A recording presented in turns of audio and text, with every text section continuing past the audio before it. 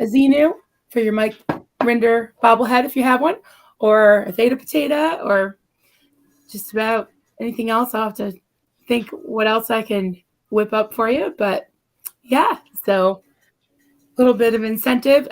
Even if you can't donate, just maybe go on the Aftermath Foundation, volunteer, or just give a shout out and just say, hey, I'm here, I'm in support. It doesn't cost you a penny, and I'll put your name in the hat. Excellent. I want that volcano thing. Oh, yes. I made that, sent it to Mark, and I never wrote down what I did. But I did take a lot of pictures, so I think I can replicate it. The volcano with the body thetans and the soul catcher. I just looked at the picture from South Park and just crocheted it one night.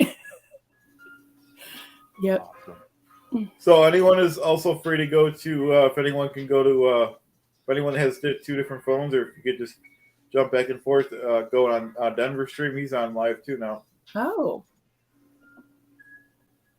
Yeah, come on over. Awesome. Because he's going to need those watch hours, just like he's been trying to hook me up. Exactly. Yep. Bring them on. Sweet. Yep. Yeah, we all help each other over here. Yes, I love that. Yep. Summer Moon. Marilyn, how long have you been crocheting? Your skills. Oh, thank you. I started crocheting when I was 10. Oh, then I'm going to say how old I am. Wait a minute. I've been crocheting for 42 years. 42 years. Yep. Wow. Yep. It's cool. What was Erin's response when Amy said her age? Wow, were there dinosaurs back then? Amy looks fabulous. Oh my God, she looks does. great. And after all she's been through too. Oh yeah. Oh, One with Cats just joined us, so we'll say the whole spiel again.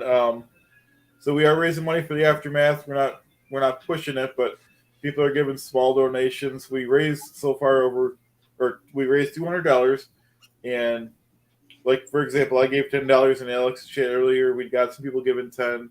You don't have to give. You can give your time. Money's tight for everyone. You could donate. You could just hang with us.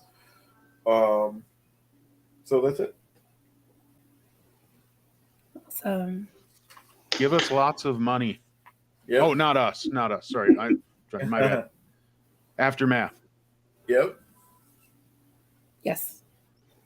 We need a challenge. So this is a 10-hour thing. Mm-hmm. Chad has committed to being here the whole time. We should so what are we in hour 4 now? 4. Yeah, no, we got to keep it going after. You're right. Keep it for sure. But no, I mean like $100 an hour. How's that? Is that a crazy challenge? Well, okay, we've got 18 people. Hour. We got 18 people in the chat, so we're trying to get more people in. Well, yeah, they're kind of most of them are the similar people. There's new 1 or 2. Yeah. Right. I got 6 on my side, so there we go. We're building up. Awesome. Wow, we are building up. Jesus. All right.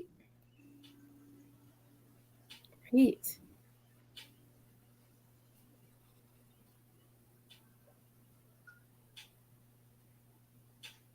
So I'm digging on all those colors on Hada's got going on here. Yeah, that I know, looks cool. beautiful. I love it. So cool. Oh, nice. Jay Dice gonna make some SPTV crafts. That'd be cool. Nice. And then Denver, like I said before, if you ever want, we could of course always dual stream. You're welcome any Monday on my show.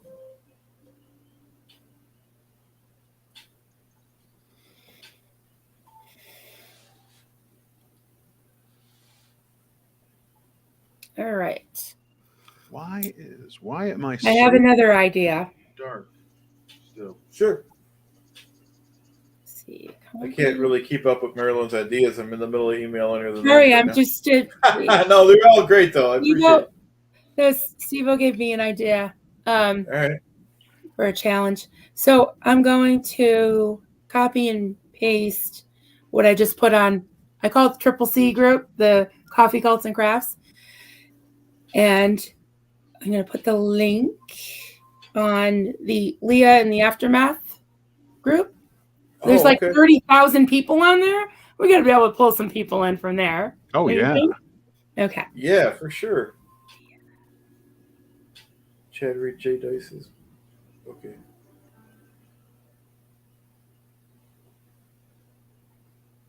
Yeah, J Dice ordered some stuff for her own STP crafts. That's cool, Zach. There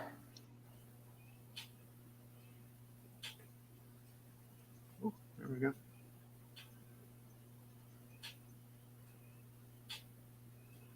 I think I'm brightening things up here.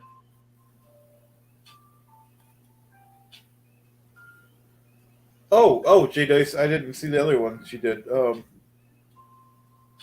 She's J Dice gonna send 25. Okay, Awesome. Thank you, J Dice. cool. That's great. I'm so Never- excited. Oh my God. I didn't see that. All right, cool. I'm gonna write that down. Great. It is great.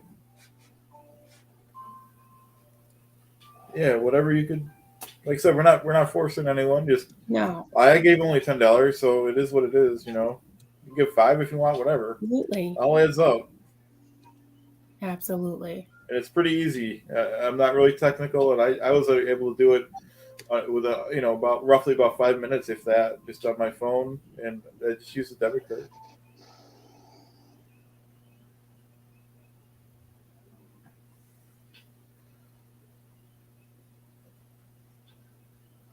Pink Dolphin, yeah, 10 hours on my channel is good. Pink Dolphin said it's a 19-hour on. We'll keep it going though, somehow. Steve, do you need like a certain amount of watch hours? Lots. Yeah. Lots. No. I don't know. It's challenging when you start for sure. It is. What is the number? Is it 4,000? 4,000. Yeah. But that's why you got to do all the doodle streaming and lives and stuff. Well, lives are definitely the way to do it. Yep. Because right. When you're doing the other ones, yeah, you end up editing, doing a whole bunch of stuff. Plus, when you're live, you get more interaction. You get more of the involvement. Yeah. And because I've been learning it as I go, so I'm making some mistakes. So I try to teach people with the little I know. But the shorts don't count for live hours. For hours. Oh, yeah. You know me, I just like blasting copy. Oh, but I love doing the shorts though, because they help you get subscribers. What's that? Shorts do help you get subscribers. Why can't I hear you right now? Hold on. Oh. This is no, this is an issue on my side. Let me okay. Let me see if I can get it fixed here.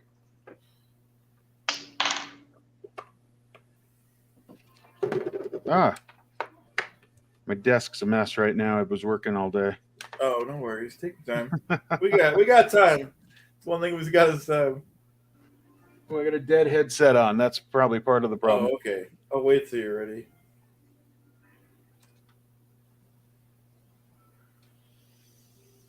No worries, Pink Dolphin. I did want to correct that because I'm not staying up 19 hours. 10 is perfect. I'm just happy that all you guys are joining me because I cannot speak for 10 hours straight.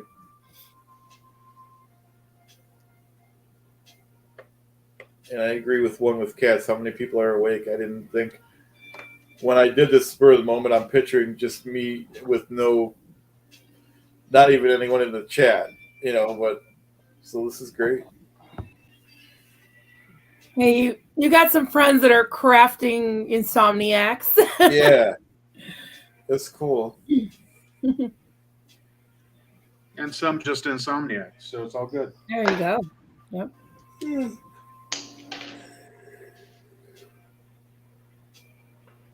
So I did post. Oh, sorry. I did post that on the Leah Remini supporter. The only thing, my post went up, but when I tried to put the link in the comments, it didn't go through because you have to, when you have a group now, what they do is they send the link to the moderators for approval, because you can't just post a link on a group without having it be approved. It's a way to spam, it's way, because I have to approve the links on mine.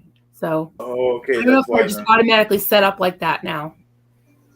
So, but Oh. but it did go through as, hey, I just said I couldn't tag you guys, but anybody that is already subscribed to Denver Stevo or Clearwater Chad, they can find you. They'll find it. Even if the link doesn't go through. So I'm sorry, Chad, I interrupted you. What you were going to say? Oh, I just said I can't believe when people are up so late. I know.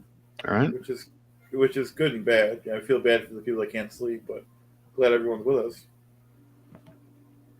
Yeah, I'll check my phone in a second, JDS. I'm just trying to. I might as well try to finish this email to Marilyn first. So while you're doing that, I'm going to make. I'm just kind of reading the comments coming through on my side here right now, and peace and love, absolutely. I think that's a great idea. If I can, if we can get one of the right experts to answer the what does that mean, I would love to do a live commentary or a commentary watch party of that body dropping Ron's body dropping party, especially it's it's such an old treasure that it'd just be a lot of fun to get some understanding of it. And my God, if you saw if you were anything like me, I just kind of mind blowing this whole oh yeah, he dropped his body, he's off to blah blah, and then you had everybody else with their weird excuses. So I think it's cool. I'm totally for any of those live things, right? Those hey, let's review something. There's one guy out there who's been posting kind of cleaning up and posting some of the old Elron speeches, and some of his stuff is something that I'd love to kind of review as well, just because L. Ron Hubbard was a little cuckoo for Cocoa Puffs. So yeah, Steve, I gotta tell you, I actually watched that entire video that you posted of the LRH memorial. I don't know what it's called. They were super creepy. Yeah. And just the music in the beginning, and I've seen little clips of it, but watching it straight through, I was like, holy. Yeah. I've seen a few people have posted it in segments, so they're like 18 or 19 little segments, and I'd catch some and try to find some, and I finally was able to find this all the way, this kind of end to end thing. And you're right, those weird horns to Miscavige to the creepy lawyer, even Pat Broker, licking his lips the whole time. I know, he looked like he was he just came out of a cave or something, and he didn't know what he was talking about. And right. Which isn't untrue. He kind of did come out of a cave at that point. Yeah. And he went back in. Yeah, it's amazing that I don't know how many current Scientologists have actually seen that from front to back, but even the people that were there, the things that were said weren't really done. I mean, the 910 up to 15, OT 15 was supposedly in the works, and that was what we're going on. It'll be 40 years, and I loved he held up that piece of chicken scratch and said, "Look, this is OT9," and it was all numbers. I know. Hi, Anhata. Hey. You look great. I love your hair. Mine is like, this is midnight hair. Yeah, curly hair. I told Chad I would come on. Sorry, what? I told Chad I said I would come on, but I was waiting for Leah's Glam Squad to show up and help me out, help a girl out, but they never came. So I was like, all right. Funny. Oh, with my curly hair, it either looks good or it doesn't. There's no in between. Anhata, there was a question. I think you and I can probably both tackle this if you want. It was from I can't Summer see the Moon. chat still. Okay, I can read it. It was from Summer Moon. Wondering if any cult survivors are used to anxiety attacks. I had a 3-hour long attack today, but the wine helped a lot in the end. LOL. It's definitely hard to deal with, but probably not unusual. I hope you don't mind me reading this because I figured it was a question. But Summer Moon, I'll preface it by saying I'm not a healthcare mental health professional in any way. I can just tell you, my experience is I did tell a story, a very real thing that happened to me right before I ended up leaving the cult that I was in for 16 years. And I didn't recognize it as an anxiety attack at the time, but the cult leader was basically threatening to come down and lay hands on me, cast demons out of me for the umpteenth, millionth time. And I lost it. And I had probably a classic breakdown.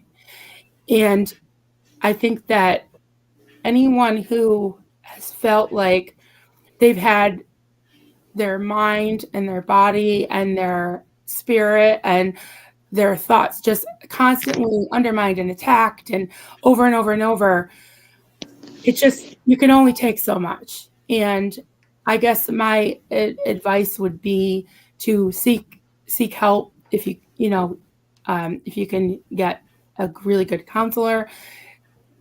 Having people come around and love you and help you and just listen to you, I found that very helpful. I don't see anything wrong with medication if that's what someone feels like they need and their therapist or their whoever mental health professional recommends. Also, I think that just being kind to yourself and remember self-care, and anything that helps you is okay. It's okay.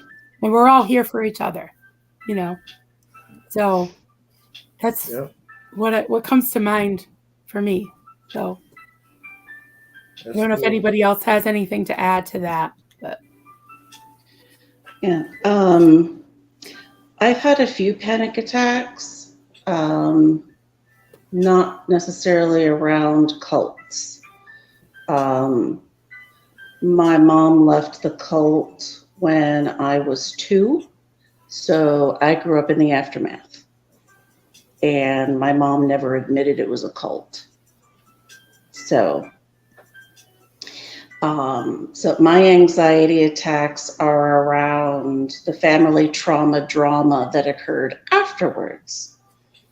And being raised by a mother decompressing from a cult who doesn't know she's decompressing from a cult, right? So I have a lot of anxiety from trying to be perfect because my brother and I kind of switched roles where he was the eldest, but I was the one who took on the elder role, where I tried to keep everything going. I tried to keep, everyone.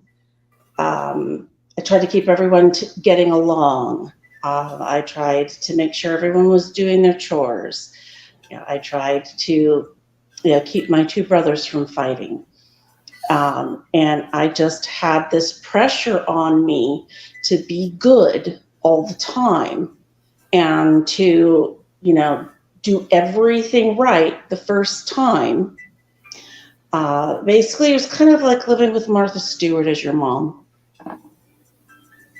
I have diagnosed my mom with obsessive compulsive personality disorder. That's where they have to control everything. And it's basically Martha Stewart's your mom. Everything has to be perfect the first time. So I had a lot of anxiety around like getting things done, doing things right, making sure everything's okay. And so I had to learn that, if I sit back and don't do anything, it's going to be okay. Right. And My panic attacks, once it starts, you pretty much just have to ride it out. That's what sucks about panic attacks. Is once they've hit, it's too late, and you just have to chill, right? Yep. Right. Yeah.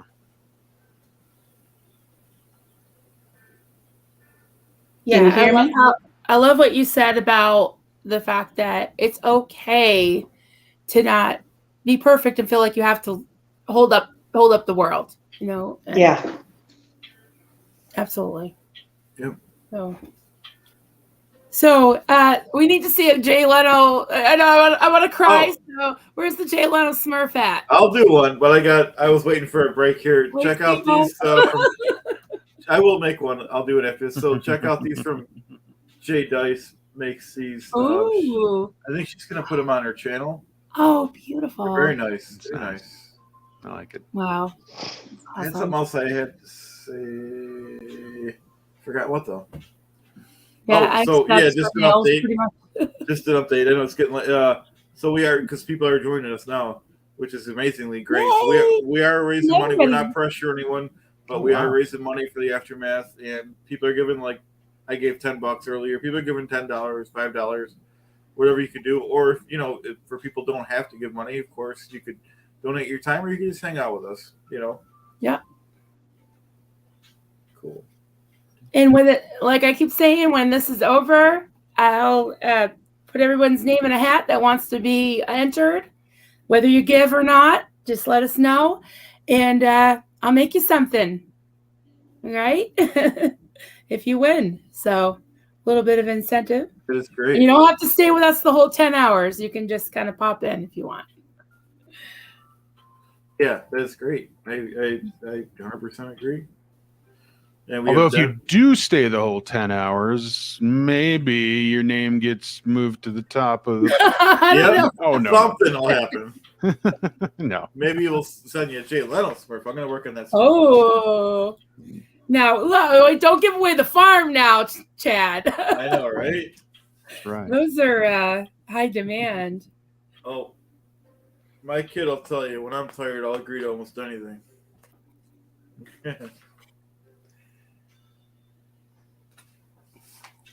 Hey, and just so you know, if you do want to check out that video, swing on over to Denver Steve-O. We've got it.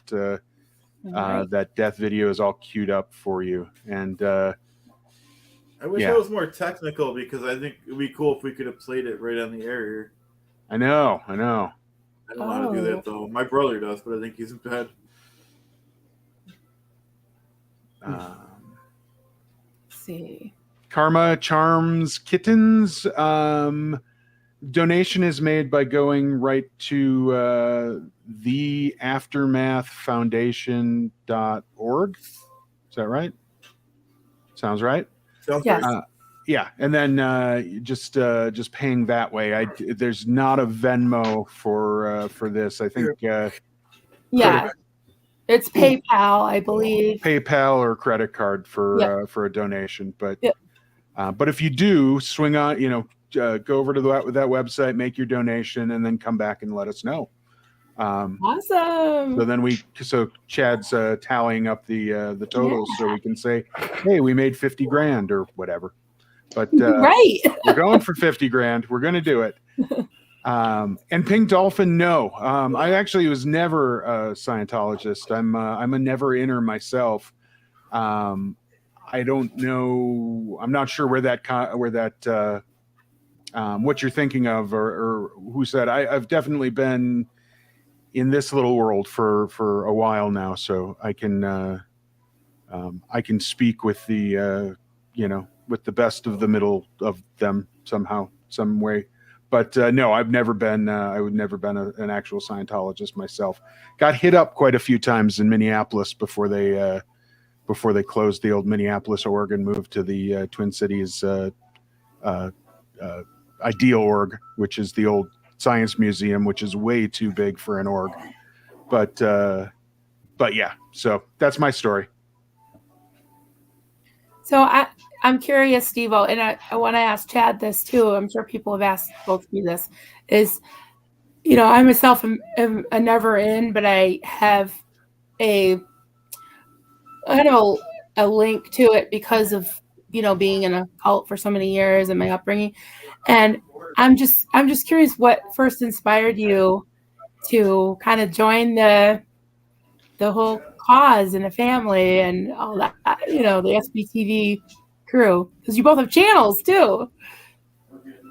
Yeah, so for me, I've always had a deep interest in theology, religions. I mean, and going in as far as a lot of the I don't know what the right term is, new wave, new generation, the new religions, the the Mormons, the science, certainly Scientology, Jehovah's Witnesses, kind of that whole. Mhm. I've been interested in that. I'm kind of there's always this interest in how the heck do you make a religion? How does a religion just kind of start now? You have Christianity and all these that have been around for thousands of years, and then within like the last 100, there's these things popping up. But that's always been kind of an interest. And then all of a sudden, Aaron's channel, this is probably a couple of years ago now, just started kind of popping up in my "you might also like this." And if anybody's ever watched any of Aaron's older stuff, it's a little cringe. And that's no slam on Aaron. I think he really found his niche over the last probably year or so. But it would suggest me, and I would go, yeah, okay, and I'd watch, and I go, oh yeah, that's that guy from the Leah show, cool. And yeah, I remember him. And then he'd have Mark on every once in a while, and had his interviews with Mike, and I'm like, okay, I'm kind of following, and I enjoyed Going Clear, and certainly enjoyed Leah's show. I own them both on my iTunes now, or my whatever it's called, Apple TV, Apple things. So I can watch them whenever I want. But I was interested, those were interesting to me, and so it just kind of built and to the point where I've got a channel. I'm gonna, obviously we're doing our big launch here this weekend, and my focus isn't going to be just on the SPTV channels. It's it's kind of that. I think I called it to Aaron earlier today. I called it the extended SPTV universe. So it'll have things like Andrew on there, and it'll go the Shalice, the former Mormon, and a few of the other channels that are out there that people probably aren't as familiar with. But some of this group may be very interested in going and checking those out. So, and we're going to have fun along the way doing it. But that was kind of it just kind of built into the things that I was already interested in, and more so. And plus the fact that these stories are just so horrific, and they just really need to be presented. People need to understand what the dickens is going on. And Right. I mean, Scientology, I hear Nora says Scientology has to be stopped, and I go, I don't know if I'm that far if Scientology needs to be stopped, but I think that I think that definitely David Miscavige needs to be stopped, and if people want to spend thousands of dollars and do their thing, fine, but the abuses that are going on just aren't acceptable, and it's whether it would be Scientology or somewhere else, that's something that I think I can play a part in as well. So Right. That's awesome. It's great. I don't know if you can continue to have Scientology without the child abuse. I would agree. I think there's I would I mean, can you? Probably, but does it need to be completely revamped? Absolutely. And will somebody do that? I doubt it. I think Mike has said in multiple multiple interviews and multiple lives that he doesn't see that that's a possibility, and that may be, and it may not be possible. And honestly, I don't care. I just the abuses just can't happen. And Yeah, I think what it boils down to is we're not attacking, like Mike always says, not the crazy beliefs. It's the crazy and abusive practices that we're focusing on. You can believe in Xenu, you can believe in all those things. I mean, even when I did my interview with Kelly, I tried to make it clear, I'm not saying Christianity is a cult. I'm not saying even Pentecostalism is a cult, but there are some practices and some spin-offs and some things that are interpreted in a certain way and basically forced into children's minds and things that are, I don't know, suspect in my book that are wrong. And that's what I'm focusing on, not saying that you can believe whatever you want. Just don't push it on me and don't use it to start a cult and to oppress people and suck them in, lie to them, and then do the whole switcheroo and all that. And I see what you're saying, Anahata. My heart goes out to children because even though I was in a mainstream church, I still was very affected by the fear of hell, the fear of the rapture, which is in the Bible. You know, Jesus talks about two people in a field, one's taken away to be with God and one's left, and they have to go through the tribulation. And we were made to watch these movies. I don't know if you've heard of the Left Behind series. Yeah. Even before that, they had in the 70s and 80s, they had these movies that were basically depicted the after the rapture, when Jesus came back, took all his people away, the people that were left behind that knew they had gone to church, but they didn't make the rapture, which I felt like, oh, that would always be me. They actually showed people being unalived with a, can I say guillotine on here? Yes. Oh, Jesus. Yes. And picture being a 10-year-old child watching that and trying to think what it would be like to lose, that part of you. It wouldn't feel too good, So, yeah. And that was, like I said, that was in a mainstream Pentecostal church that it was like, stay right or there's hell to pay, literally, So, tough. It was the hellfire and damnation that chased my mom away from the Southern Baptists. She remembers being terrified by that as a child and was very resentful as a teenager. Yeah. For the trauma. Yeah, it is traumatic. I think it's one thing that is hard to reconcile. God is love, and then the whole hellfire thing. Yeah. Well, and my mom experienced a lot of sexual harassment in the church. And a lot of it was by the preacher's son. So she couldn't get far enough away.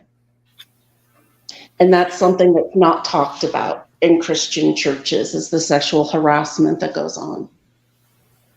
But she said in Bible school, the preacher's son would say things to her, and no one would say anything. Yeah. Wow.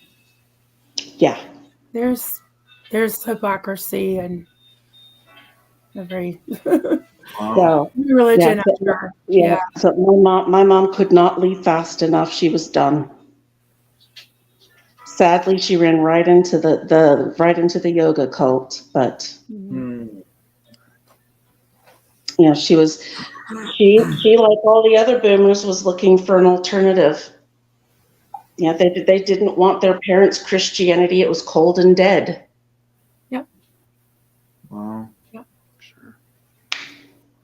Yeah, that was the appeal of the charismatic movement. It was so many people just came out of the Catholic Church, the Methodist Church, different denominations, feeling like the rituals and things were just kind of, like you said, dead and ritualistic and boring. So the charismatic movement was anything but boring.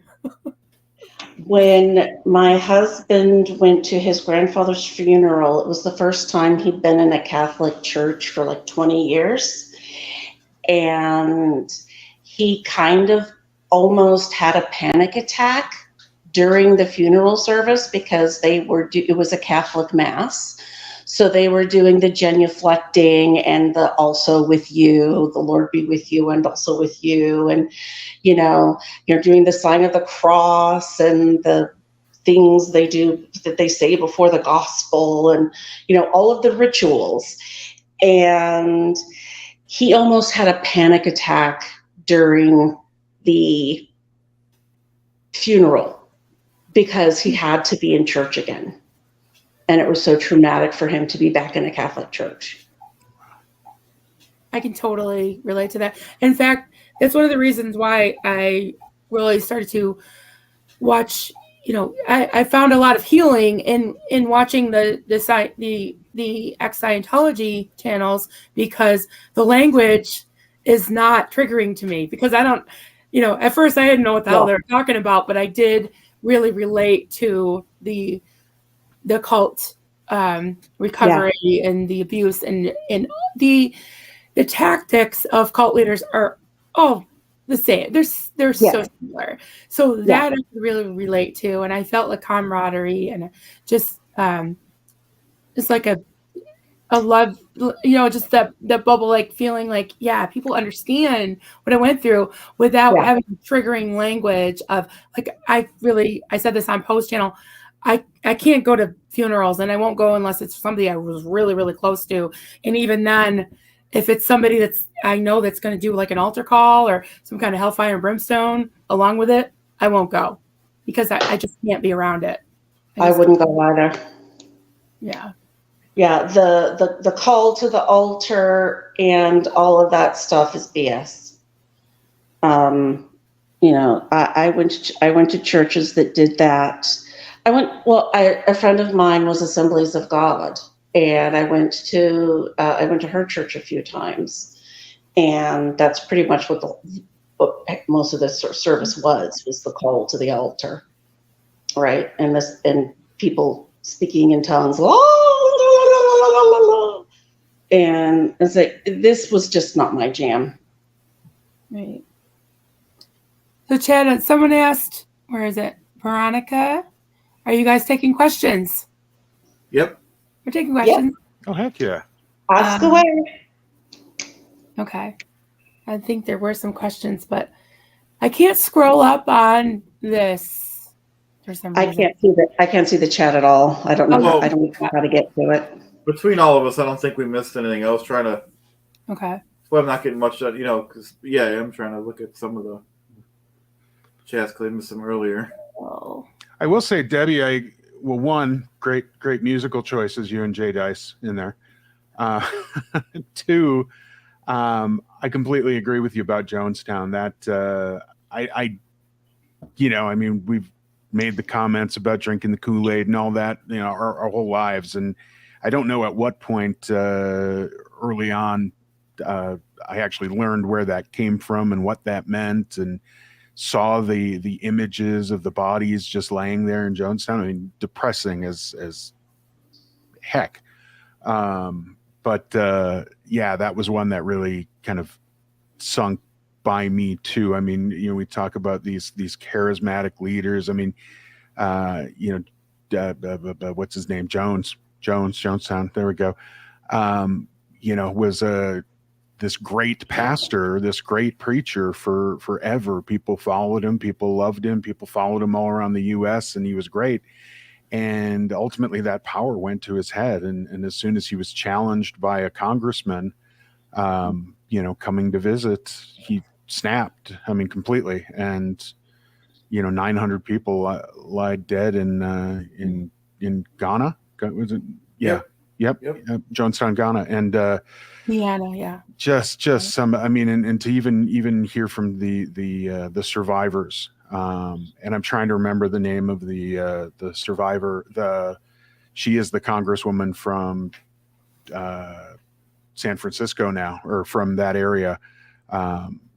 she was with him and was with the congressman who went and was one of the survivors, and it was just hideously depressing to just hear those stories of even the survivors that got shot and didn't know if they were going to live, and just because these people followed this person, and of course he forced poison on most of them. But anyway, that was definitely compelling to me early on, and may have actually been one of the things that kind of drew me into this whole thing. That, and Waco certainly, and some of those. I mean, it's just, how do people do this? And and I don't know. That's something that I don't know we'll ever know the answer to. But I certainly understand why people follow these charismatic leaders, and ultimately end up doing unaliving themselves or unaliving others, and doing that. So that was very, I'm with you there. So anyway, thank you. And thank you. Yeah, definitely check that video out. It's one of, I only have a few posted so far, but that's one of the historical ones that I've got up. I'm working on getting a couple more up on my channel as well. So, I was just playing around with the Tom Cruise meets Matt Lauer. So that one should be posting here pretty soon. That's be good. Yeah, it's fun to just watch him snap. I'm probably going to cut out the first part, which is him swooning on Katie and talking about War of the Worlds, because that's not timely. But there was a second half to the video, which is just him going, you don't know the history. You're glib. I know science. Whatever. And I care about Brooke Shields. Do you though? Do you really? Come on, Tom. So anyway, but yeah, we're working on some of that. My face is gone. What? Yeah, we don't see you. Oh no! It says El Gato. No signal. El Gato. Meow. Oh. Meow. Well, we're having a lot of fun here tonight, aren't we? Better now than Saturday. Yeah. Well. Yeah. And this stuff happens. So I'll just say real quick, Veronica, I did see the Duke of Chug question, and I can take that whenever anyone's ready to hear that spiel. Do it. Yeah, do it. All right. So the Duke of Chug. So when it was first brought up, it was brought up on one of the lives as like a hero figure in LRH's advices, that he designed this computer system. They have this crazy computer system, and it was from this whole track thing that LRH had come up with from another life, another galaxy. But it turns out that the Duke of Chug was actually a villain. So that means he's my friend. I can't see. Wow. What is the enemy of my enemy is my friend? What is Steve-O doing? Oh, I can't hear you. Okay. Can you hear me now? Yeah. Yep. Magic incantations over there. Okay. I was just trying to make my face come back, so I guess that worked. Oh yeah. Nice. There we go. I thought you were doing motions to the story I was telling or something. That too. And then I didn't see it. I'm drawing a Jay Leno Smurf over here. Oh, well, there you go. Yeah. So wait. So the Duke of Chug was an enemy of who? He was actually an enemy of Scientology, because many galaxies and trillions of whatever years ago, right? Yeah. There was a planet, Chug. And I'm not sure who came up with this, but there was a computer system that was erected to kind of keep track of what people were doing. And the computer system was the one that flushed out this Duke of Chug that was cheating on his taxes. Because you know how all of this crazy stories from, the galactic universes have to do with the IRS, I guess. I don't know. You know how they cheated the IRS. Right. So he was an embezzler, and he cheated people out of money, and he was taken into custody after this amazing computer system had found him out, and he was actually unalived. Go figure. Wow. And so it was amazing throughout the land that, this amazing computer system that LRH had, had pretty much had, I don't know what they call manifest or whatever, from whatever the theta potato did, you kind of come to being after he got this from his whole track memory, this Duke of Chug guy. So no, he's not a hero. He's a villain like Xenu. So he's my friend. Oh yeah, absolutely. Yeah, if he's with Xenu, he's with Xenu, us. Yeah, That's yeah, right. he's in the list of villains. So so there was something called advices that LRH had. I don't think it was something that all Scientologists were able to just crack open and read, but at the Int base, when they had certain executives would get these advices, and that was one of them. And actually, if you want to read the story, but way better than I can tell it, if you go to Tony Ortega's blog, is it a blog? Something like that. I think so, yeah. Underground Bunker, and there's a search button, a search engine, and you just put in the Duke of Chug. It'll actually come up. There's a pretty good article about it, and it says like the new Scientology villain or something, and it's got Jefferson. No, not Jefferson Hawkins. What's the other one that has the Money Project? Karen's husband. Jeffrey Augustine. Augustine, that's him. Yeah. Yeah, there's a little blurb from him in there that tells this whole story much more eloquently. Wow. I hope that answered your question. Is it Veronica? It did for me. Good. So that's good. Was the question for how any of us got interested in SPTV, or was it just that was Chug? the Duke of Chug. That was the Duke of Chug. But yeah, I'd like to know that. Sure. Oh, okay. I was researching the 3HO cult that I was born into, and because I found out a woman that my mother knew in the organization had written a memoir. So I read her memoir and realized some stuff about the cult that I did not know before. I basically only knew that it was a cult. I didn't know how destructive it was. And so I was looking online, and I found a video that she had done with Steve Hassan. Steve Hassan videoed her and asking her about how Yogi Bhajan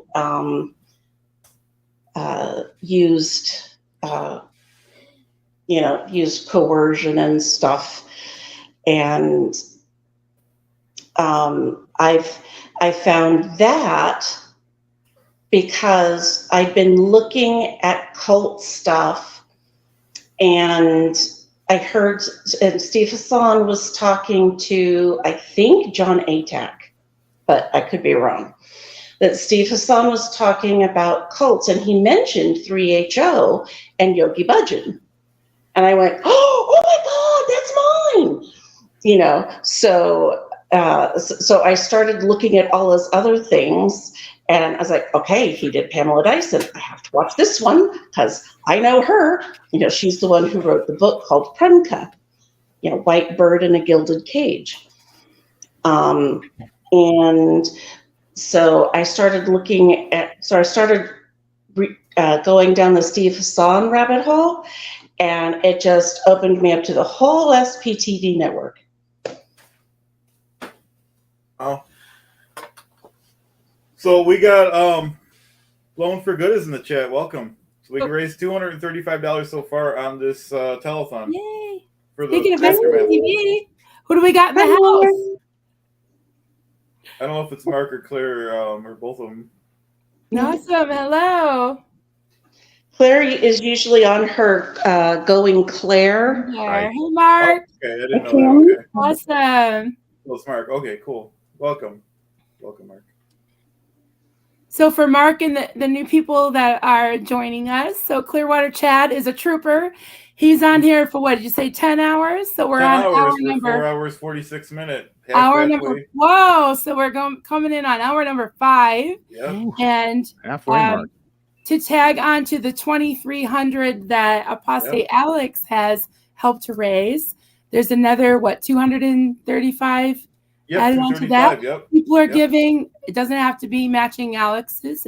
People are giving $5, $10, $20.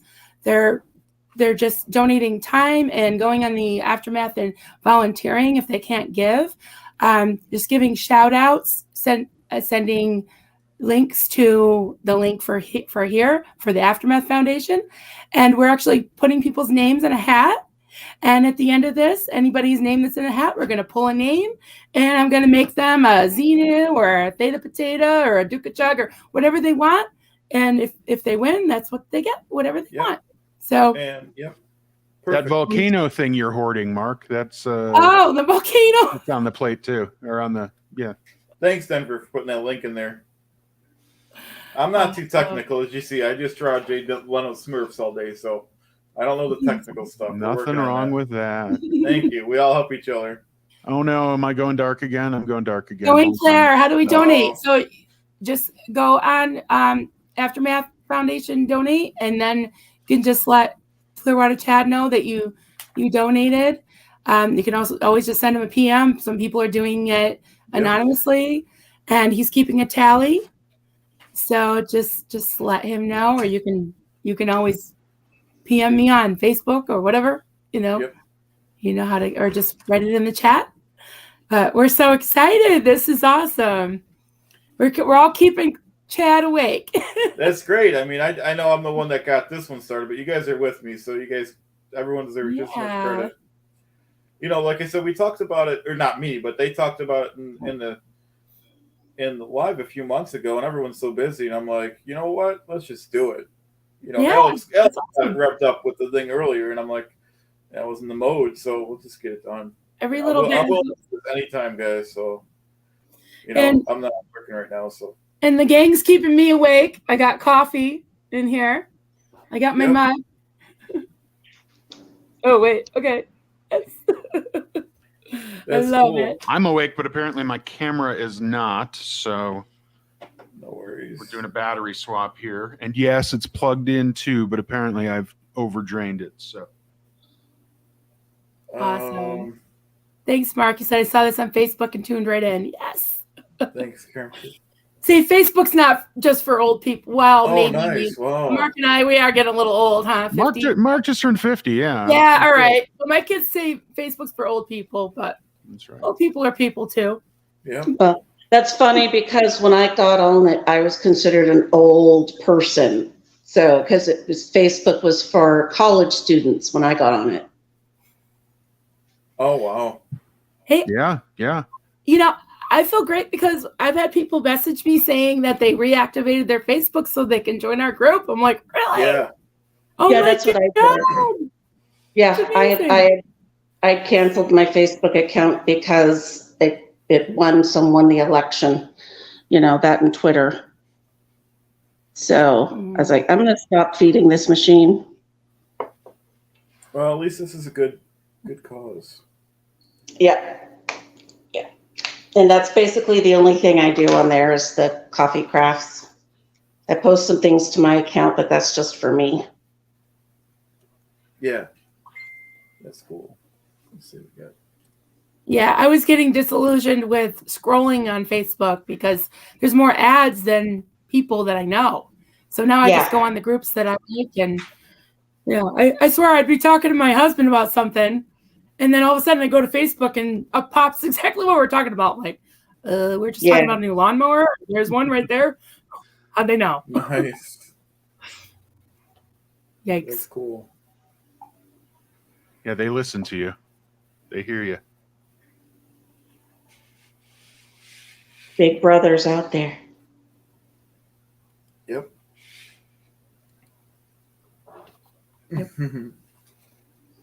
So if anyone is able to give, we have moderators that have the group. Oh yeah, okay. Jay Dice just put up the link on Clearwater Chat's channel. I just threw it Steve, up on we mine. So. got to get you a moderator. Yeah, we got to get you somebody to put links up. Oh, I will have Goldie on Saturday. So Yay! Cool. Whoa, Cool. you get the big guns. figure she's already overstretched. We may as well stretch her. Wait, may as well over. No, however I say that, it's just going to sound wrong. Yeah, Goldie was willing to join the team, so she will be our starting moderator, and as more show their happy faces, we'll be more than willing to. Nice. But with the I figured with the premiere, I don't know. I don't know what to expect, so we'll see. And yeah, if we need more, we need more. And as we start building a channel here and start doing more of these more of these live streams out there, and yeah, because Mark, you're gonna love it. I'm gonna be a fantastic live streamer. Hey, yeah, David Miscavige smells like poo, as does Osa. I could talk about that for an hour. So thanks for stopping in, Mark. That radio Mark's voice. going tonight. Yep, that's Mark's cool. going to bed. Appreciate Thank you, Mark. That's legendary. Him and Claire came in there. See? Did you just tell me I have a radio face? Yeah, no, right. The voice. You got a good face. Voice, you I'm just do. saying. He You does. do. So, yeah. That's the first thing I thought when I heard your real voice tonight, Steve-O. I was like, oh, he's got a good radio voice. Yeah. I can turn it up to 125% again. So we got a question too. I don't want to cut you off, but someone asked, I think for Anhata, who is 3HO? Yeah, that's the one of the names of my phone decided to go quiet, so I had to fiddle with it to wake it back up again. 3HO stands for Happy, Healthy, Holy. Wow. So 3H, and O stands for organization. They're also known as Sikh Dharma because it pretends to be a Sikh organization. It actually has nothing to do with Sikhism, which is not very well known, but it's like the 5th largest religion in the world. So it's also called like American Sikhs or American Sikhism. But 3HO is the kind of the overarching umbrella of the cult. They're known for teaching Kundalini yoga. Wow. Which I do not recommend. It is a harmful practice. Wow. I was interviewed on Poe. I have a couple-hour interview on Poe where I talked about some of this, and I don't say don't do yoga, but don't do Kundalini yoga as taught by Yogi Bhajan. Yogi Bhajan was the leader. He's since passed away, but he was the leader. He was a con man from the Punjab who started a cult. He came to America in 1969 and set himself up as a lifestyle guru to a bunch of hippies and started a cult. It's very big. It's very active. There's a 3HO Europe. They have major, they have studios in every major city in the US and Europe. And the man who started it was a narcissistic sociopath. Everyone who's written a book that I've read 3 books of former cult members, they all describe him as a narcissistic sociopath, all of them. Wow. And he descended into depravity. He created nuns that he then used for himself. I'm not going to say the words because trigger and YouTube. Yep. But They were his personal harem, shall we say. And that was what he was going to do to my mother. And not that she knew that at the time. She didn't know that at the time. I still don't think she knows, honestly, because she refused to read the Premka's book. And she refused to believe that it was a cult. So, yeah, he wanted to put me in foster care and make my mom one of his nuns. Wow. So one of his things was putting children in foster care or sending children to India to a school, to a private school in India. Some of the children were sent as young as 2 to India by themselves with other parents, which kills me. It just kills me. And I've seen interviews of the children. They are so traumatized. Just their body language. When they're her name is Guru Nishan. She interviews kids who are born and raised in 3HO who want to be interviewed. All of these kids are really withdrawn. It's hard for them to talk. They speak really low and quiet. Their body language is really closed in. Just seeing how much trauma these kids have from having been fostered or having been sent to the private schools, or even the ones who weren't, sent away. It's like, I've never been more grateful that my mom left when I was 2. We were so lucky. And my brother wouldn't feel very lucky because he was fostered. My older brother was fostered at the age of 2 for 1.5 years, almost 2 years.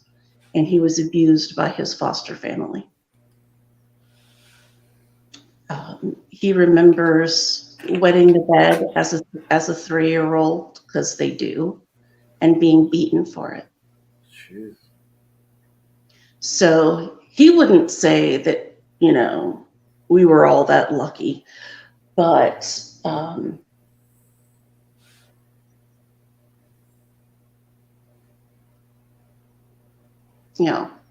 we were spared a lot worse. Wow. And it is very difficult for a parent to come back from that.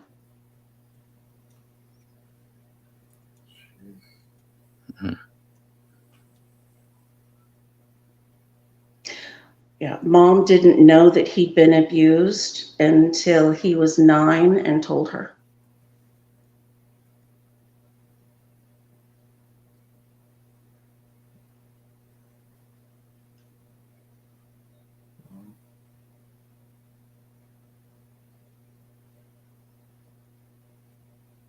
Yeah, at least she got out when she did, yeah.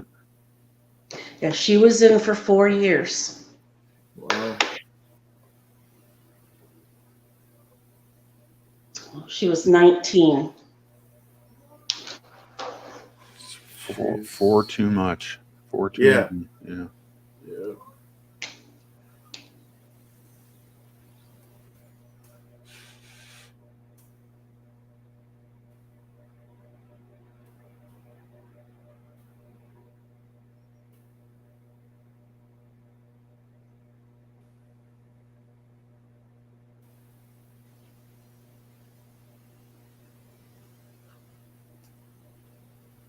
You guys let Goldie go. Shame on you. I know, right?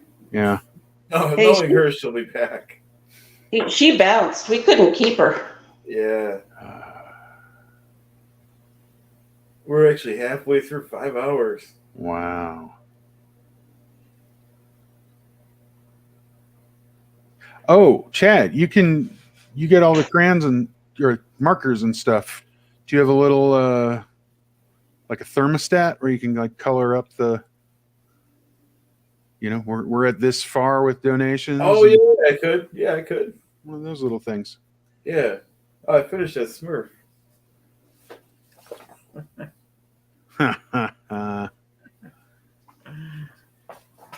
Yeah, I'll do that next. Nothing beats the Smurf. Yeah, that is cool. I know. I like that now, though. Smurf Marilyn's back. Hey, I'm back. Yeah, I got some good news. I don't know if anybody said it in the chat or anything, but I just received a $50 donation to my PayPal, which for the Aftermath Foundation, that I'm now going to transfer to the Aftermath Foundation. So add $50. I'm not sure if this wonderful person wants to be anonymous or not. So I'm waiting to hear. I'll add the name later then, yep. Yes, I'll let you know the name. Cool. And yeah, just add $50 to the tally here. All right, cool. That's great. Thank you, person. Yeah, so I'm going to transfer that to the Aftermath. I'm so excited. I love this. That's I'll stay up all night for this. Yeah, definitely. Yeah, that's huge. That's amazing. Does that bring us to 250? 235 plus 50. Yeah, it's more than that. I don't know it off the top of my head, but it was 235 plus 50 would be 285. 285. Yeah, 285. Wow. Nice.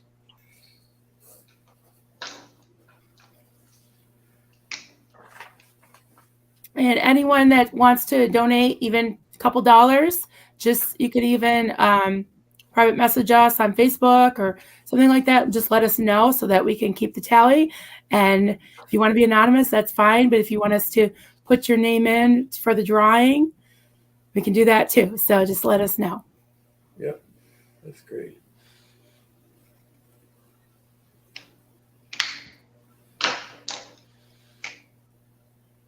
And for any of those 24 folks watching from Chad's channel, oh no, my computer wants to restart. No, hop over to Denver's channel.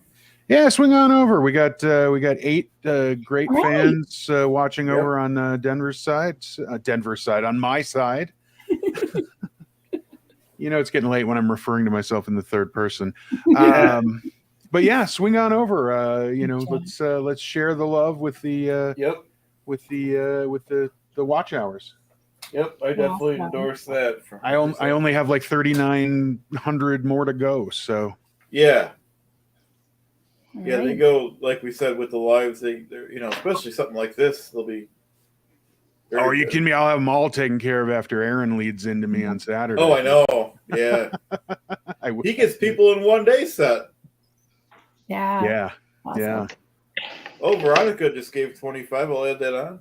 Woo! Thank you, Veronica. Oh, Veronica, I can barely write these fast enough. That's great. I know. We've been keeping you busy, Chad. That's good, though. It's a good cause.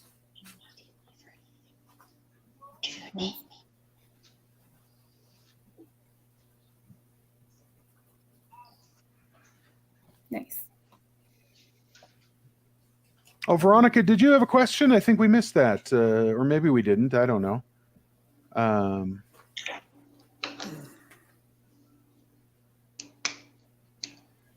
looking for a Veronica question. Oh.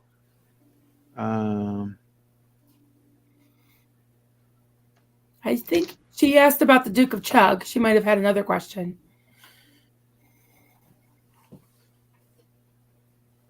I didn't see it. If she did, if you could say it again, Veronica, if we missed it, it's not on purpose. Just that we're kind of all half asleep.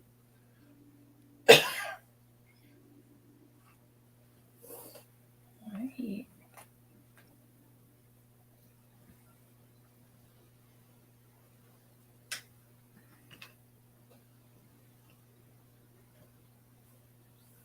Duke of Chug. Duke of Chug. Duke. I wish I had a Duke of Chug to show you guys, but I don't. They were in demand when I was making them. I sent them all right out. I haven't dressed my mic in his Duke yet, so I need to do that. And you have a Xenu too, right? I have Xenu too. Yeah, You I need do. another- I do have Mike dressed as Xenu. Hang on one sec. I'll go grab him.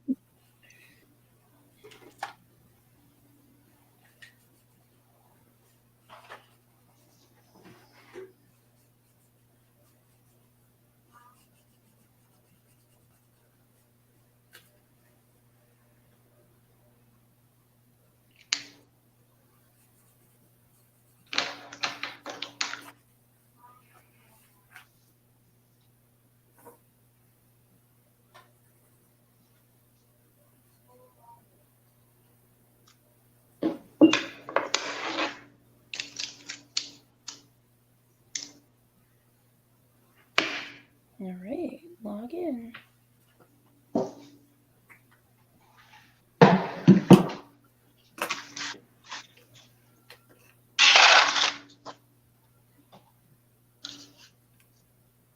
Oh, it says that she, Veronica asked what Anhata is making. I was coloring in bandanas with fabric markers. Nice. So, like, just get a bandana from the store and then fabric markers and just color it in because I like to embellish everything. Nice. And this is a mandala designer. It's kind of like those spirographs, only you make mandalas with it. This is a mandala. I don't know if you can see this. This is a mandala I made earlier. Okay. Nice. Beautiful. And this is another one I made.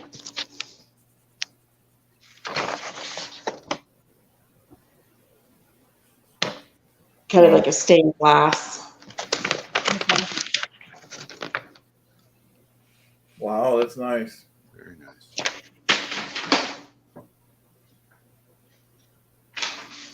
Oh, what am I making? Okay, let me gather up the pieces here. So I have all these guys,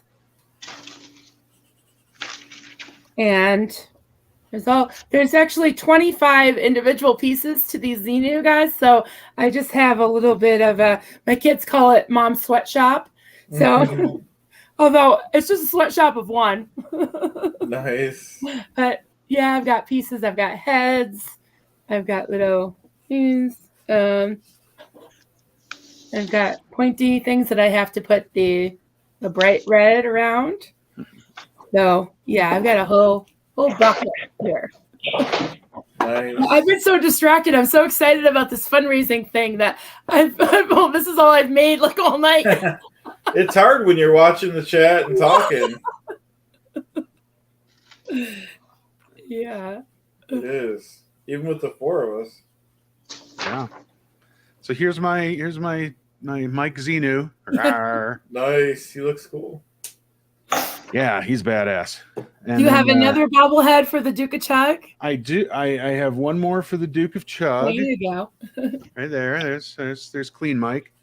And then I actually have a third Mike. Yes, I have 3 Mike Rinder bobbleheads. Oh my God. Then I can have both of them dressed up, and these 2 dressed up, and then I have one more that's just Mike. So Mike can, he wouldn't really fight against Xenu. He's friends with Xenu. So, but yeah. So yeah, I've got the 3. And then, unlike you with your fancy crocheted Claire, this is my Claire. Oh, Nice. So, and then just to complete the set, although completing the set would actually be Mark, and I have a different Mark thing, but here is there's Davey Miscavige.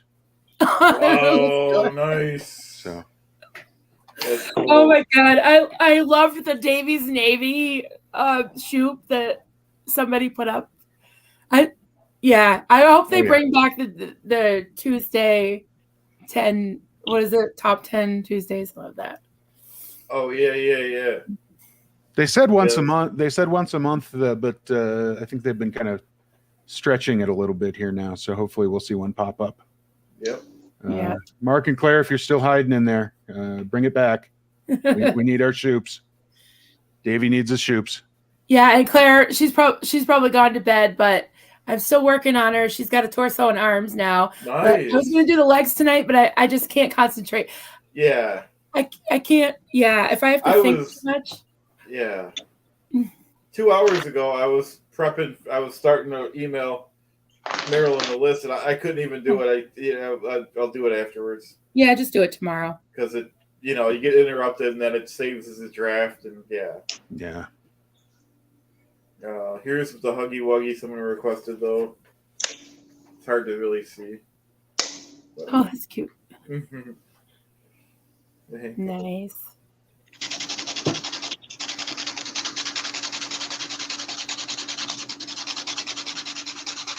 Is that a train? I hear a train. Train. You're I'm sharpening my pencil. That's cool. That's the way to do it. Don't forget, guys. Some of you guys could rotate over to Denver's channel and give us watch hours. Come on over. We got 13 on my side right now, so a few have made the move. So thank you. 13. And 20 over here. 33 people watching. That's awesome. Nice. I think we started with 9, Chad. Yeah, I mean, even 9 would be amazing. This is amazing. That's right. Yeah, I know. And it's Joe Ward, morning from morning to the UK. Great to have you on. It's 2:14 in the morning here in Vermont. Yeah, same here. Yep. Oh yeah, in Clearwater. Yep. Yep. And how about your friend up north in B Barron? Oh, believe it or not, it's actually the same time zone with some of my checks. Buffalo. Yeah. Yep. Wow. Which is convenient. B Barron from Buffalo. Yep. It's 11:14 my way. Oh, are you in California? Where are you? Oregon. Oregon, right. Okay. And 12:14 here in beautiful eastern south west eastern something Colorado. I don't know what to pick right now. So what? After midnight, you can't think about your location. No, never. Yeah, I made doggy look.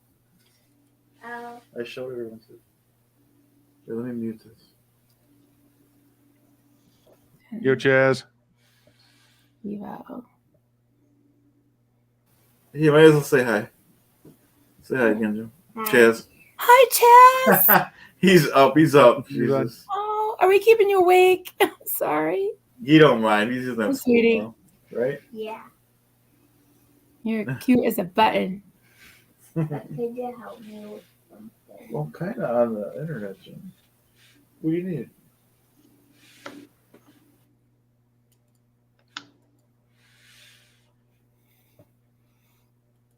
Weird Debbie M says it's 12:15 here in southern New Mexico. Mm-hmm. Southwest East New Mexico. That's right.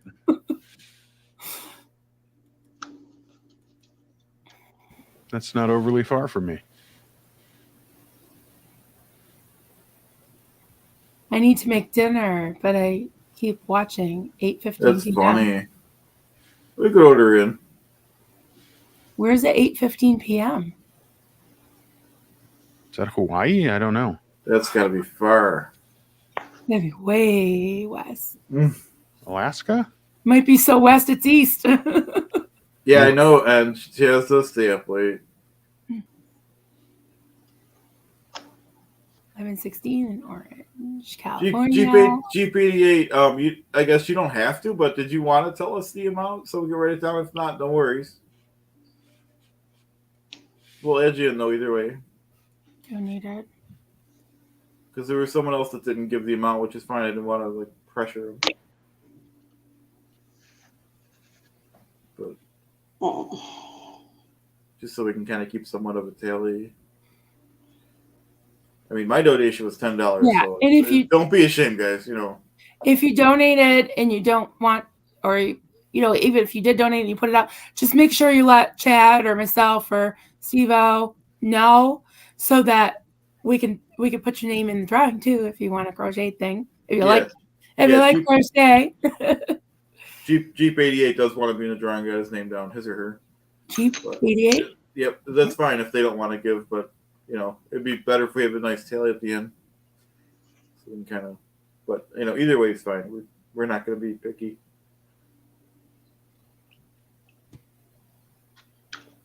I mean, Mark said it himself that he's seen an uptick in the donation. Nice. Yeah. That's great. That's wonderful.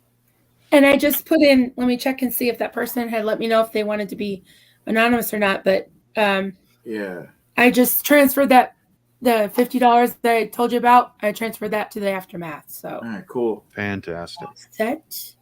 Thank you. 25. Okay, 25. That's perfect. Thanks, Jeep. That's more than I did, so we appreciate it.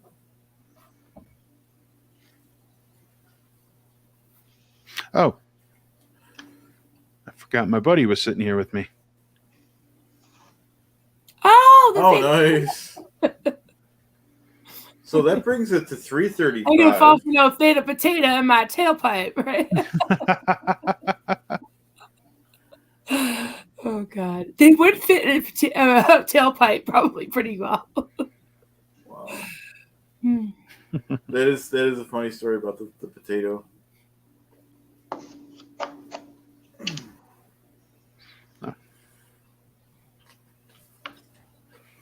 You guys are watching me fidget all night. Oh, I'm going to pull up the chair. There we go. You could go to a Scientology org and put one in the tailpipe. The only thing is they're empty parking lots, so there's no tailpipes to put them in. That's right. Yeah, there ain't nothing going on. They have you on camera in a second.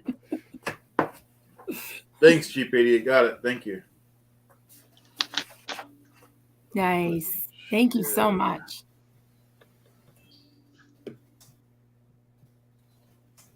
So do we have a tally? No pressure, Chad. Yeah, no, I did. Yeah, 335. Yay! Beautiful. That is great. That is fantastic. Yeah, that is. For no notice in the middle of the night here. I love it. Me too. Can we commit Alex to matching it?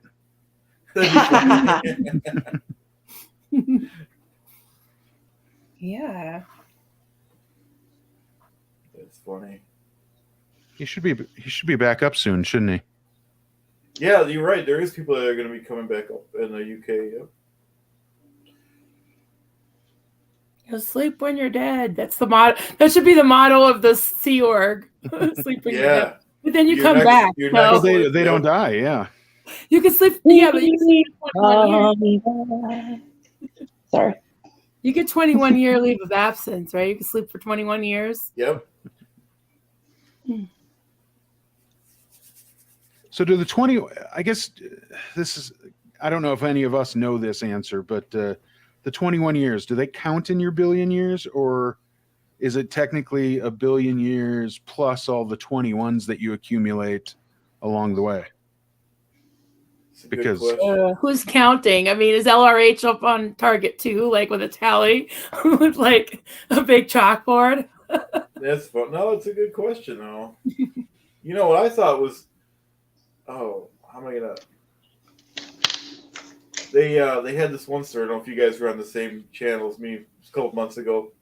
The person wanted a refund, so they wouldn't give him a refund, of course. And then the person was like, the person they worked here was like, said with a straight face, "Well, you could use the money on your account in your next life." That was one of the funniest say anything. ones. Yeah. Mm-hmm. So they just said it as a matter of fact, though, I guess.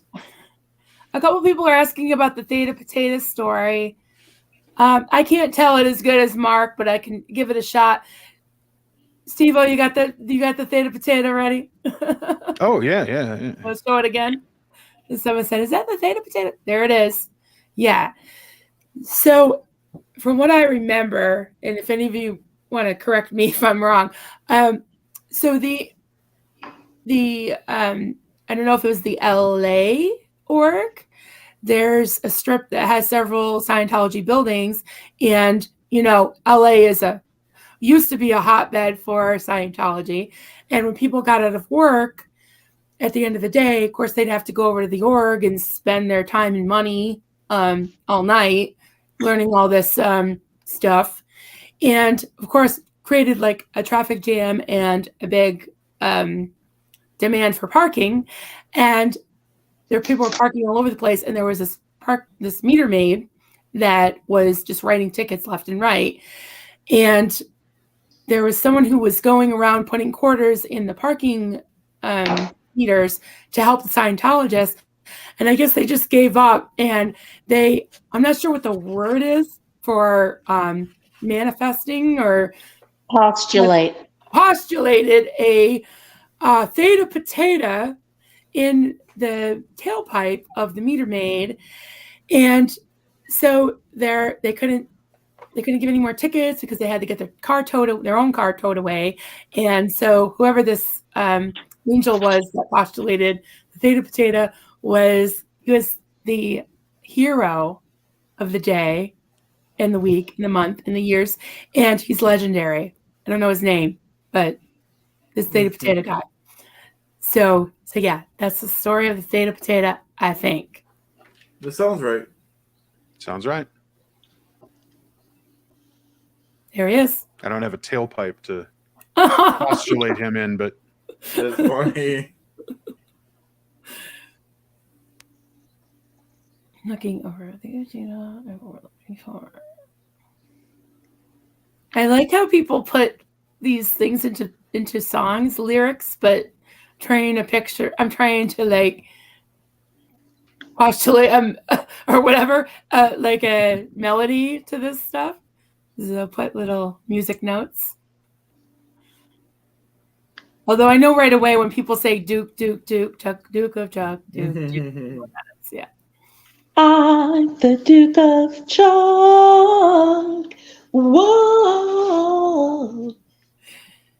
Then we'll have to have you just sing because we can't play any music because we'll get copyright problems. Yep. Yeah, definitely.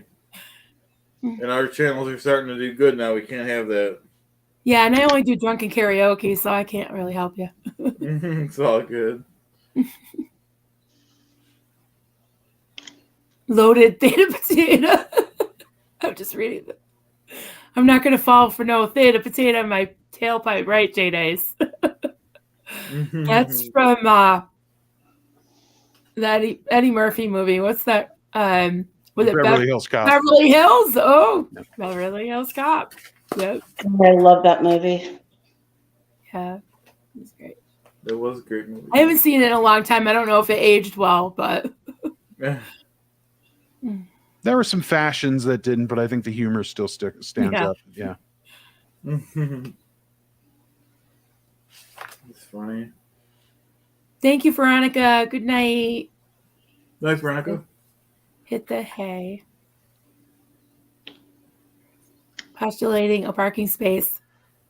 No joke though. And I'm laughing, but I remember several occasions sitting in church as a kid, and they would go around and ask people to give a testimony. And I can't tell you how many testimonies where I was at the mall the other day and I was looking for a parking space, and I just prayed to the Lord, and all of a sudden a parking space opened right up right next to the mall. Oh, wow. True story, bro. Yeah. Praise the Lord for that one. Yeah. That's funny. But maybe God would tell them, hey, maybe you should just get a little bit of exercise. Right. I park in the Over back there. because, a few extra, but I guess teach their own.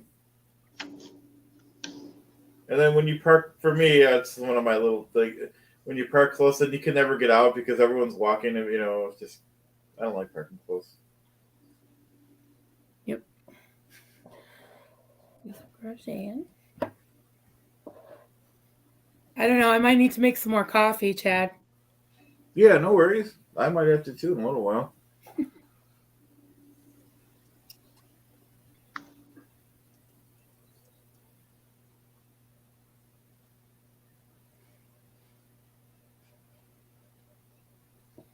Tivo, did you get any SBTV merch yet?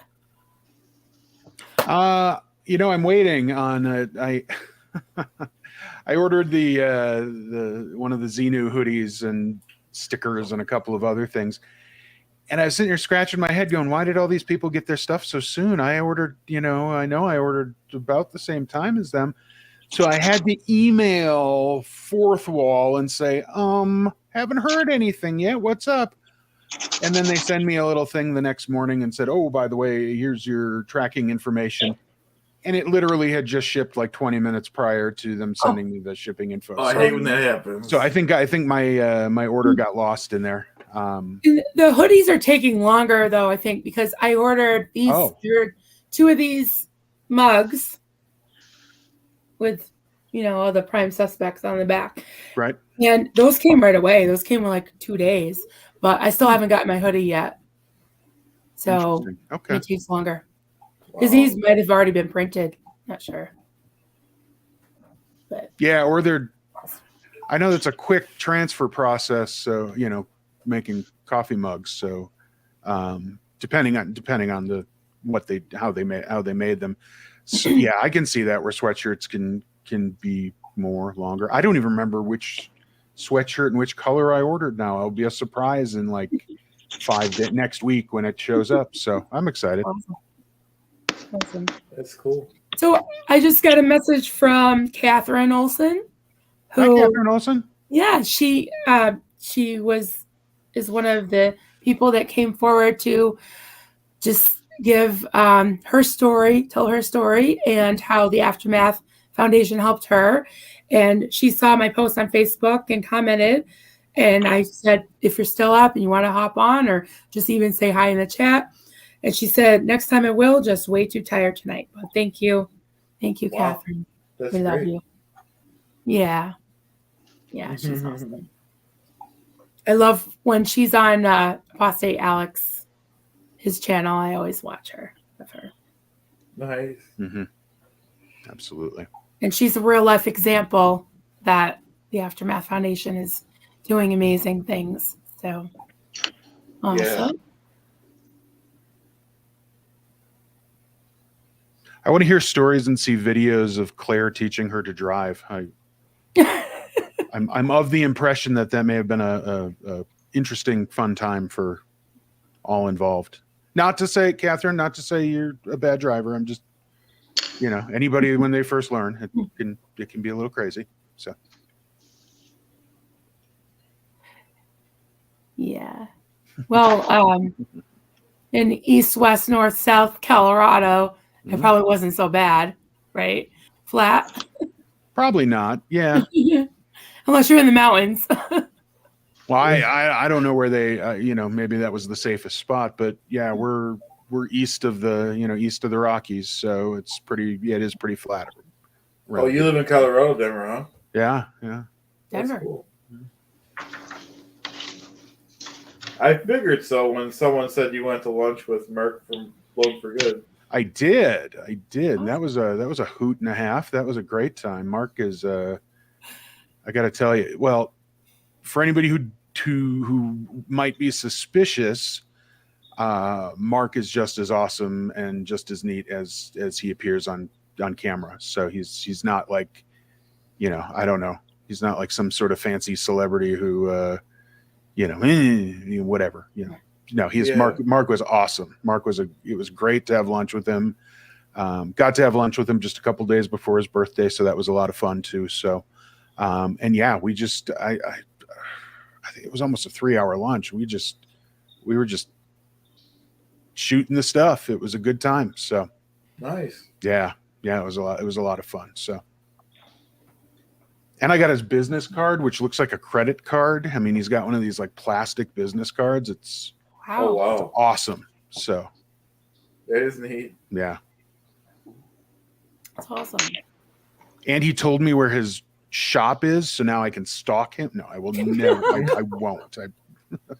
No, it's cool though. Yeah. Join the club, right? Right? Yeah, absolutely. I did feel at the beginning like I was like, okay, I have to prove to you that I'm not OSA, that I'm not, and you know, like the first thing he said to me when he was at the restaurant before I was, and I walked in and he looks at me and he's like, I have so many questions to ask you. And I'm like, oh no. And it was, yeah, he knew. I apparently do not smell like Osa. No poo smells here. Wow. Yeah, those guys are pretty good at knowing. Oh, I hear he is like Aaron says he is. I just got awesome. the chills from that sound. It just reminds me of like Yeah, the blackboard. Sorry. that's Do you have a right. mute button, honey? On Hada? What's that? You got a mute button? I have no idea. Oh. It's usually on the bottom. It's all right. It's just me. Oh, I'll try not to make the rude noises. It's okay. I just get the chills with It's fine. You sound fine now. As long as she's not going to be doing it for the whole time, that's fine. Yeah. Right. Yeah, you're fine. You need to work. We won't hinder you. Yep. That's funny. Here we go. Good job.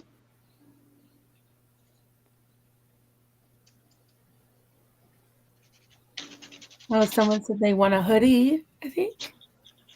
They want to give away. That's awesome. Oh, nice. And Yeah. someone said, I don't know if you guys, I think I heard this right. I believe someone said all of the profits from their stores go to the Aftermath Foundation also. So when you guys are buying those merch and stuff. I'm not sure.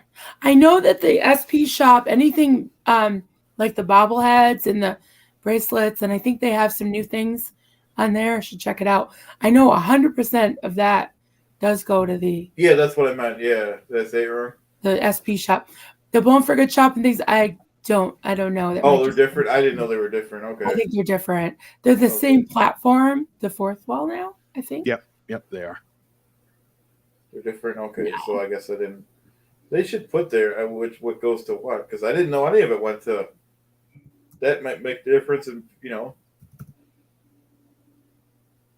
I think you're right, though, Chad. I think they did say that, or Aaron may have said that. Someone said it. Yeah. That the proceeds. So the sticker, if you buy a sticker, if you buy a hoodie, or what, that's all. That all goes to the Aftermath Foundation. Awesome. Yeah, I mean, now that they're handing out their personal Venmo accounts, they're getting straight cash. So Yeah. no, but. That's cool. And I only do super chats, because I want to be heard. Right. Yeah. Same here. I was trying to build my channel too and stuff. It's a great. Yeah. I'm I'm only like I said. I'm only paying you money so you read my thing. And Right. Aaron got smart to that because when my question is, hey, my channel is launching on this day, he gets suspicious. Yeah. But No, he's been good to both of us. he has been very good to both of us. I tease. And this same for me. I just kind of I don't know, Forrest Gumped my way into this whole crochet lady thing. It just kind of happened. Yeah. But they promote me, and I kick Yep. back, with the super chats and donations, and Yeah. actual crocheted stuff that I send them, and so it's That's cool. the No, LRH exchange. When my channel launched, like I said, they did pretty much the same as they're doing for Denver, but my channel was non-existent, so it wasn't as big as a bump. But still, I'm not complaining. So I just checked out the SP shop.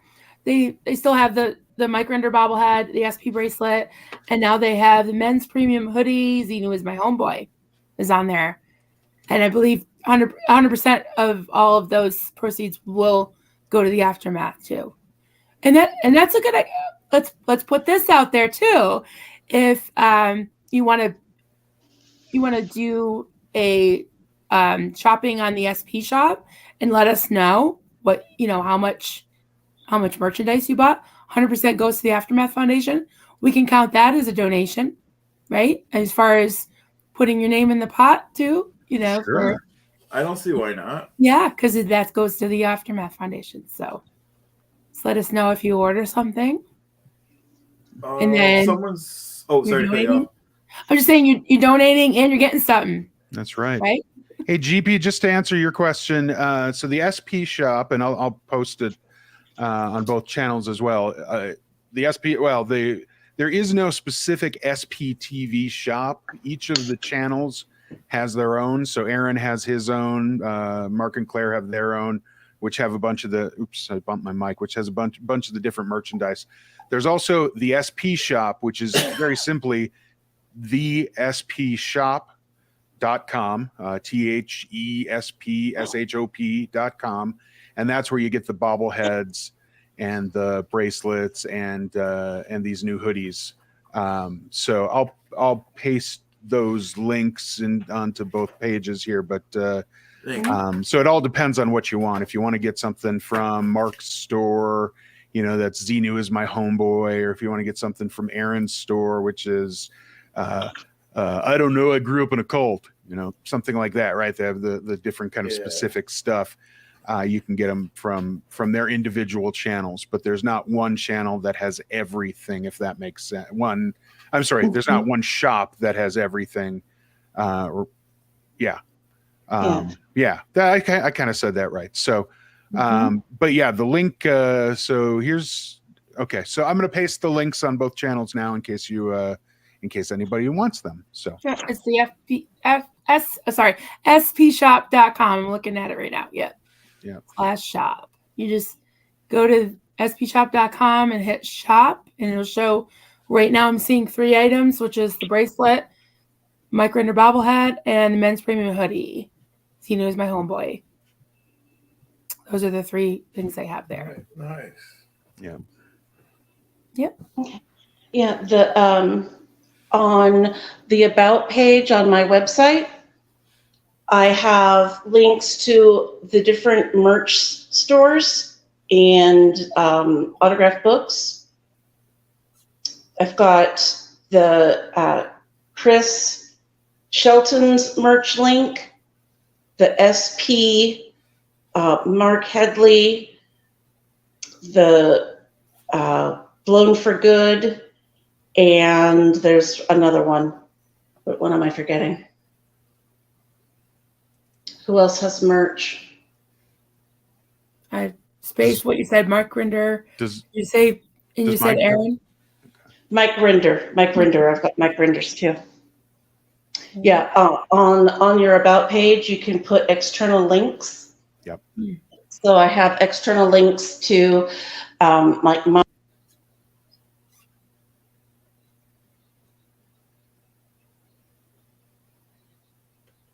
Did we lose her, or is that me? No, we lost her. I'll keep my eye when she comes back. Uh-oh. Sorry, my browser lost connection. Restart my device. Okay.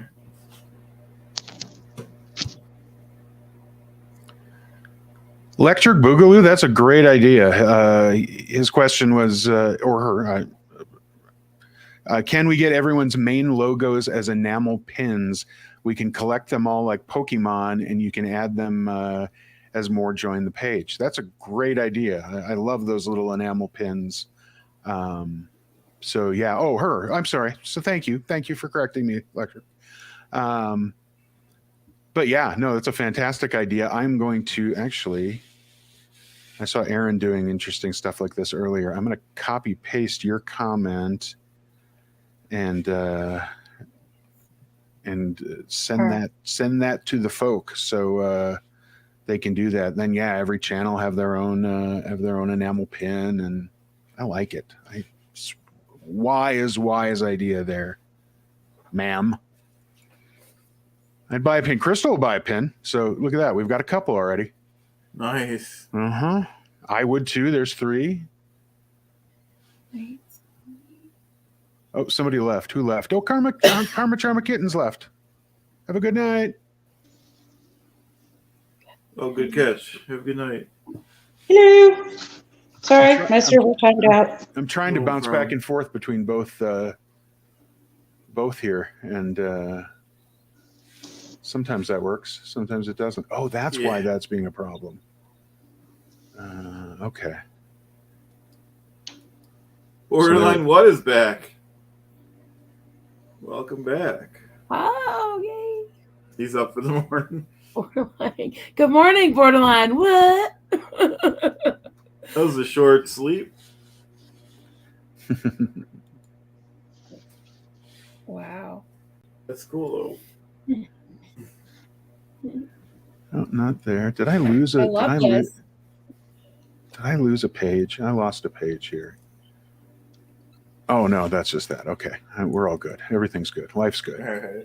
All right. I thought I lost. I don't know about you guys. I typically have like 6 or 7 YouTube tabs open in Chrome, and then I'm just like bouncing back and forth, and like I'll like start watching something, and I'll go, oh, no, I can't watch that right now. Oh, I got to watch this because that's Aaron's live right now, and I'm just bouncing back and forth all day between these things. Yeah, concussions. Yes, absolutely. I hear you. That sucks. That sucks. Borderline. What about your pain? I'm sorry you couldn't sleep too good. Hopefully they gave you some at least halfway decent pain medication. And he's borderline what's asking what we're doing. So I don't know if borderline what, that's the Jay Leno Smurf, of course, and then the Huggy Wuggy, and that's all I made. I'm working on piles of Z News. Very good. Chad, I'm going to tell you, those Smurfs are looking less and less like Smurfs and more and more like Jay Leno. Maybe I'll just do Jay Like how Leno you look next more and time. more like your dog after a while. Yeah, that's fun. Like if Or Jay your dog Leno looks more joined like Blue you. Man Group, that's what we got. Did you guys ever see Chris Elliott impersonate Jay Leno? I love that episode. No, and I love Chris Elliott, but I've never seen that. Yeah, he went on. Well, of course, the David Letterman show and did it. Sure. Then the next week, Jay Leno came on and like gave Chris Elliott, pretended to give him a hard time. It was pretty funny. This was, of course, back when David Letterman and Jay Leno were speaking. Right? Yeah, this was whatever year. Yeah. I think my favorite episode of Letterman of his, when he moved to CBS, the Late Show, was he had Conan on, and Conan had pretty much just experienced the exact same thing that Jay had experienced, or that Dave had experienced with Jay leaving and then coming back and essentially stealing his show from him. And yeah, it was just funny. Like they sat there for like, I don't know, a minute, just staring at each other, nodding back and forth. The two going, and then finally started speaking. But they that was quite awkward for I think both of them. But it was a great episode. What am I making? Borderline? I'm nothing. I'm making puns and I don't know, making those sleep boogers in my eyes because it's late. That's What are you making? That's my You're project. making us laugh. You're That's making all us good. laugh. You're keeping us awake. Trying. I definitely appreciate you guys being on. No, absolutely. I would have been in the jam if I was all alone like I thought. Yeah. And I'm like, what did I get myself into? Oh, bless you, Jay Dice. Thank you.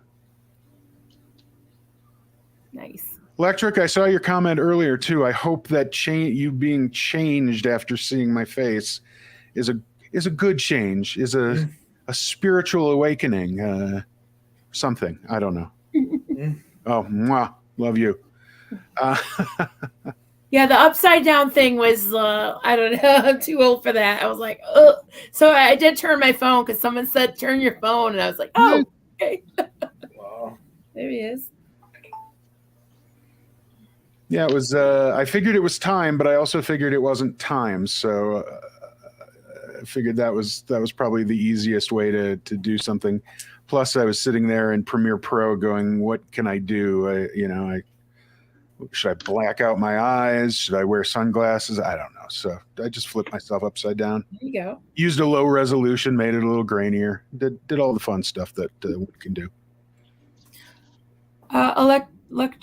It's not electric boogaloo. I saw your comment. If you have Facebook, you can message me on Facebook. I can point you in the right direction.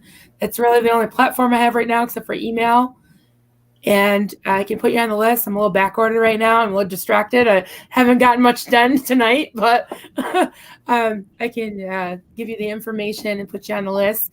I do have an email address. I can't send links, but yeah. I gotta make another email address because Just start asking her when she's going to have her own channel up. That's what it'll take. who? You. Yeah, they just need to ask you when you're going to have a channel. Well, I don't know. I honestly, I wouldn't know where to start. I mean, I have a Chromebook and country internet. So I didn't start with anything. I still don't have anything. I got an old laptop and an old phone. Yeah. Yeah, I'll be honest. I did kind of think about it because a couple of people have asked me, and I don't know how you two have, if you three, all of you have channels, how you kind of had the inspiration to conceive of what you would want to put out there. And I guess people knowing me would be like, oh, she's just going to teach how to do crafts. I'm not a really good teacher of crafts. I've tried to teach people to crochet. I hold it weird, and my hands, I don't want anybody to see the backs of my hands really, because I have like pretty deep scars. So I'm being honest because there's all, 30 of us right here, right? Yep. So I think that I could show things and give components and maybe some patterns, but I think if I had a channel, I'd really want to talk about some of the cult stuff. So I don't know if crafts and cults go together. Well, I guess it kind of does because we're doing absolutely. You proved it did with your. Maybe I'm just throwing out some ideas to you guys and see what you think if you want to hear it. That's. I mean, Oh, go ahead, Jed. Yeah. Yeah, you do. I mean, you've seen what I started with, and now I'm venturing in to the audits, and you just try new things, and whatever works. So you're just throwing things out there and seeing what. So that's what I was thinking of, is something like a title like Cults and Other Crafts, because to me, culting is kind of a craft in itself. Bad one, but it's sort of a craft, right? And I thought of just these little, maybe 5-10 minute videos, and talking about, say, something like the craft leader's toolbox, which a lot of the cults, most all the cults use. They dip from that the crafts of culting, and just the cult leader's toolbox. All these different tactics that you hear of, like coercive control, love bombing, just taking them one by one and breaking it down into kind of a I don't want to say practical because we don't want to be practicing it, but something that can be understood in little bites. Telling stories. I think stories that illustrate something just really paints the picture of what those type of things can do to people and things to look out for, because it's about education. It's about people hopefully avoiding the pitfalls that I fell into. You know what I'm saying? But just in little bites, and you can use examples from, the cult I was in, the Scientology, Jim Jones, and even some of the smaller cults, things like that. That would probably be just little videos, 5-10 minutes, and maybe just doing some crafting lives. I love this. Chad, I love this whole format you have. It's just kind of hang out, do crafts, talk about cults. Yeah, and it's nothing that I plan. We just whatever, throw something out there, and whatever people like, that's what what's going to happen. So man, crafts are therapy. They really are. Crafts are therapy. Absolutely. And if you do something one week and you leave that week going, I wasn't happy with that, change it up for the next time. Find In the tanks. find the spot where you want to be, and Mhm. and I mean that's absolutely what I'll be doing with not just the this week's show that I'm starting on Saturday, but going forward is like, if that didn't work, I'll tweak that and change that, and it may 6 months from now, 6 weeks from now, it may look completely different than how I started it, but as long as as long as I'm having fun doing it. I mean, if it helps be recovery for you, it's certainly helping be recovery and being something that's beneficial to somebody else. And and to the point of the guys and gals I call the OGs of SPTV, the more channels we have with different points of view and different, it doesn't have to be Scientology, it doesn't have to be all about, hey, let's kill David Mesquite. Oh, geez. Let's unalive the crazy leader. Sorry, I did not threaten YouTube. Well, we're like 6 hours. How many hours? Yeah, I don't think they're watching. Yeah, we're deep minutes. We're like, yeah. I'm not stressing. Yeah. But you know what I mean. But I did not mean to threaten anybody. That is not my thing. But yeah, I mean, there's different points of view. Everybody's got a different point of view, and that's people want to hear yours for sure, no question about it. So yeah. I'm happy with everything. Yeah. Is Borderline Dad coming on? I think he said he might want to join, so I sent him a link. Oh, cool. I know, right? Cool. It's so, I can't believe it. We're so Borderline Dad. I love his accent. Although he probably says we have an accent. Right? That's weird, yep. Yeah, you're right though. Electric, that's exactly how I explained it to Aaron earlier tonight. The Marvel multiverse of SPTV. Actually, I think I called it the extended SPTV universe or multiverse or something to that effect. But you're right; it stretches out. It goes in different directions.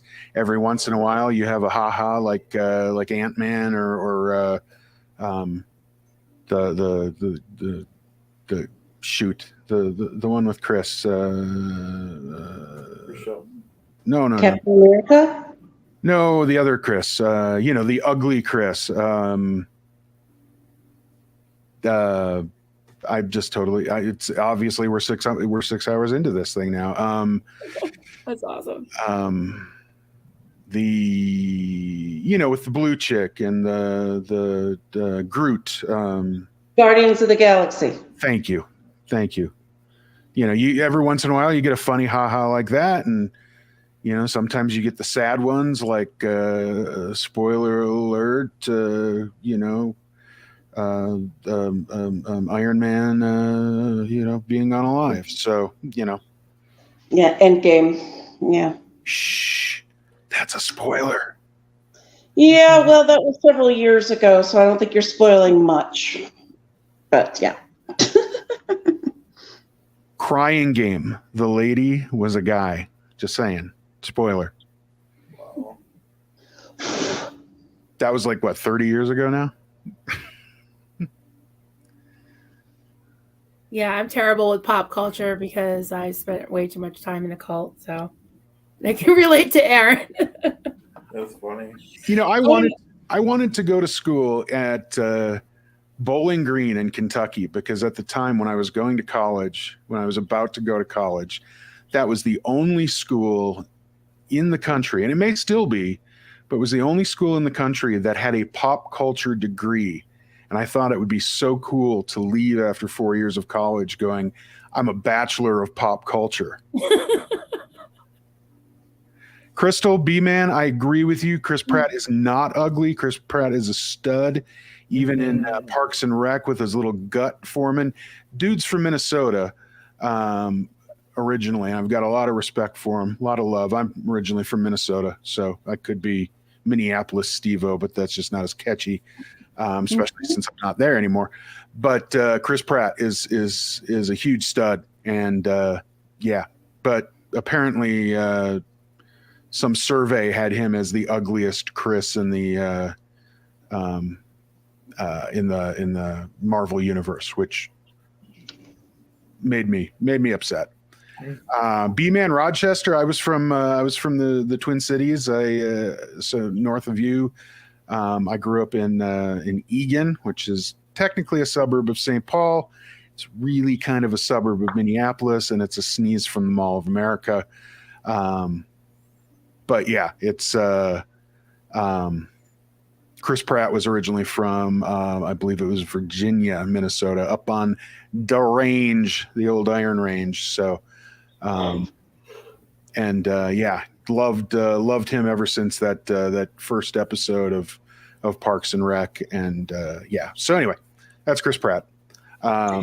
My man crush, just to tell you guys, Ryan Reynolds, far and away, unquestionably. Love him. You know, if I yeah, so there you go. He's my unrequited bromance would be Ryan Reynolds, but Chris Pratt is a close second, for sure. So anyway, yeah. Chris Pratt was in that Hillsong church that turned out to be a cult. I didn't know that. I knew about the Hillsong cult thing. I did not know. Yeah, Justin Bieber was in that. Right. Yep. Yeah. Yeah. Yeah. There were several famous people that went to Hillsong. Mm-hmm. Thanks, peace and love. I know a little bit about Hillsong just because I have relatives and friends that are still in the Vineyard Church, which is another smaller denomination of the Pentecostal branch of Christianity. And Hillsong, it was in Australia and different countries, but of course they made their big name over here in the U.S.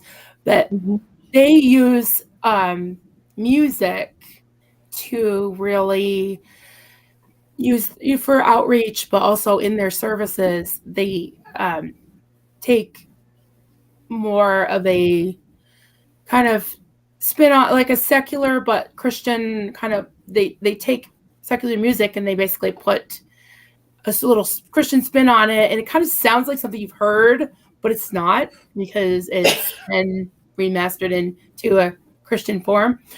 Not just the lyrics, but they can't obviously take Christian. They can't just put lyrics to secular songs, because that would be copyright problem. But they really use that and the whole charismatic flavor, only making it more more appealing to the younger crowd, younger generation. So it's like making Christianity cool again. So I mean, that can be a pitfall, because it basically looks exactly like what you'd find in the world, which is probably more fun, more normal, So there's a documentary or two on it if you want to know kind of what happened to some of these leaders. It's almost like the same repeat of the fall of the televangelists. It's kind of along those lines. But yeah, so that's my short version of Hillsong.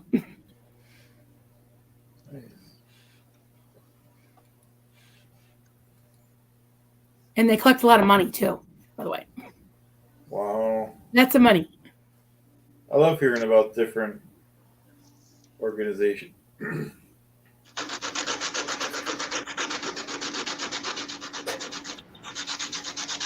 Yeah. Yeah, they have a lot of similarities, a lot of differences, but also a lot of similarities. Wow. Daniel is here. Welcome. And Sally. Welcome, guys. Hello, Daniel. Hello, Sally. Hello. 20 watching on. Have a good night, Irma. Thank you for hanging out with us. Thank you. And wielding the wrench, Chad said. And Electric, to answer your question, it is 1 o'clock here where I am. It is 12 o'clock where Anhata is, and Chad and Marilyn are sharing a time zone at 3 a.m. right now. You too. Yep. Yeah. Yep. Wait, where is it? 5 p.m. Australia. Oh, 5 p.m. Oh my Remember god. 2 o'clock in Australia a few hours ago? I love that. Wow. That's awesome. Thank It you for is- joining us from down under. Steve-O, I have to tell you this. So your first few videos were awesome, and I was rooting for you because I was like, this guy, he's got to be great. He's either going to be horrible and tank, or he's going to be awesome. I just knew it. I felt it in my bones, and I was like, he's going to be great. And you were like kind of a dark horse because I remember Mark saying, yeah, I think this guy might live down the street from me. I don't know what this guy is about. And he's like, kind of like, nah, we'll check him out. And if he's not that great, then meh. So when I saw your videos, I'm like, yes, this is awesome. He's going to make a splash.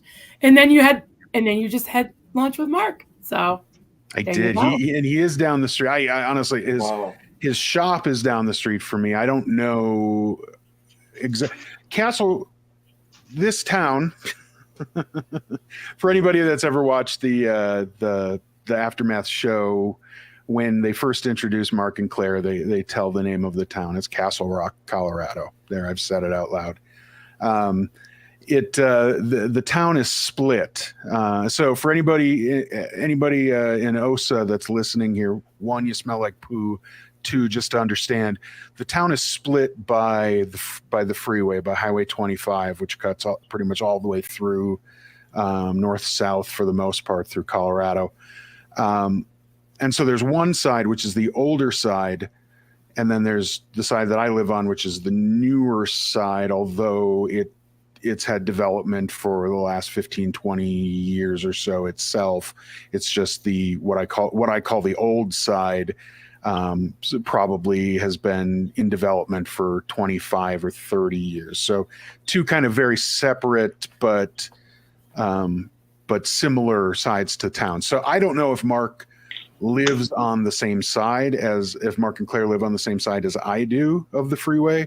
They certainly could, because going back to when that show aired and even giving them several years back from there moving in, there was some development very close to where we are.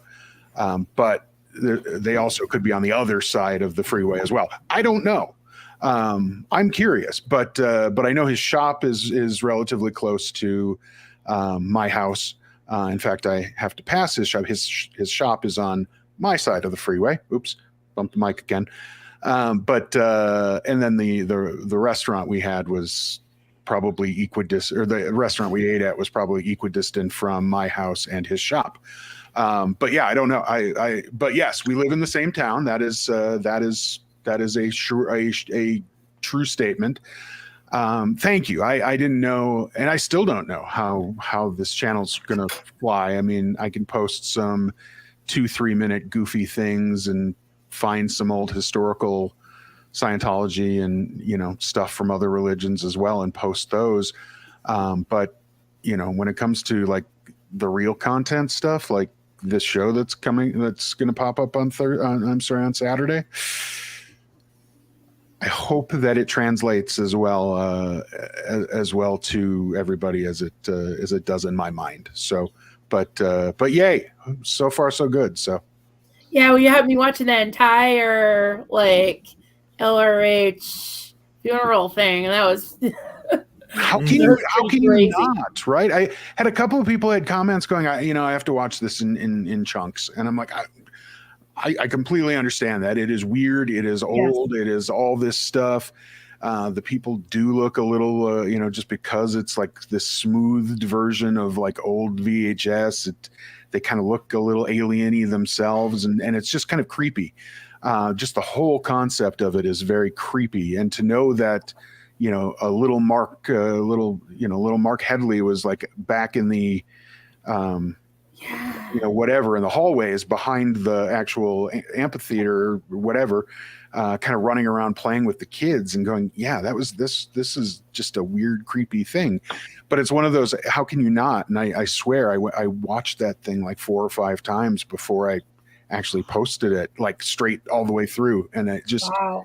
it creeps me out. And it's one of those things that it's so creepy that I think everybody needs to it needs to be available for people to see. And where I found it was relatively obscure, and not to say that I'm anything better, than their obscurity, but I figured I would throw it out there, and if in the future somebody else wants to steal it from me and post Right. it somewhere else. It was so creepy. I couldn't stop watching it. It was just Exactly. it was like watching an accident. I was like, oh my God. Like, wow. Yeah. And then if you haven't had a chance to yet, I posted an old 60 Minutes from like the 80s, and the Scientology, I don't know, pastors, I don't know what their title. They were the auditors. They were wearing like priest collars, like they had the little white tab collar thing going on, and it was just wacky. I mean, it was just strange, and to have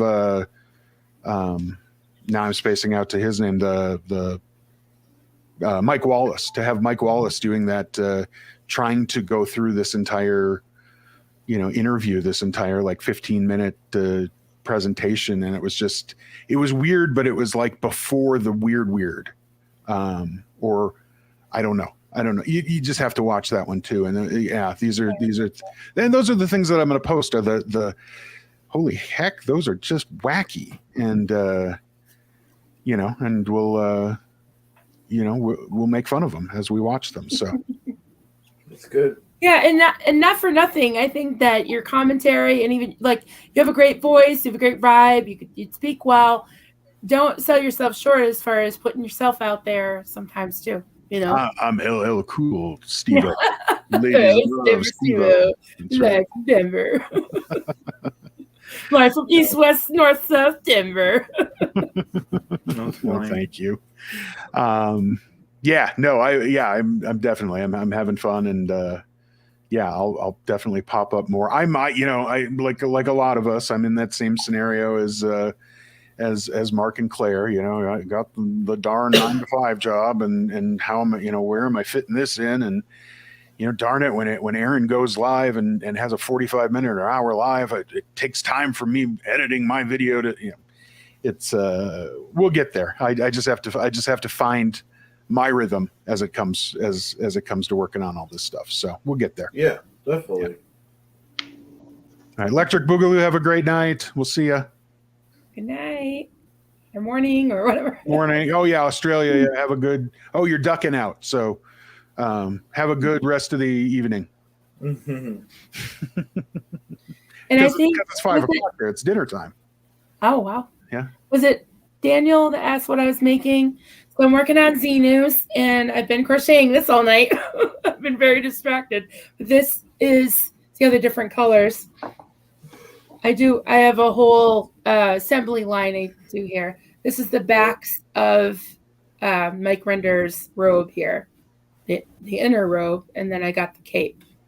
And I have in various states of doneness. This is with the spikes, without the spikes, without the face, with the face. Yeah. So I've got them in various. Because Chad, we were supposed to do something with Poe this week, maybe, right? Like some kind of. I forgot what day we said, but yeah, I'm pretty Tuesday. open. But then Monday. Yeah, you're doing Monday's our stuff. You're coming on. Okay. Yeah, I guess so. Sure. Well, Yep.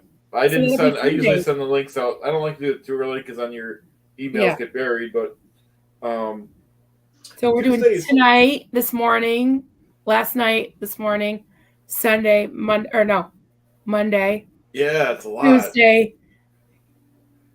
It's Let's a lot. stay on the whole time, right? I was on like all day today because I did that stream an hour ago before this, and I was on this morning doing that First Amendment thing.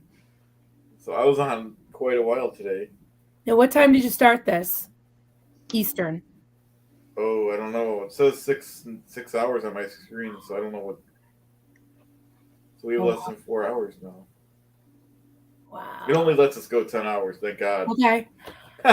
So we'll cut it off when they cut us off. I can't believe you're doing this. This is I can't either. Like I said, I announced it and did it before I could back out of it, just because, just like I said, you talk about things, and you know, no disrespect to anyone, but it's like, okay, so we talked about it 3 months ago. If we're not going to do it now, when are we going to do it? Yeah.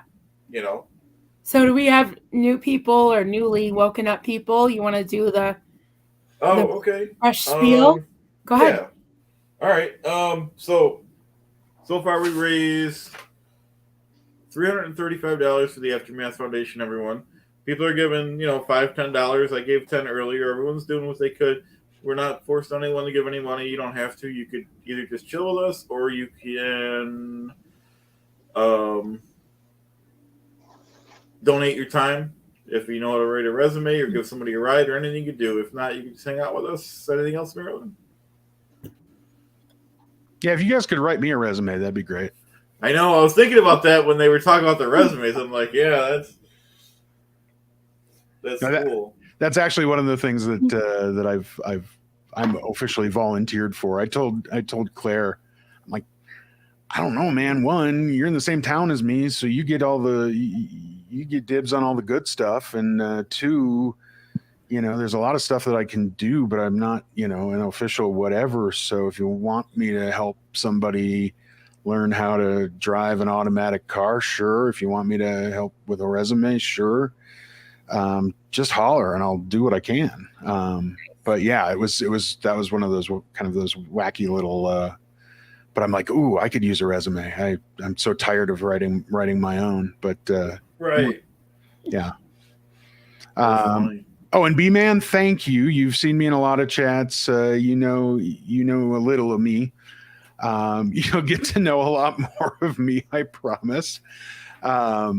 I'll tell my stories. I'll tell my stories of being accosted by Scientologists. That's a true story, but not accosted. They just tried to drag me in and give me the thing, and I said no.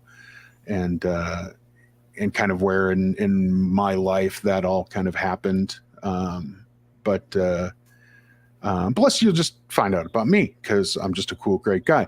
But your comment is exactly what I said to Mark when he and I had lunch last Thursday, a week from today, or a week ago. I said, okay, I know so much about you already. If you want to know anything about me, ask, because, again, I'm the dark horse in all of this. Just the guy who throws witty comments and, gives 70% of a $10 super chat to Aaron or Mark. But yeah, so there's a lot of story there. Well, absolutely. We'll get into it. So anyway, yeah. So cool. What else we got? I'm feeling like I need to run and grab some coffee or some soda or something. I'm a little. Yeah, feel free. We'll take turns spinning it. But, who do we got? We got B-Man. We got. Oh, good. And because there's gonna be a lot of weird shit. I promise you that. I mean, those first two. All your videos are great, but those first two were magnificent. Yeah. Oh, thank you. I'll tell you I'll tell you that first video, that private eyes thing. I rushed to get that out because Aaron was talking and just he showed that private eye. I'm like, I got to get something out here right away for him. So I just kind of rushed that. Mike's, I felt bad. I was like a week behind his birthday when I actually posted that birthday one, but that was the most fun to do. Is oh my god, that one was I laughed my ass. I laughed so hard when the part with I met a lady, she made me nervous, and it was Leah. Yeah, that's right. Yeah, I forgot about that. Yeah, that was perfect. That was awesome. Everything was just, oh my god, the choreography. Jesus. Yeah. The Vegemite sandwich. Oh my god, it was great. And then there was like kind of a thing you could watch it 50 times and see something new. Yeah. That comment, and I totally forgot. Thank you for reminding me of that one. That one was and it was very, well, obviously very intentional. But there was another one. It was the third verse. It was I can't even remember the lyrics now, but it ended with a picture of like a very emaciated Mike, as Tommy was talking to somebody. Tommy Davis was talking to Yeah. somebody, and Mike was just in the background, not saying anything. He looked like it death. Yep. And it just, yeah, right. And obviously he kind of was, because I'm sure he had just come out of the hole for that. But that was, that was fun to do. But I'll tell you that I have nothing but huge respect for those people who do that type of thing, create either music videos or just anything in general that takes that much editing. That one had so many cuts and so many different things. It was crazy. And that's the reason it took me an extra week to do it. Yay! We'll probably welcome. Who just showed up? Poet. Hey buddy. Hey. Hey, Steve-O. you know, I used to serve with a guy named Aaron Allen. He was my work center supervisor on my first 2 ships, but his nickname was Steve-O. So every time I see your name, I remember him. Nice. Awesome. My real name is Steve. So you know. Hey, if you want to be called Denver, or you want to be called whatever, I don't care. No, I was just going to say, I mean, maybe I should be called Aaron because of that, or if you want to, but we already have an AA. Yeah, you do. That wouldn't work. You're right. Yeah, that was fine. Yeah, just like we already have another a poet, so we don't need another one, you know. Valid.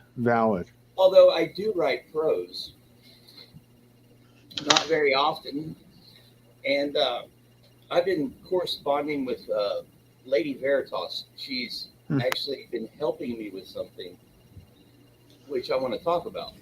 Sure. I know I'm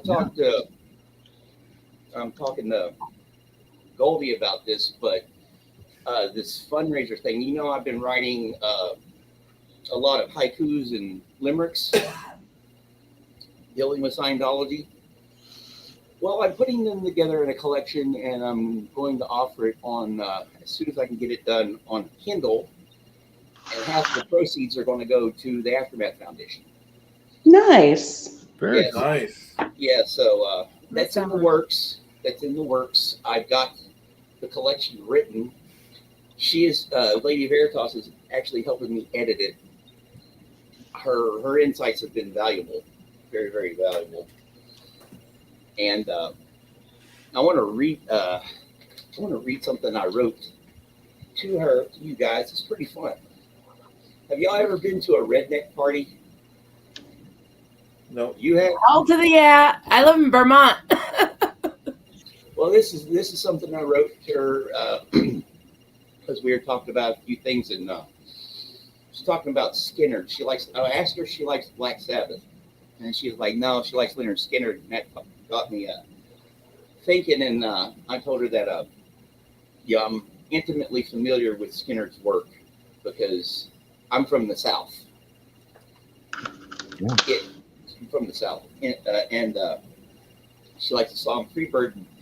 If you're out here, Freebird is like a battle cry. Yeah. Anytime you're at a band, it's like, play Freebird. Yeah. Yeah. Freebird. It's like when I play the drums, and when I was in my 20s, me and two guys I grew up with, we jammed together and everything, and we didn't get much done because it became more of a party place. But yeah, we heard that all the time. Freebird! We didn't even know the song. Yeah, so here.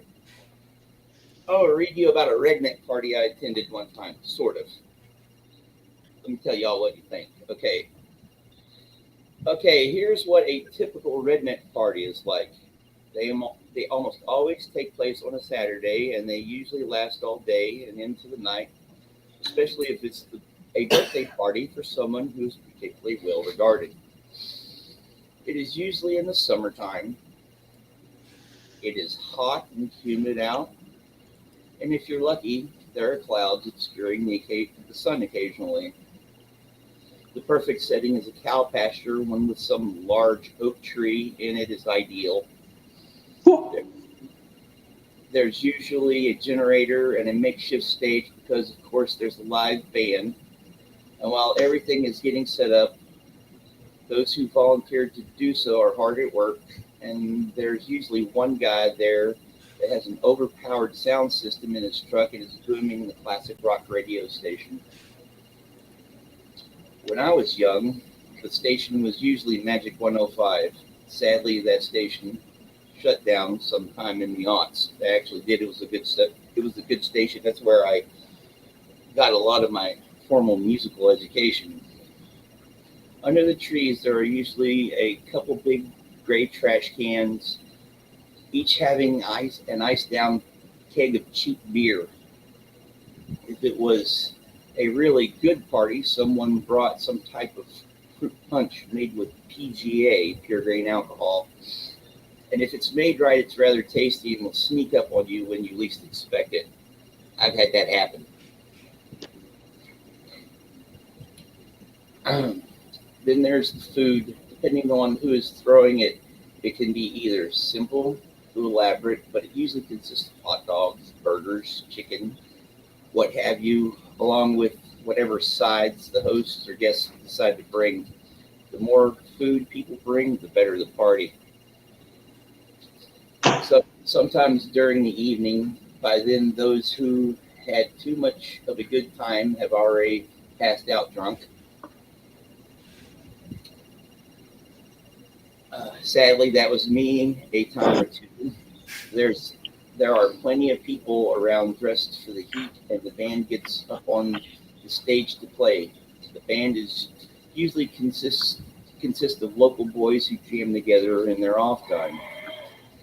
They play a lot of cover tunes.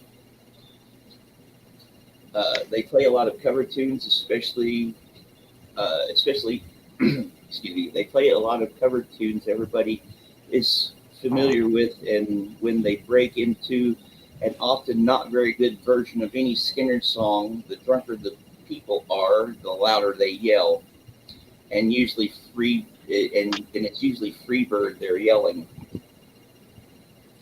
Over the course of the evening, as the sun sinks down into the twilight of dusk, several fires are stoked to make sure there's enough light for people to see by as the night grows darker. Usually the band will take a break, and someone will turn on the radio and tune into some station or other, or pop in a CD or a worn cassette tape into an old car stereo. Along with the smell of cooking on the charcoal fires, the smoke of the campfires, and the smell of joints being smoked by people in small circles. One person takes a deep drag and holds it, and then immediately passes it to the next person in the rotation. The cardinal rule, unspoken but followed by all, is puff, puff, pass. Sharing might be caring, but don't be a Bogart, Humphrey. And for Christ's sakes, don't fuck up the rotation.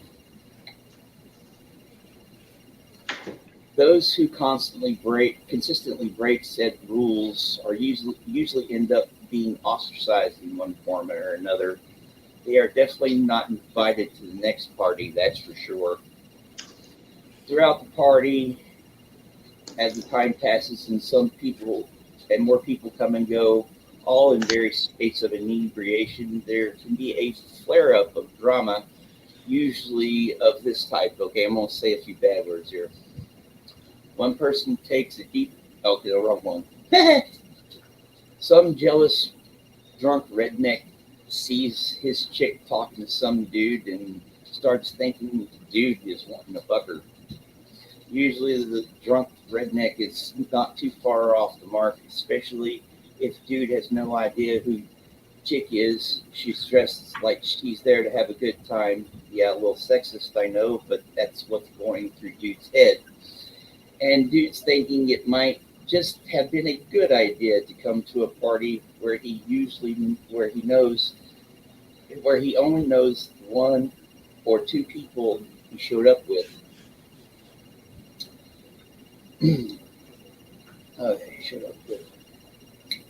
Well, drunk redneck ain't having none of this shit.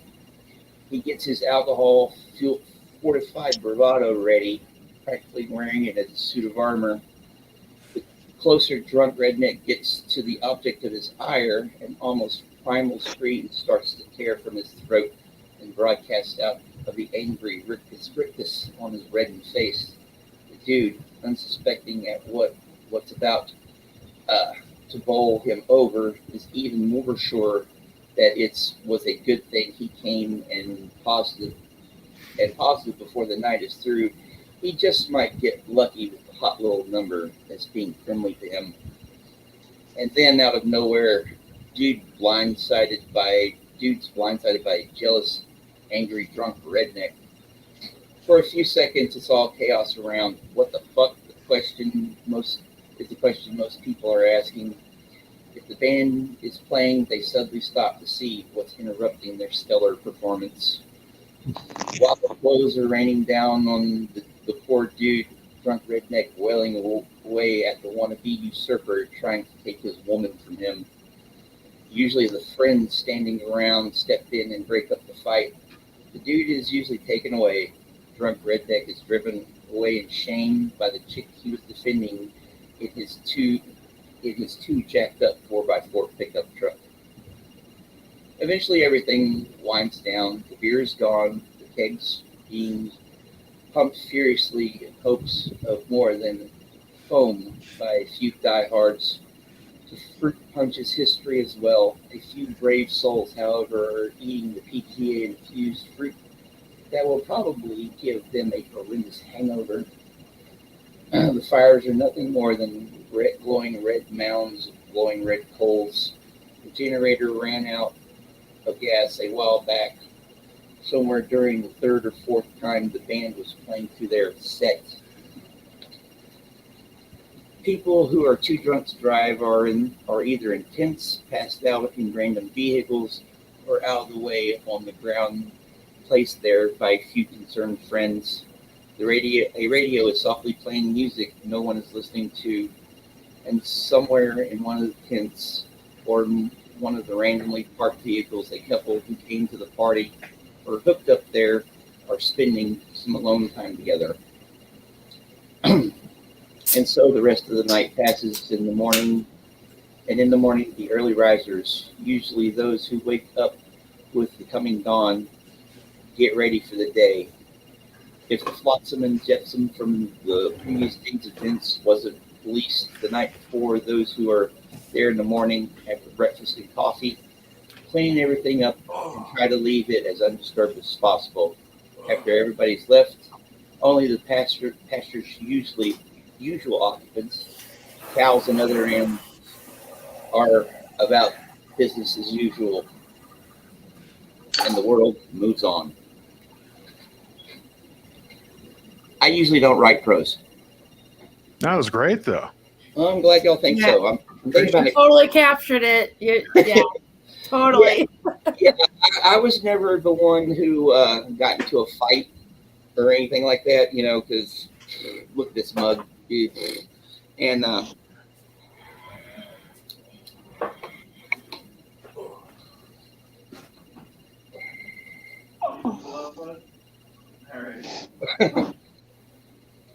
I just got a text from Jada. How long?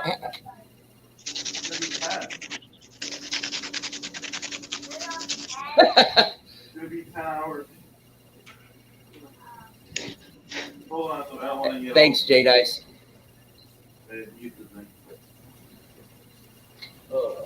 I'm glad y'all. 6.5 hour mark, I think. Are y'all? Yeah. Well, that's cool. I know. Chad, he mentioned it earlier in the last live chat we were all in. But I went to sleep.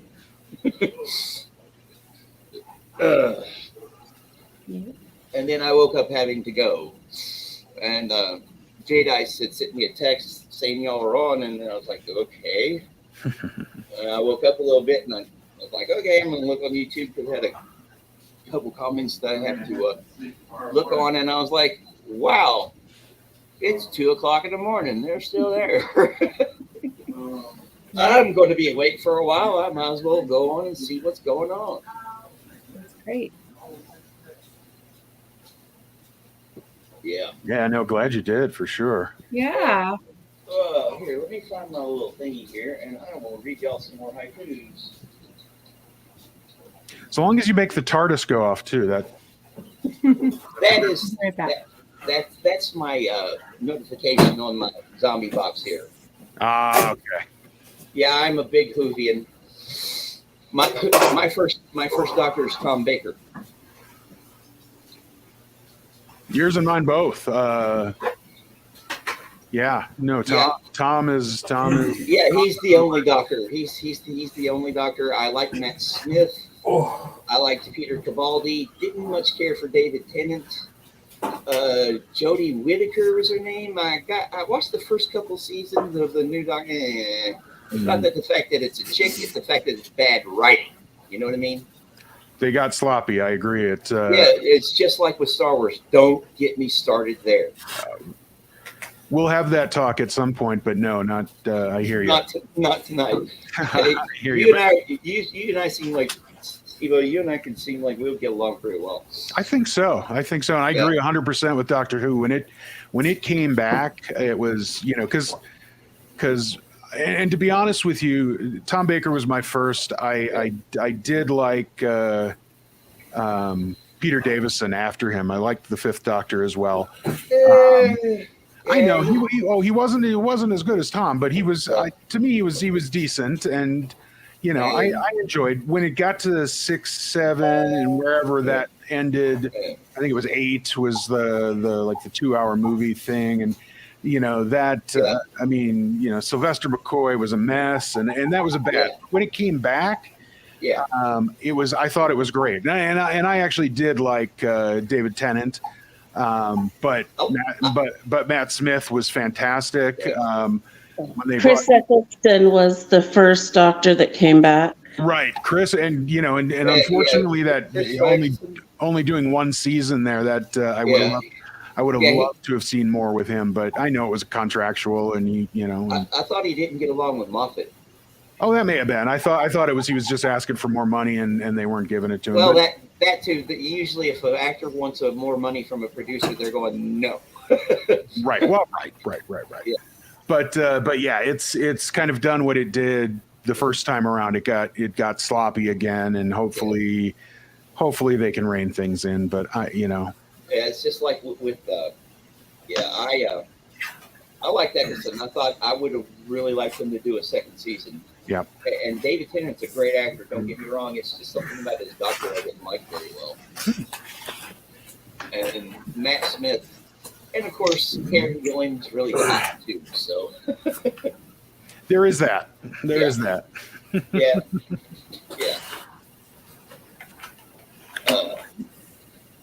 Okay.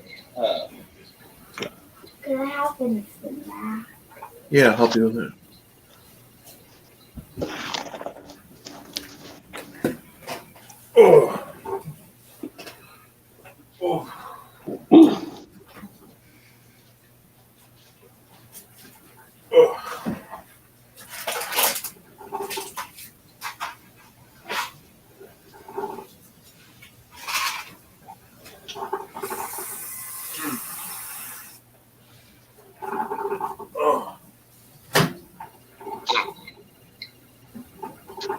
I accidentally muted my mic.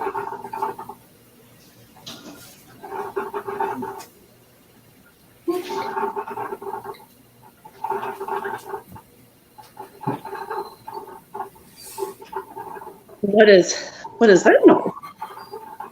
Oh, That's I didn't a notice. freaking TARDIS. Yeah, I was trying my hand at some, doodling, but it wasn't turning out really well. See, looks like Chad has left for a minute, and Meryl's taking a break. Yeah. Well, let me read y'all another one. All right. Another haiku. What is that noise in the background? I'm not sure. I need to use the restroom and get a drink of water, so I'll be back in about 5. Sounds good.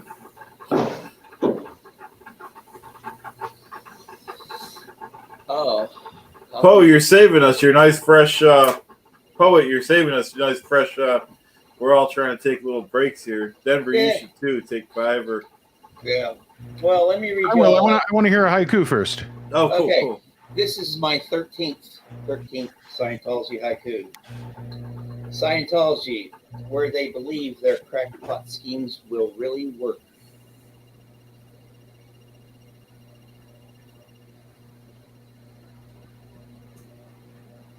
See, these haikus are. I hate writing haikus.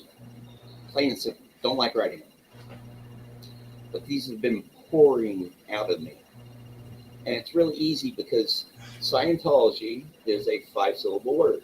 Scientology. And then all I got to do with the other 12 syllables is just figure something out. And like I usually write them while I'm watching a live stream. They'll come up with a different subject or something like that. And about a month or so ago, I was watching one with Doug and Marcus before he took his little hiatus for a little bit. And I actually wrote 2.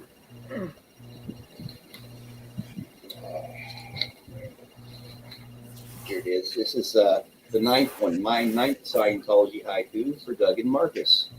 Scientology, broken promises are all they will ever keep. And him and Doug and Marcus were talking about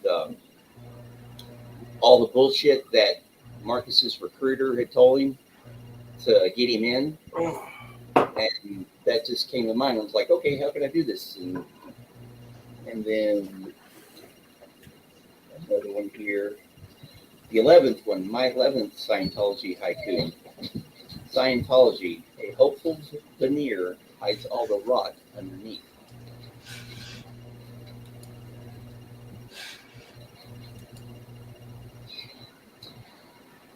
I'll be right back. I gotta take my dog out. Yeah, no worries.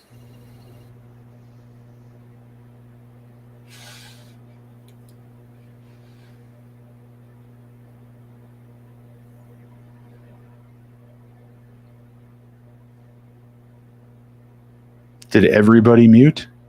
Oh shoot, sorry. Oh no, that's all good. Wait. Am I muted? No, I can hear you now, Chen. Oh, okay, thanks. I let's just- muted because Chad was talking to me. Gotcha. Yes, yeah, I got his mac and cheese going down too. So here is my first Scientology haiku. Okay. That was pretty good, wasn't it? That was it? That was it, yeah. I haven't written any, so that's my first one. Oh, cool. Hey, you got to start somewhere. That's right. Like I tell some people, I was doing the First Amendment audit earlier, and I was like, well, it's not going to be good, but it's the first one. I got to get Chaz's mac and cheese. I'll be right back. So while we're at it, if anybody wants to, if any of the folks in chat want to swing on over from Mr. Chad's channel to Mr. Denver Stevo's channel, Chad's hogging up 17 watchers while Denver Stevo's got a loyal and dedicated 6 right now. 7. So come on over. Let's feel free to balance out the view hours. since we're here for the next 47 hours.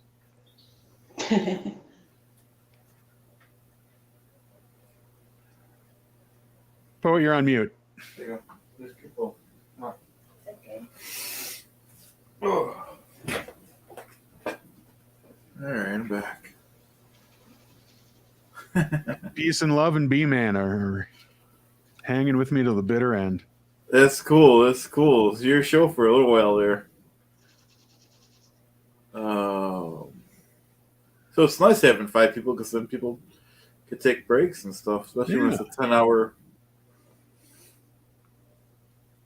thing. Daniel, I guess I'm going to be taking a nap after this ends, so it's all good. Some of my regulars probably know that I like to take naps during videos. Oh yeah, all good. I was surprised you hadn't. I know, right? I didn't think about it. It's a good idea, but I'll just keep going. Right. It's too risky when you're really tired. It's a little different when you're joking around. Right. I will be honest. I do. I on my side have a hard stop in about an hour. Well, a little less than an hour and a half. It's all good. I've got an early thing in the morning, and I got to look all pretty for it. So. Wow. Well, you're even more dedicated if you're like going to friggin' work tomorrow. Yeah, it's yeah. This is more fun. Oh, I know. This really actually was fun. It's Yeah. fun. No, absolutely. This is yeah. Yeah, my dream I'll be honest, I'll tell the 10 plus 15 people on here, so the 25 folks or so that are with us tonight that my dream is to one day be able to early retire from my job and just make all my money on YouTube. Oh, that would be great. I'd love to pull an Aaron Smith Levin and be able to fly out to California for a month and stay in nice, pretty hotels and all that good stuff. But I can't even imagine how much money he makes with 158,000 subs. I know. Plus, he does. I mean, he does legitimately have that real estate business that he has.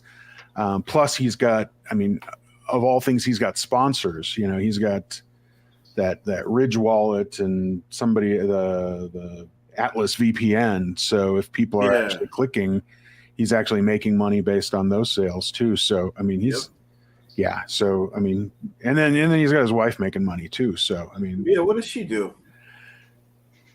I ain't got Not that it matters. I don't know. I do. He doesn't really talk about her. That doesn't. He doesn't matter. talk about her. Yeah. Or his kids. Yeah, that's okay. Well, she's always wanted to stay private. She didn't show on the on Leah's show. She purposely stayed off camera because she didn't want to, and that's her prerogative. And he obviously respects that. And she does her thing and he does his. So that's cool. Y'all talking about Aaron's wife? Yeah. I can understand about the need for privacy because I'm a pretty private person myself, even though since I started doing this, I've become more open. And being a writer and everything, if I want to get my stuff out there, you gotta kind of let people into your world. But that's all, to each his own. Absolutely. That is true.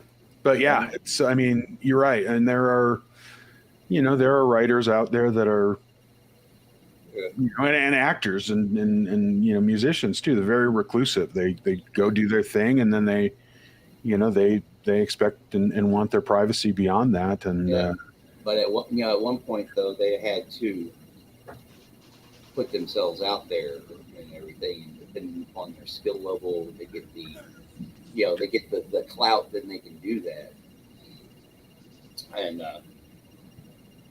anyway, I'm still half asleep. Yeah, tell us about it. Yep. Yeah, well, you guys have been going for almost 7 hours? Yeah. Cool. How long y'all plan on going? Right till 10, right till they kick us off. It only goes till 10 hours. I thought, 10 hours? Yep, that's what I've been told. 10's enough, so if it doesn't cut off at 10, we're cutting off at 10. How much money have y'all raised so far? Where was it? I know I should be saying that out loud. Well, if you don't want to, then don't. No. We're supposed to. We are supposed to. $335. Cool. That's good. Yeah, that is good.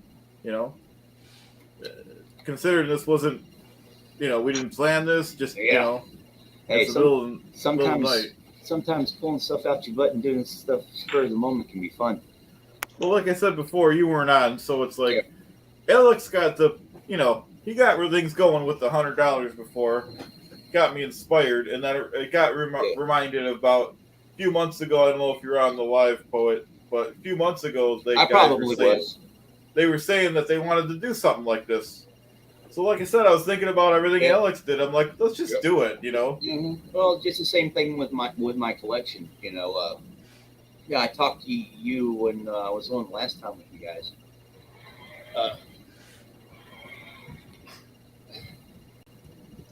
Sorry. It's all good. Um, like with the collection and everything, the hardest part I'm having with it right now is website, the Arkansas Secretary of State websites. That's where you have to go to get the business license, right? Because to sell on Amazon, you got to have a business license.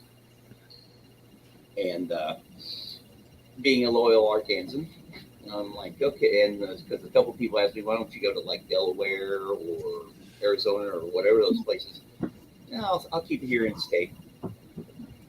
And the fees are actually cheaper here than in a couple other states. So their website sucks. So I'll probably already have the license, so I could be going on to the next step, which is getting the bugs worked out on how I do it on Amazon, because I've never done that before. If anybody out there has any advice for me, email me. And hi Willie, I nod off in the poet show. Back. You know, Angel said Marilyn's back. Yeah, I made some more coffee. So actually, coffee sounds good, although it is almost 3:00 in the morning here. But I usually wake up between 2 and 4 in the morning, anyways. Partially it's from all my years in the Navy. Cool. But I'm getting old, and my energy have more control over my body now than I do. So, Chad, while I was making coffee, I got another message. Oh, okay. And there's another $20 donation that came in for All right, cool. the aftermath. So we'll add that to the tally. All right, is that anonymous or no? That one's anonymous, yes. The other one said we can use his name. The one from earlier. Okay, yeah, let me. $50. Okay. This is Kevin Conklin. Thank you, Kevin. Thank you, Kevin. You know how to Thanks, spell it or Kevin. no, the last name? Huh? Oh, Conklin. Okay. And he's a big supporter. I don't know Cool. what his I name recognize his name on the channel. Yeah. Yeah. He's awesome. Cool. And yeah, and then there's another $20, like I said. So that brings us what, $355? Yeah. Cool. So, so Denver, what do you think? We can maybe try to make at least, I think something doable would be $500 by the time we're done here. We can do it. Oh, I think absolutely we can. Okay. That's what I was thinking too, Marilyn, when you All right. started that question. That'd be great. So we need $145. So if anybody wants to dig deep, even $5 would help. Yeah. If you're so inclined. If you can't, that's okay. Just hit the like button.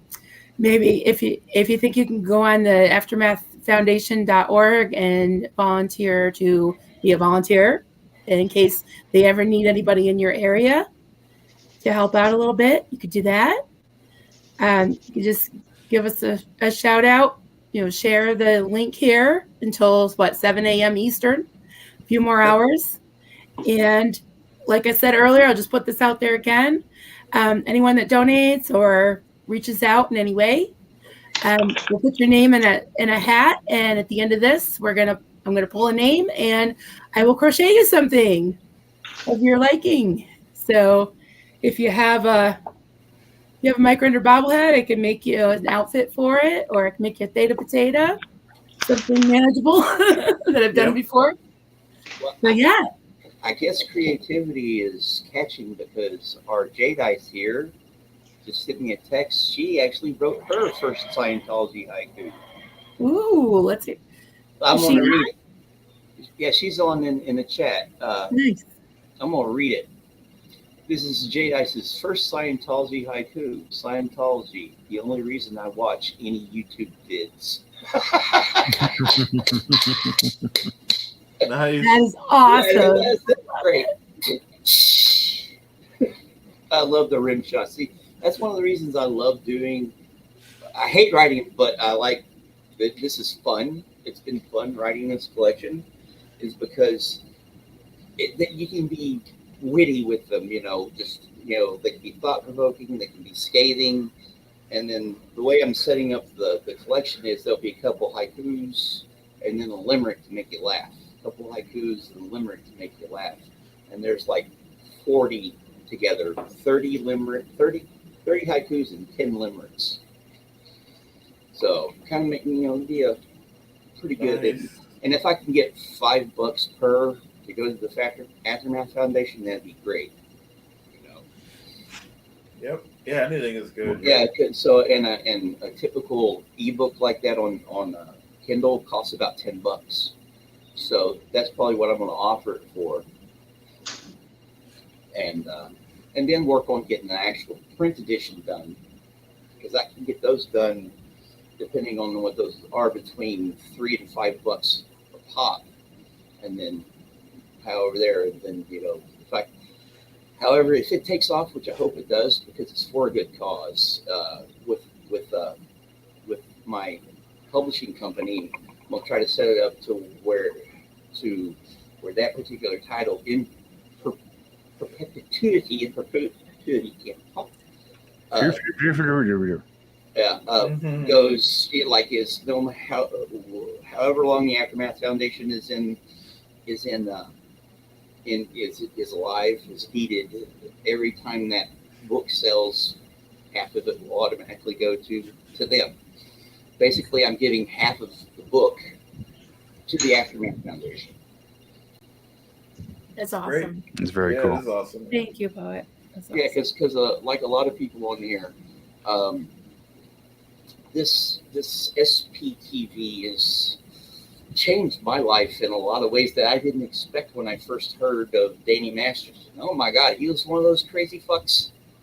That was what was going through my mind when I first heard about the trial and everything. And I talk a little bit about it in my foreword that I've written about how it all came about. But yeah, if I was swimming in darkness, bad darkness, and this helped me start to bring myself out of it, because someone always has it worse than you.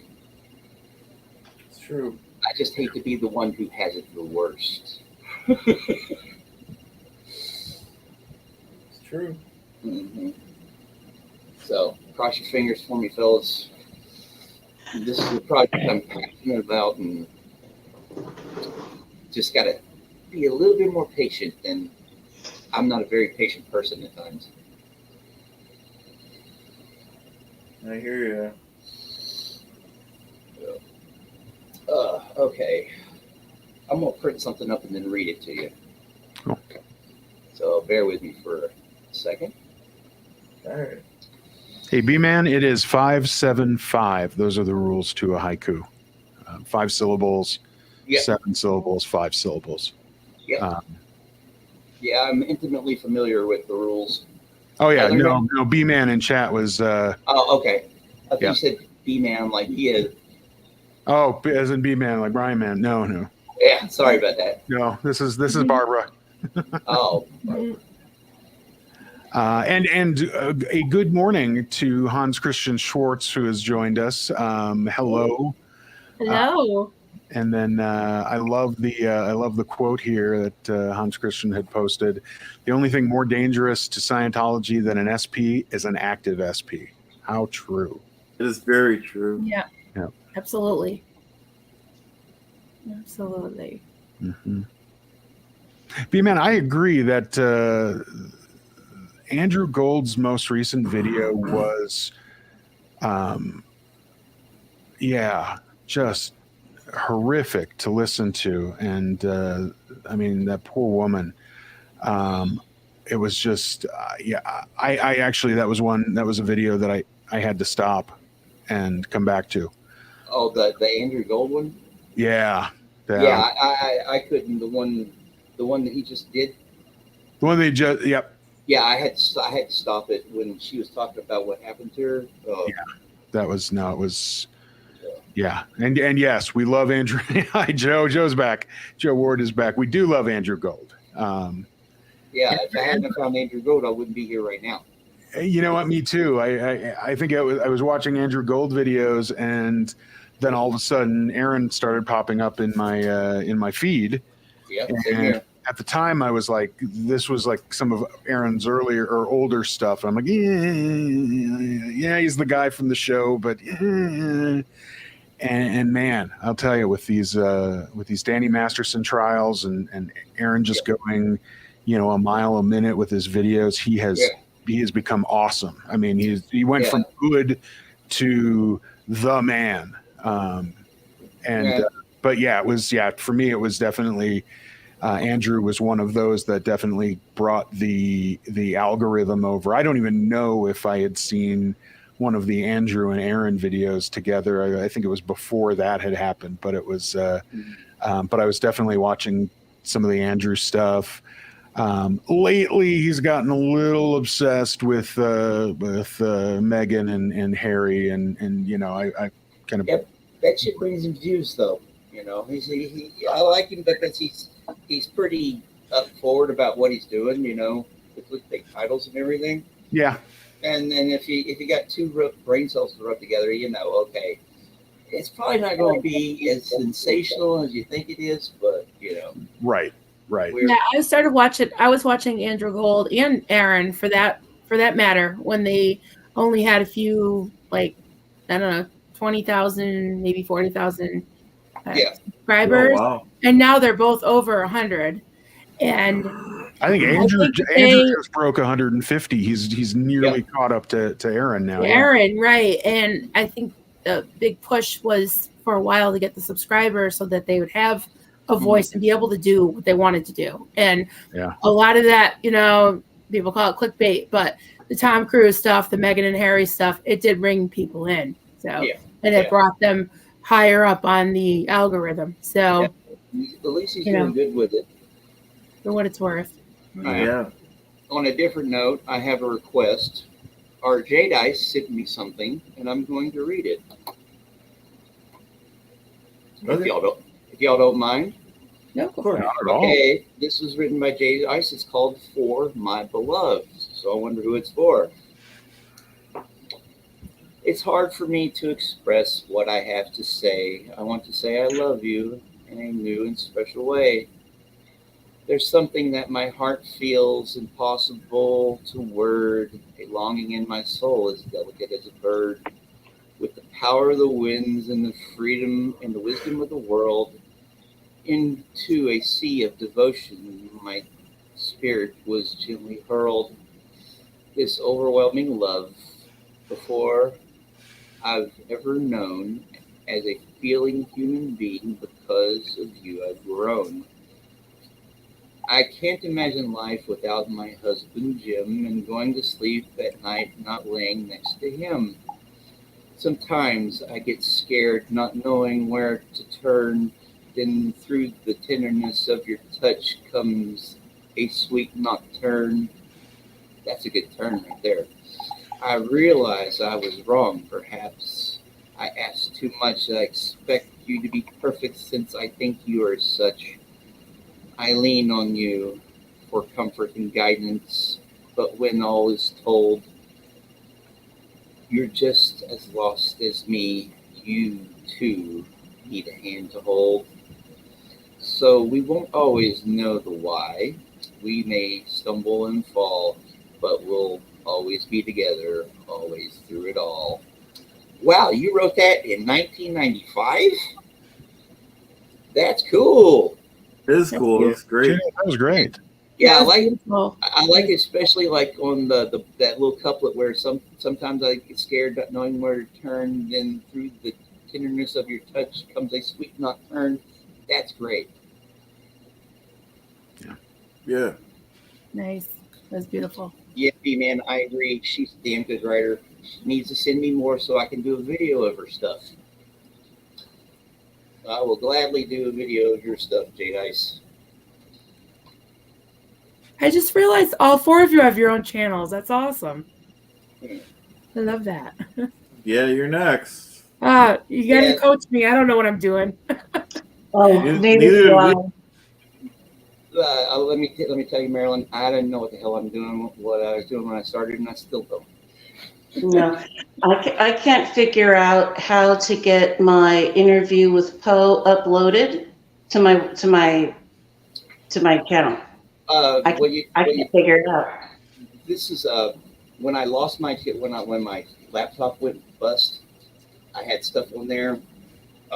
Well, I had some of my older videos, and I was like, okay, how do I get them? Do I download them off my phone? And because I had to search for them, all I did was go to the particular one and download it off of YouTube, and I was able to save it that way. So you may be able to download it off of his page and upload it to your page.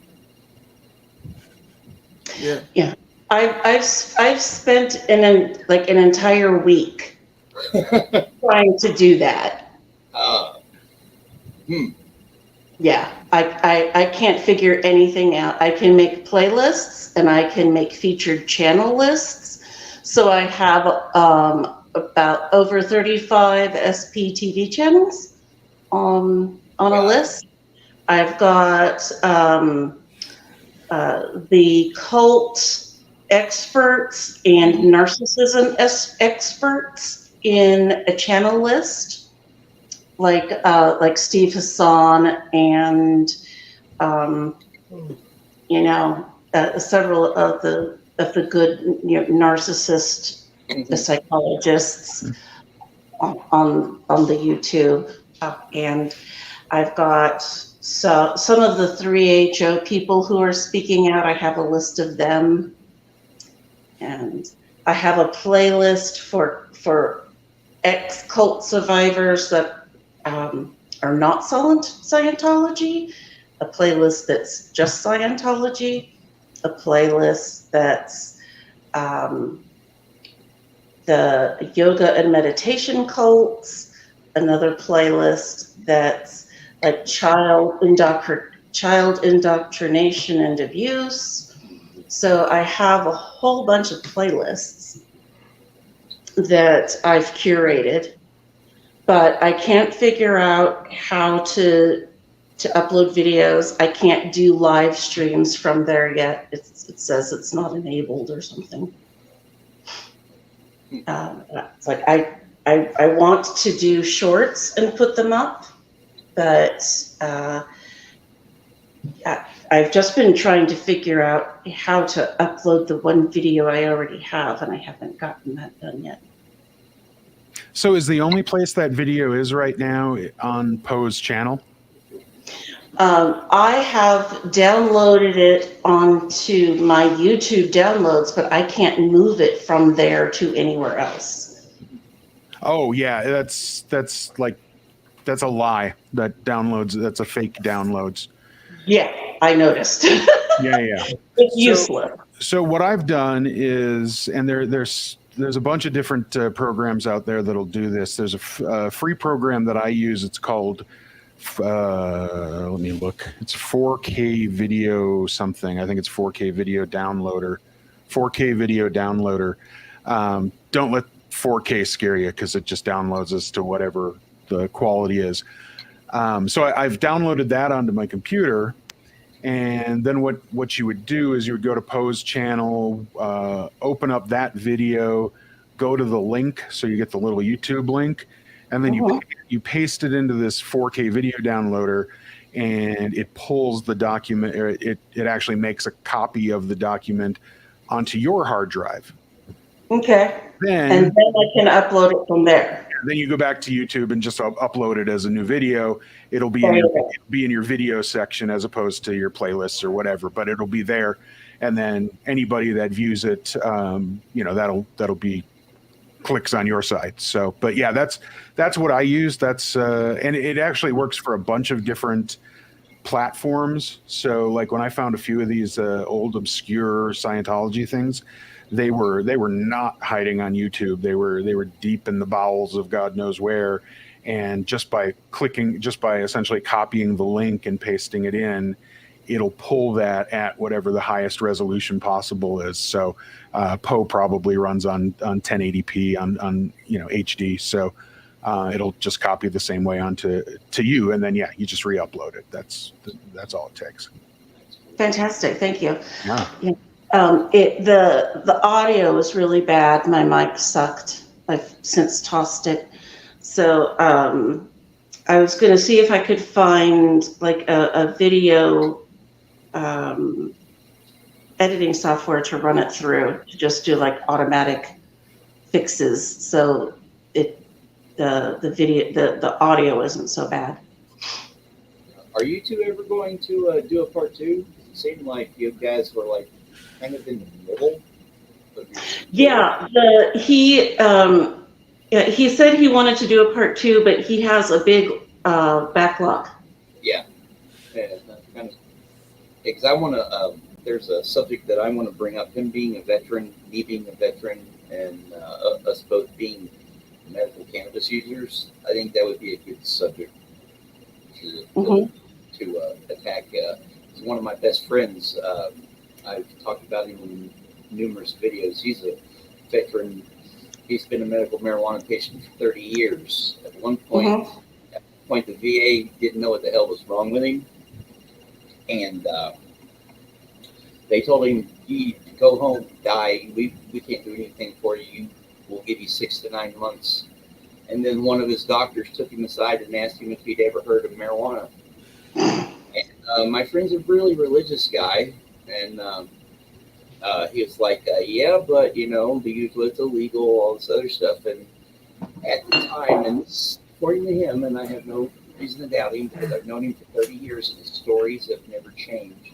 According to him, down at the McClellan, the VA hospital in Little Rock, they had a whole section in their medical library about the medical benefits of cannabis.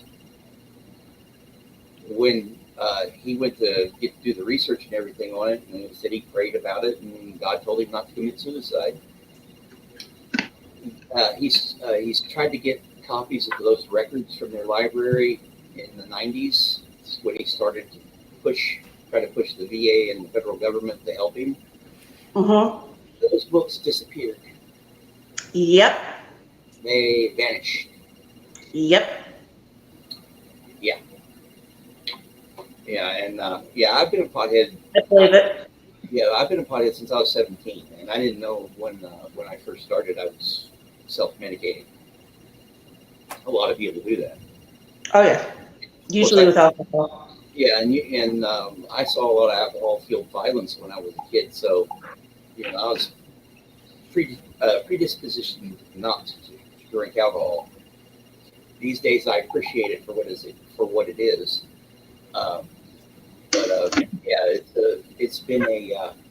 It's been used for thousands and thousands of years, and just because some uppity schmuck in the 1930s decided it was not good to have and didn't want anybody else to have it, we are where we are. The pharmaceutical industry didn't want it because it treated everything. Yeah. It treats everything. And they didn't want it because then no one would buy their pills. Yeah, it's like lately I've been having some gastro issues and stuff, and I'm predisposed to diverticulitis. That's fun. And whenever I feel my guts going up, it's like, okay, I want to, it helps me calm all that stuff down. And see, that's with my friend John, that's what it does with him, because he has, they found out that he got multiple infections in his guts, and that caused his body to eat itself. He has wasting syndrome, and the only thing that keeps him from basically dying from severe diarrhea is weed. So and it's like I love the way society is just flipped on its, as far as that goes, it's just flipped on its head, and it's just taken a while for our government to catch up, and I think the big part of it is my generation, the Generation Xers, the ones who grew up seeing Cheech and Chong and all that other stuff, and knew that they figured out that the world on drugs is a bunch of bull crap anyways. Oh, So it just takes time for society to change. But I'm hoping by the time I die, it'll be legal federally. And I'm 51, and I got another 30 or so years left in me, so there's plenty of time to do it. yeah. I was very surprised when it started becoming legal. I never thought I would see it, honestly.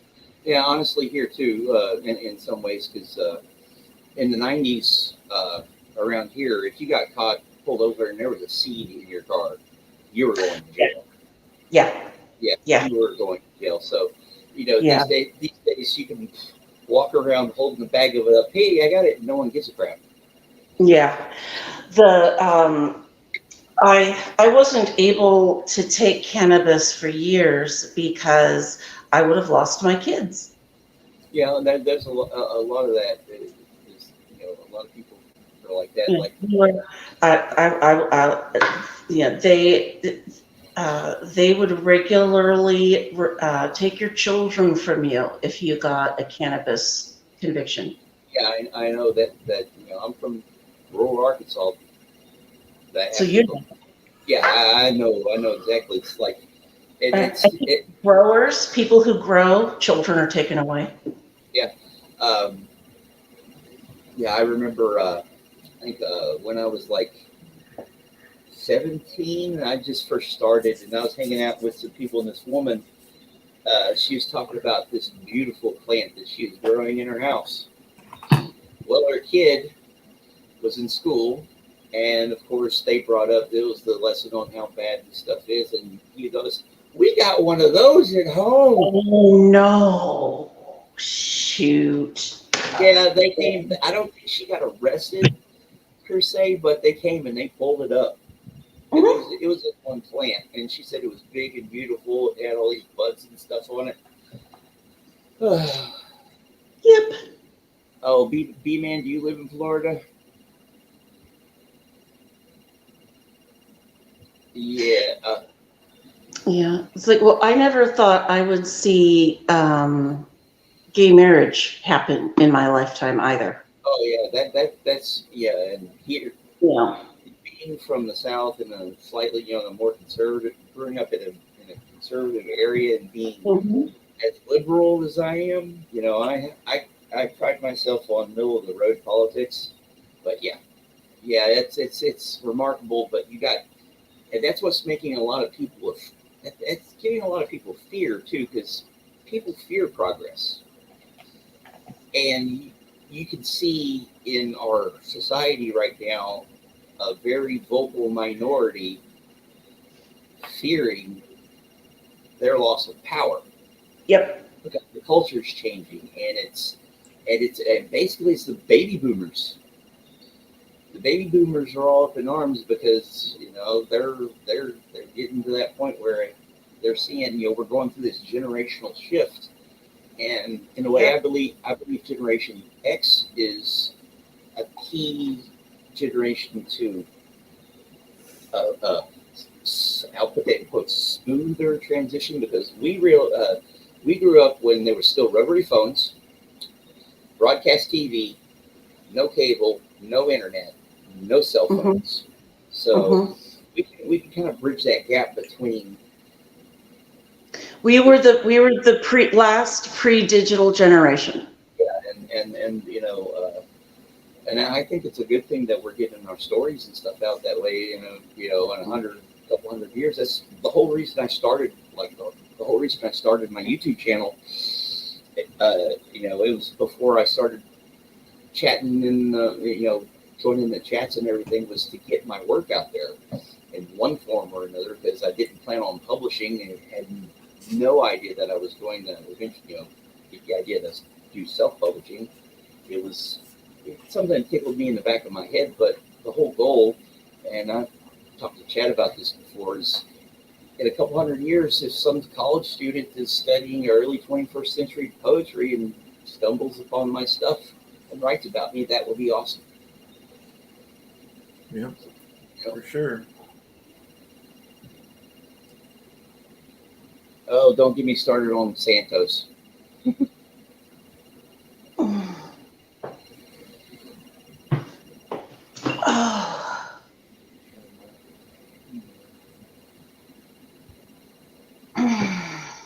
Yeah, we're getting there, guys. Hey, Will, I didn't know Georgia had was legal.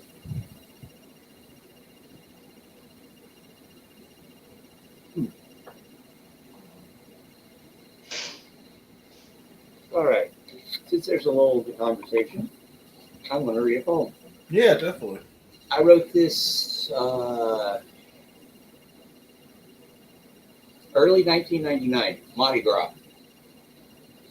I had I was working at this call center, and we were doing surveys.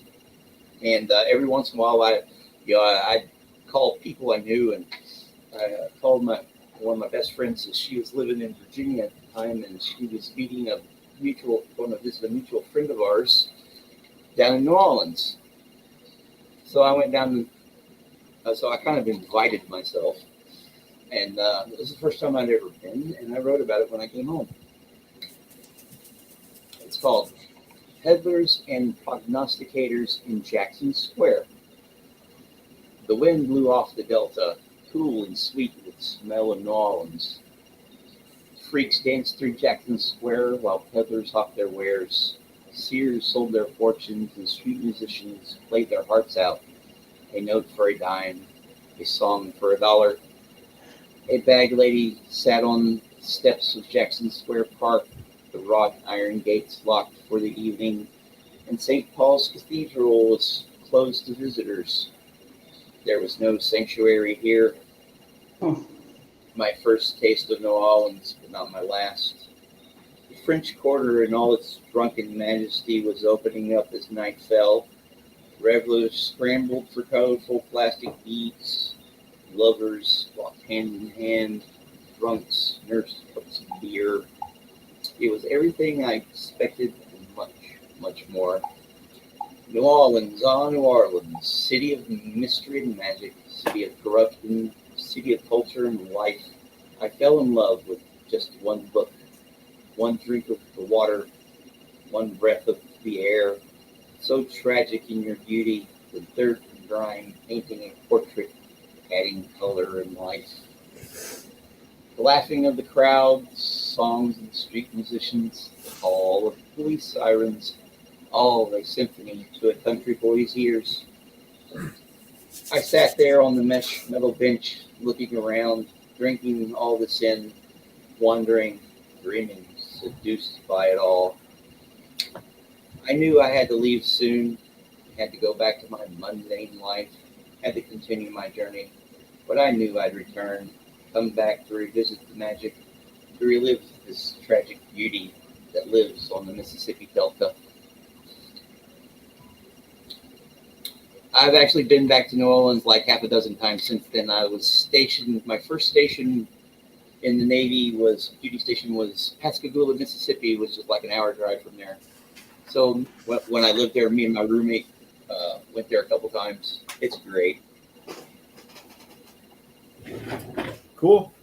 Hey, so we have someone that just joined us, so I'll just kind of repeat. You were done, right, Poet? Yeah, I'm done. Cool. Who just joined us? Danessa, I hope I got her name right. Oh, I see her there. Danessa. I didn't know. I hope you like my poem. So far we raised, we're not forcing anyone or pushing anyone, but we raised $355 tonight for the Aftermath Foundation. You know, people are giving $5 and $10. That's what I gave, $10. And for people that can't give anything or whatever, you can hang with us. Glad they have you. Or some people donate their time in any ways possible, either giving people a ride and anything like that, right, Marilyn? Yes, you can go on the Aftermath Foundation. You don't have to live near a Scientology org. As Goldie always puts it out there, anybody can volunteer. You're just on this master list. So if they have somebody in, Arkansas that they need a ride. See, that's It just came out of my head. Yeah. one of the Yep. reasons I'm kind of reluctant. I haven't gone on there. It's not that I haven't reluctant to. It's just Oh, I'm not putting you on the spot. I just thought of I Arkansas. would really see. That's the thing. I would really like to, but it's a good thing that I don't. Or that I really don't. There's not a need. I'll put that quote, a need for me in my state Right. because there's no presence here, which is Yeah. a good thing, you know. Right. So I just Well, just- I think what Mark and Aaron and Mike say also is that you never know. They may have family in Vermont, where I am. You know, even though it seems like a remote area, there's really no orgs in New England to speak of besides Boston. But you can put your name on the list, and just in case, you know. The other thing, if you want to just put a little shout out, you know, maybe share our link or just, you know, say hi and ask to be put on in our little hat that we're gonna have. We're gonna put everyone's name that reaches out and either donates or just, you know, gives a shout out or just, you know, says hi. We're gonna put your name in a hat, and whoever wins, I'll crochet you something. If you want a Xenu or a Theta Potato or something, the winner will get something. So That's if you great. like crochet, we'll put you in And there. those If you- potatoes are cute. If you're from another country, go ahead and contact the Aftermath Foundation also, because they help people no matter where you are in the world. Yep. True. Absolutely. Yep, that's right. They're actually, Alex is working with them to get a UK number, so people from the UK can call them. Cool. I just noticed, Vanessa, what part of Arkansas are you from? I live in Faulkner County near Conway, so. We always went to Eureka Springs for our weekend getaways. Oh my God. See, I don't know. Arkansas just popped into my brain. So That's what I'm psychic. Eureka Springs is beautiful. It is beautiful. I love Eureka Springs. The last time I was there, actually was in the 90s. Me and my stepbrother at the time took a road trip and we went around there. I have a bunch of friends who live in Fayetteville. But if you ever get a chance to, they have this thing they do called the Passion Play. It's I've seen it. You've seen it? That was great. You know, I'm not a Christian or anything like that, but it's just how they do it, the production and everything. And it was really funny the night that it was me, my mom, and my sister, and my stepsister or something like that. So me, my mom, I was in my late teens, and we went up there, and my sister's 11 years younger than me, so she's her little shithead, and mom had always wanted to go see it, so I went with her. And the night we saw it, there was storms running through, coming through. And at one point, you know where they're supposed to lift him up on the cables at the end of it, where he's just in there. They couldn't do that. The Greek Due Machina thing. Yeah, they couldn't do that because of the lightning and everything, but it was very close to a spiritual experience, because whenever you do miracles, when you do miracles, there'd be lightning shooting across the sky. That is crazy. At one point, check this shit out. Check this shit out at Hada. At one point, where he goes, feel the wind. A rush of wind went right through the crowd, and everybody laughed. I shit you not. It was that memorable, because we were all enthralled in it because they put on a damn good production, and it's a good story. So you guys know, this is an outdoor amphitheater. So I don't know if you caught that, but they do this Passion Play at an outdoor amphitheater at night. And it's beautiful. It is beautiful. It's set in a really beautiful setting. The theater is just well made. It's a very good production. You can tell they put their heart and soul into this stuff. Yeah. And at the end, when Jesus returns to the disciples, they actually, there isn't a storm, they have him on cables and there's a zip line, and he goes from the top of the amphitheater. This is Jesus, okay? The guy dressed in the white Jesus robe stuff, right? From the top of the amphitheater, he goes down over the crowd to the stage, and his robes are flapping majestically, you know. When we were there, our church youth group went. We were in front of a bunch of Pentecostals. Oh boy. You don't have to say anymore. Hey. You'll love that, Marilyn. Every time one of the miracles happened, that was obviously special effects. It plainly wasn't a real miracle, right? Because this is a stage. Oh, come on. Anytime there was a miracle, it was, every time there was a miracle. And the girls sitting next to me had no frame of reference for charismatic church. She was freaked out. I kept telling her, it's okay, honey, it's okay. They're harmless, you know. I don't know if you guys can see the chat, but we got another donation that came in. Woo! Yep. Bill Ward, thank you so much. That's great. Thank you. Yay! That's great. Thank you, Jay Ward. That brings us to 370. That's amazing. Is it 25 or 35? 35. Yep, so it brings us to 370. That's 390. 390. Awesome. That's what I thought. Oh, did I miss one? Okay. Yeah, because the $20 that came in anonymously, did you get that one? That was I'll take your guys' word for it. That was 355. Plus the 35 is 390. Okay. Yeah, 390. So we're only 110 away from our goal. Yes. Nice. That's amazing. Nice.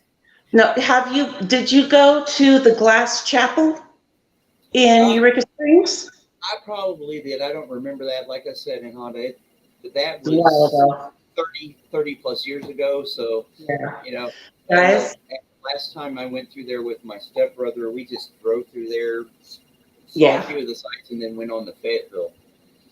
But yeah, I want to go back up there. My brother who passed 3 years ago, his fiance, well, he was going to get married, which is anywho,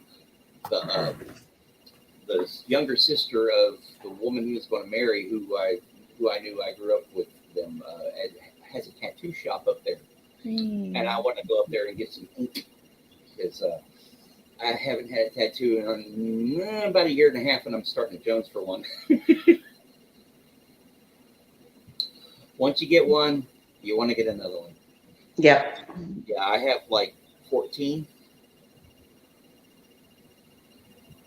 Well, I'm going to get mermaid scales on my shoulder and on my leg. Well, if you're ever in Eureka, her name is Summer Keithley, and she is phenomenal. Nice. Yeah, in Eureka Springs, in a really heavily forested area, they built a glass church. And so it's literally like a nature's cathedral. It's really beautiful, and it's a very popular place for weddings and things like that. So there's a ton of stuff to see and do. They have like a large cat sanctuary where people who had like pet panthers and pet lions and had to surrender them. Exotic animals. Yeah. There's an exotic animal rescue that you can go and you can see all these lions and tigers. It's crazy. Yeah, there used to be right down the road from me, I don't know if it's still there or not, but an elephant sanctuary in Greenbrier run by Reba McEntire. I love her so much. I love her even more now. Yeah, I haven't listened to her stuff in a long time, but yeah, she's a really funny actress. I'll tell you that right now. She is hilarious. Oh, and she's hilarious in real life too. She's just naturally funny. I don't know No, why, I but admire the hell out of her. I love her. I've always wanted to go to the diamond mine. the Crater of Diamonds part. Yep. Yeah, Always yeah. wanted to do that. I've never been there. My sister took her family for her oldest son's birthday. They did a little party there several years ago, and I don't think he's found anything. I don't know. I'll have to ask her. But yeah, people have just randomly found huge diamonds there. But I did go one time, long time ago, quartz crystal hunting with a guy I met when I was in college. He did a lot of it's like the crystal fields that you can get to that the public could just walk into. I think they're like on the north side of the park. Wow. Yeah, so yeah, there's like he put me down there. I remember there was just like these rock formations everywhere with crystals, quartz crystals That's sticking out. crazy. Yeah. You can just pick them up and walk off with them? Yeah, but they're not diamonds. They're quartz. The quartz, yeah, you can. I don't know if you can these days because this was 30 some odd years Yeah. ago. But that's wonderful. Yeah, I'd like to. If I can find that dude again, it'd be great. I haven't seen him in a long time.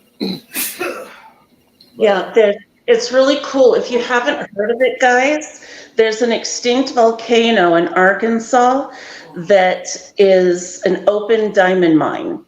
Yeah, It's called- just this flat area that they occasionally like take a rake over, and you can pay money to go look for diamonds. Yeah, and it's called Crater of Diamonds Park. And Yeah. if you look at the coin, the Arkansas quarter that they issued, if you look on the back of it, it actually has a diamond, and that's why that's there, is because of the Crater of Diamonds Park. But this state, I love living in Arkansas because it's beautiful. We have mountains, we have delta, we have prairie, we have all just like the geographical area where we are is just so varied. It's wonderful. There's just other things about this state that I wish were different. Well, it's one of the poorest. Yeah, it is. But it's getting better. Under ASA, we actually had a lot of growth. Good. I don't know about the new person that we have in office, so I'm not going to. Don't get me started there. Oh yeah. You guys had Huckabee for a while too, didn't you? Huckabee was actually pretty good. He took over. He took over when Clinton became president, and he was actually pretty good. And then he became So crazy. Yeah. And his daughter, let me just say, she'd like in another life, she probably wishes she was Scarlett O'Hara. Oh, there's so many layers to unpack with her. Yeah.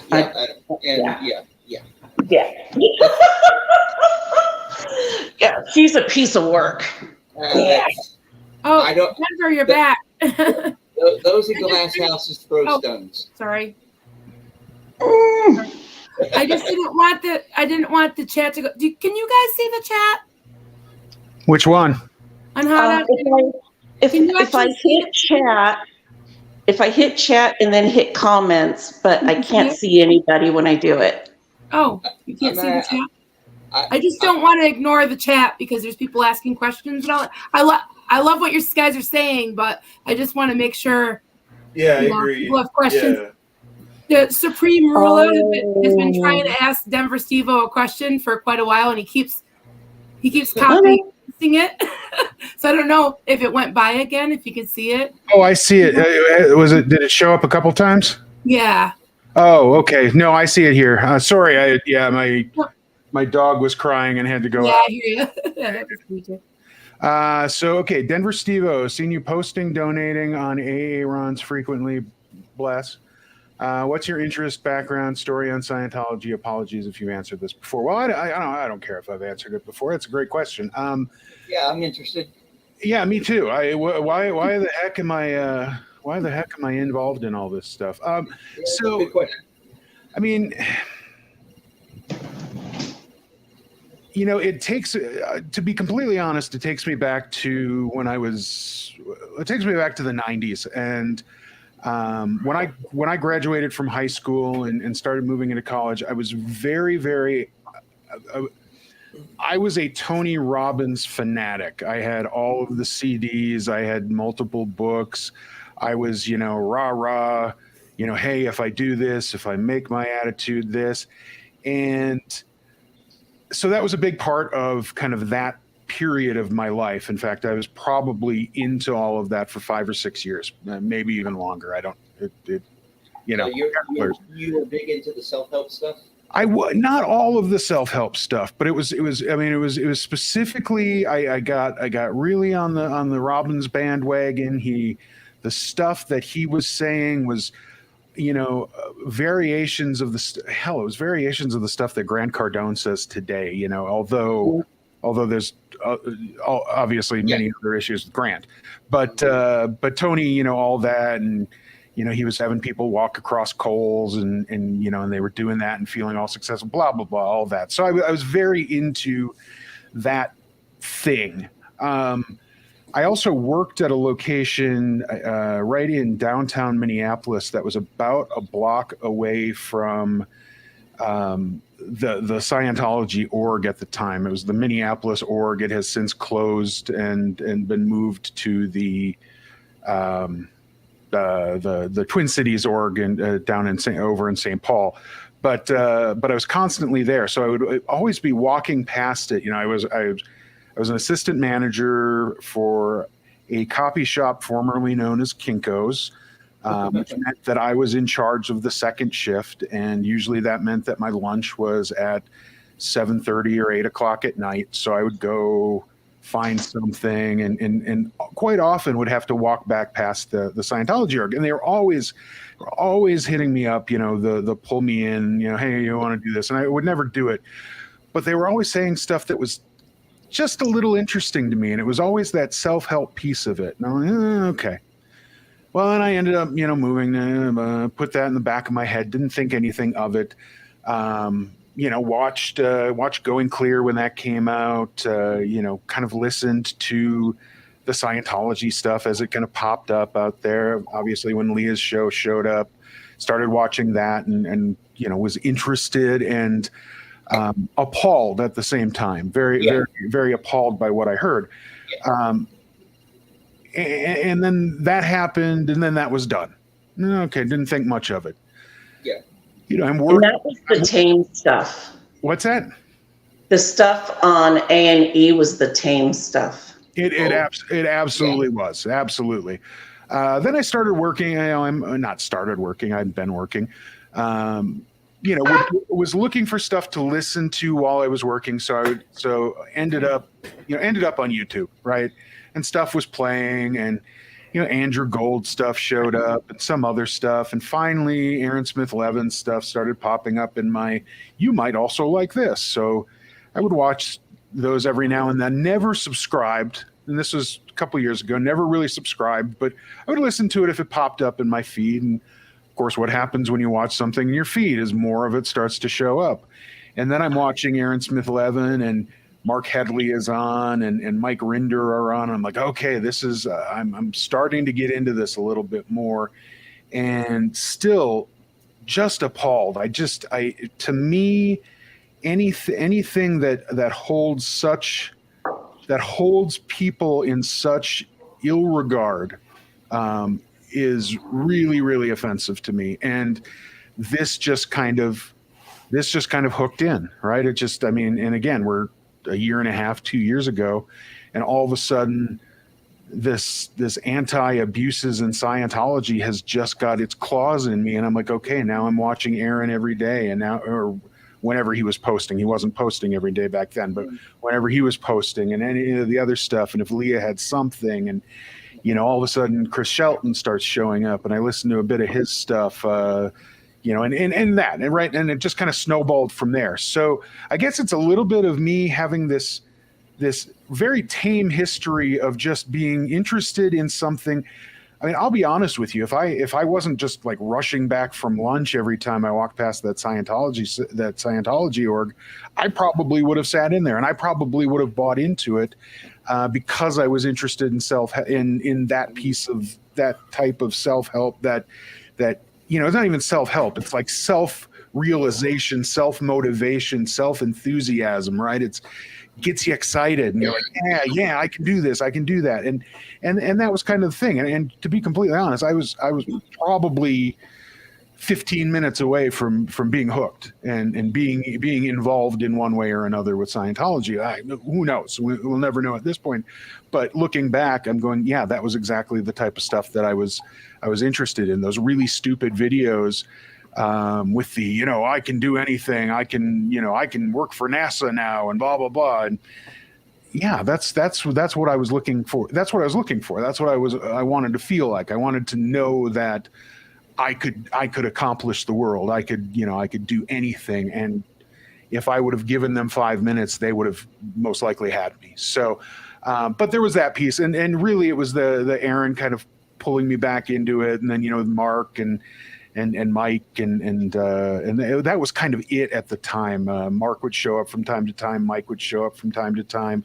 Aaron would have a bunch of other former Scientologists kind of show up, and that started to interest me. So that's how I kind of got into it. And then, like I say, it got its claws into me, and now I'm I mean, if it was something else and they were in, and I know there are plenty out there, but if I happen to be watching somebody else and they were talking about the abuses in Cult X, or whatever, I could very well be doing this for them right now.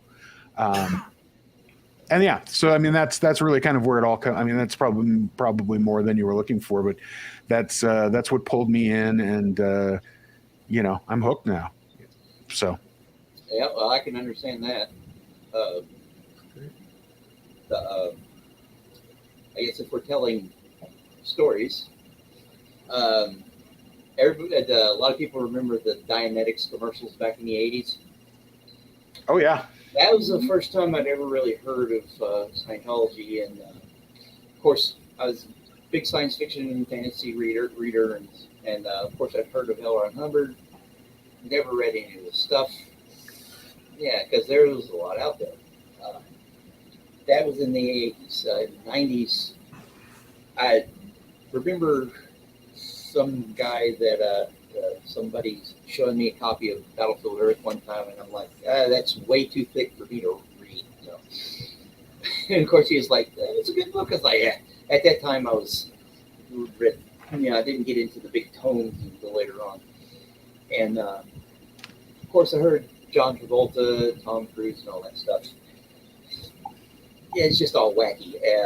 I grew up in the Church of Christ, which is basically out here. It's another name for the Southern Baptists. So if you know anything about that, that's kind of what my early religious upbringing, indoctrination, I don't know what you want to call it, but it never felt right to me. It was like, no, I didn't like going to church. It was too scary.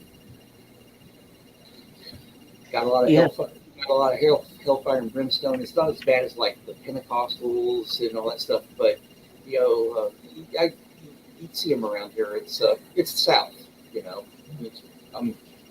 people claim that the buckle of the Bible Belt's here, so you hear that everywhere in the South. So I think what did it for me was the fact that I'm a sailor, and I understand. Going into it, I understood a lot of like the acronyms and the structure that Hubbard used to structure like the Sea Look at. Then it's like you, Steve-O. Just it was fascinating and appalling at the same time, And I don't like bullies. I was bullied when I was a kid. I've had a fascination all my life for authoritarian groups, just on an academic level. Just how can people do this to each other? And want to understand it that way. But it was the fact that I'm was in the Navy, and I'm a shellback, and I hate being called a wog. Yeah, I don't know if Mark's mentioned it a couple times. I don't know, but in the Navy, it's a really, really long, steep tradition. When if you've never been below the equator, you're called a wog, short for a polywog. Now I understand sort of the history of how that worked, how it came about. But the first time I'd ever heard of anybody being a wog is someone who is a sailor who, hadn't become a shellback yet, and hadn't been cleansed. And my first deployment, I got to go around South America. I've been around South America. And when we went below the equator, I went through my crossing the line ceremony, and it was awesome. I had a great time. And I actually, on my last deployment, I got to be the shellback and experience the shellback side of the ceremony. It was fun. So the Navy part of it, just my fascination with cults and all that stuff. And like you, Steve, I was Andrew Gold, and then I ran into Chris Shelton and Aaron Steve Levin, and it just snowballed.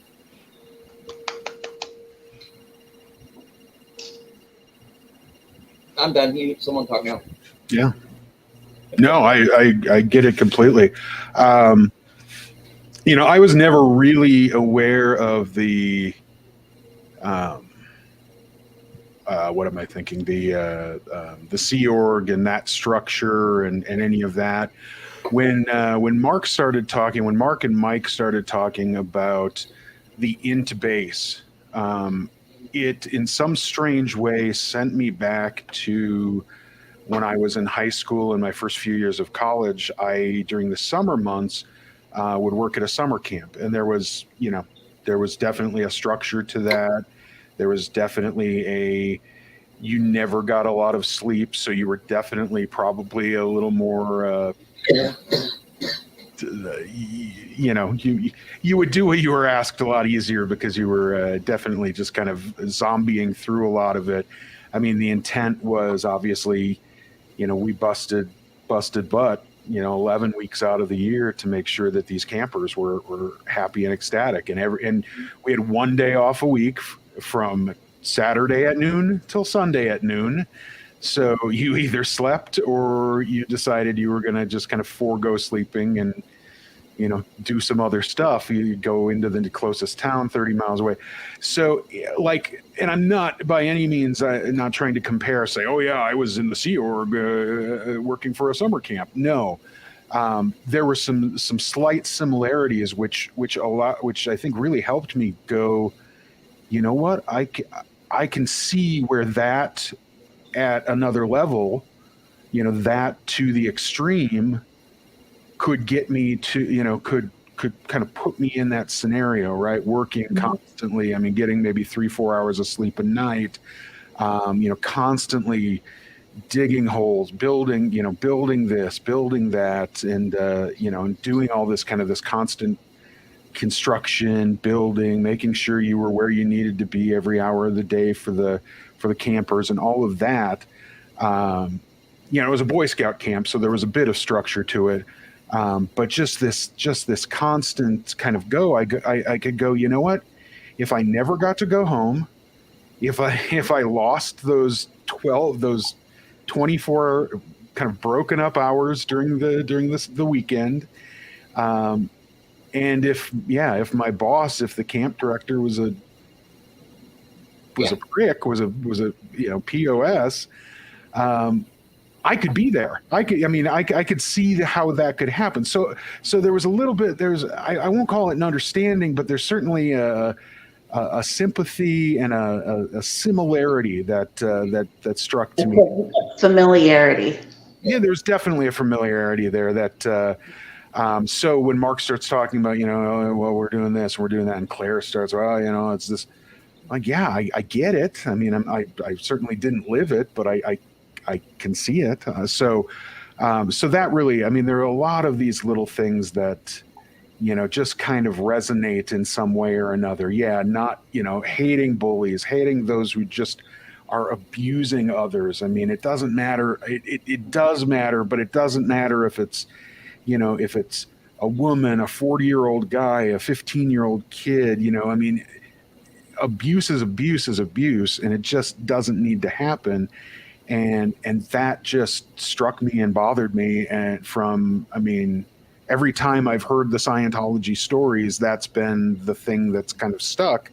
And obviously there was some sort of something when the YouTube algorithm just kind of started leading me that way that, well, I get why I'm here. So, yeah. And hopefully I've got a sense of humor, so I can help approach it in a lighter respect. Oh, dude, some of the comments, some of the super chats you put on to for Mark Headley and stuff like that, they just have me rolling. Good, yay, good. Oh yeah, definitely in my top 10. Definitely in my top 10 is Denver Steve-O saying that. Remember recently when Aaron was in LA and he said, if you don't care about putting your super chat with your name up there, you can help me out if you want to, help with the hotel and Steve-O was just like, no, you're not going to silence me. I don't know how you put it, but I just laughed my ass off. Didn't she say I wanted to see my name in lights or something?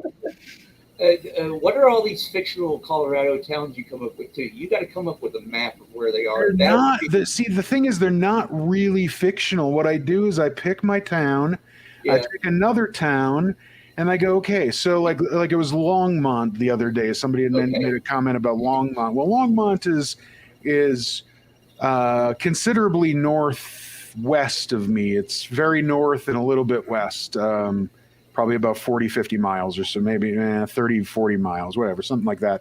Yeah. So I was on the southeastern banks or the southern banks of eastern Longmont, which really, I guess, if you look at it, kind of puts me back where I am. So I mean, sure, maybe the name doesn't exist, but that's only because when they founded it, they decided to give it a different name. So it's not fictional.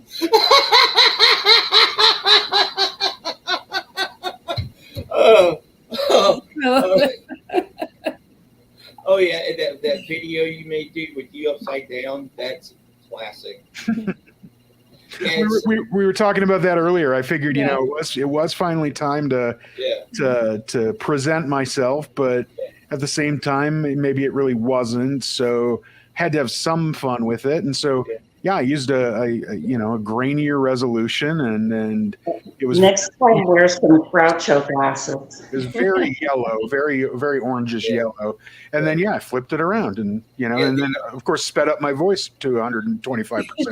Yeah, but that you being upside down reminded me.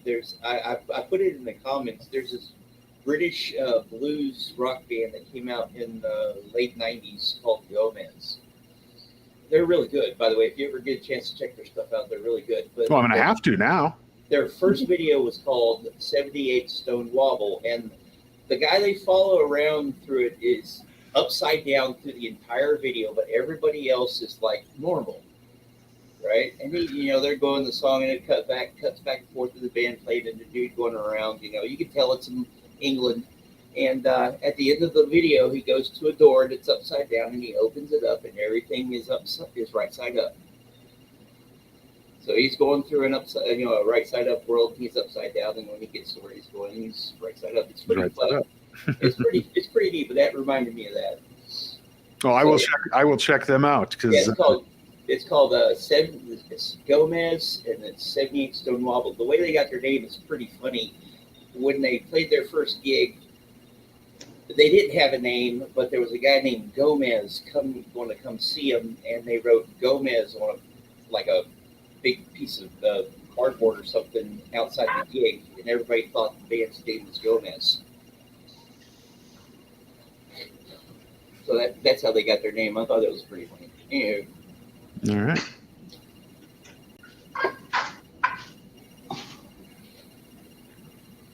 think I have a dog walking up the stairs. Bear with me a second. Aw, No problem. it's okay. You We don't love have- dogs. You don't have to say anything about dogs. I got 3. They keep life interesting, I'll tell you that. And I hardly ever win an argument with them. Yeah, I have 3 retired racing I'm greyhounds. like, Bubble Mike says hi. Well, They are my buddies. They wait, they is just that- all got dentals today, so they're or yesterday, geez, whatever, what Thursday. So There's a Bobble with his hat on. they're still a bit high. They're but here. Dogs are the best.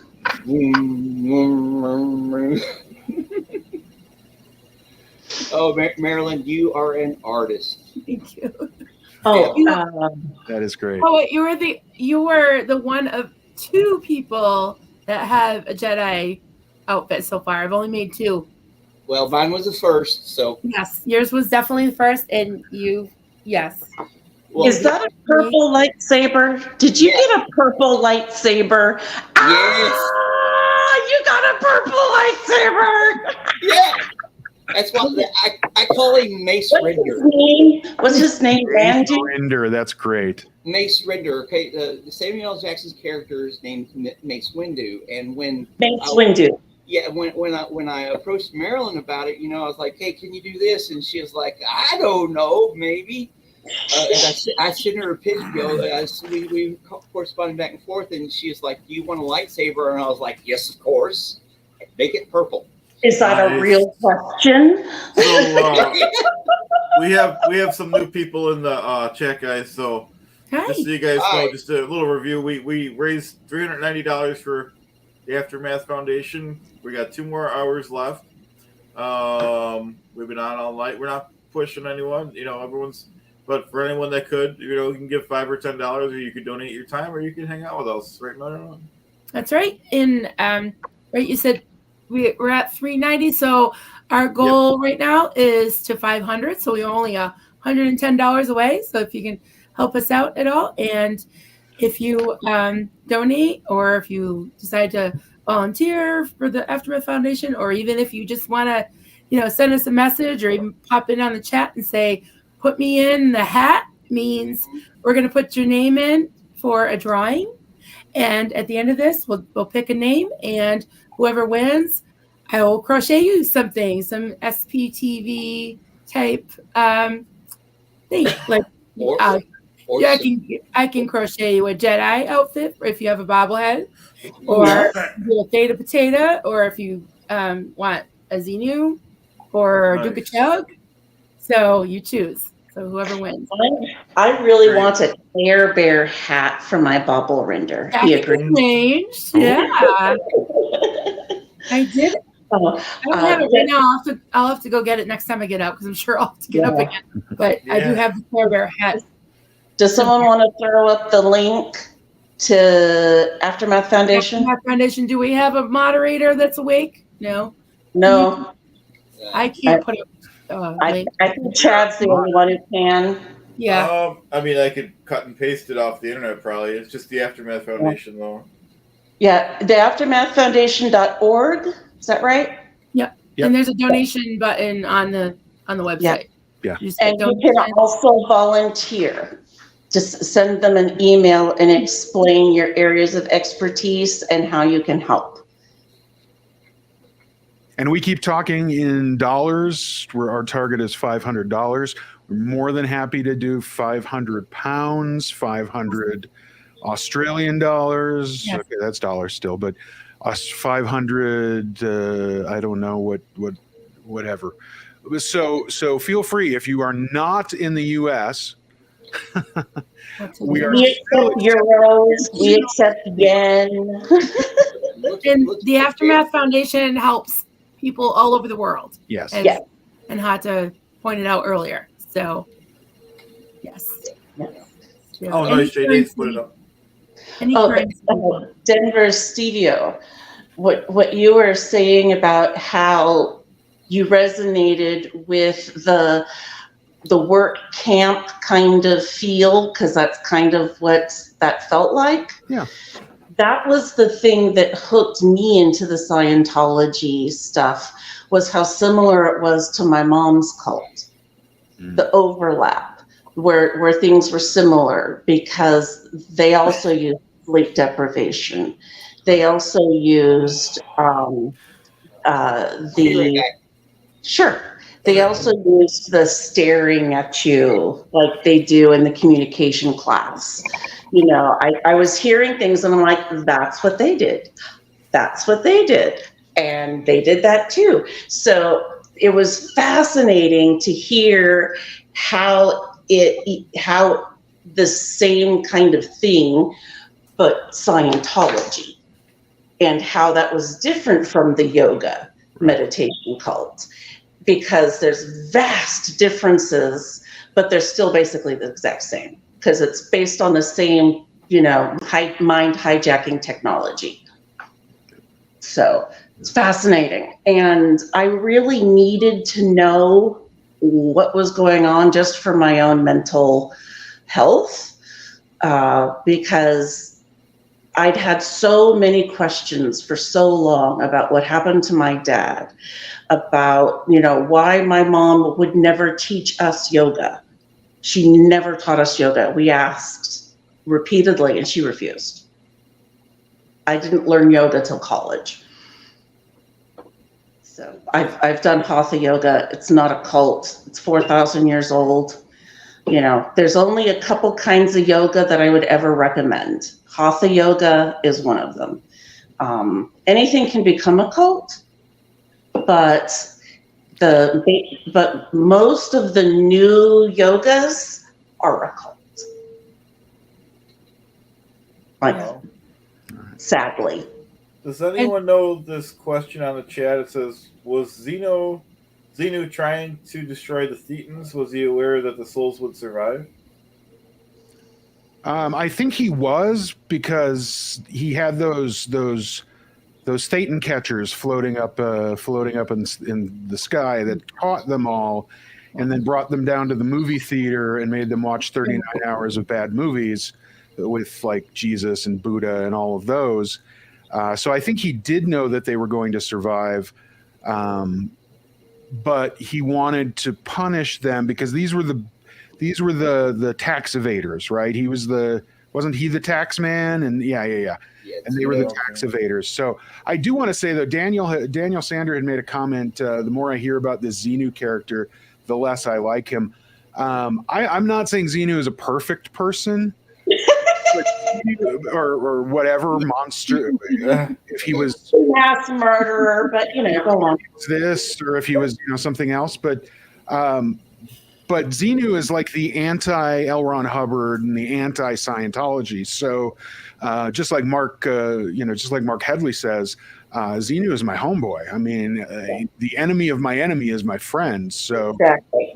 So Xenu and the Duke of Chug and the Duchess of Chug and the children of Chug. I don't know who all of his friends were, but if he's anti L. Ron Hubbard and anti David Miscavige, he's absolutely my homeboy, straight up. He's so all right with me. That's right. Peace be with Xenu. Hail Xenu. So that's my take on it. You may be right. I may be waiting for Xenu to come out of his cave, once he's thawed, and he may just punch me in the throat and beat me, and I could be completely wrong. But at this point, I think Xenu is probably an ally. Nice. Hey guys, we just got a great update in the chat. B-Man just donated $100.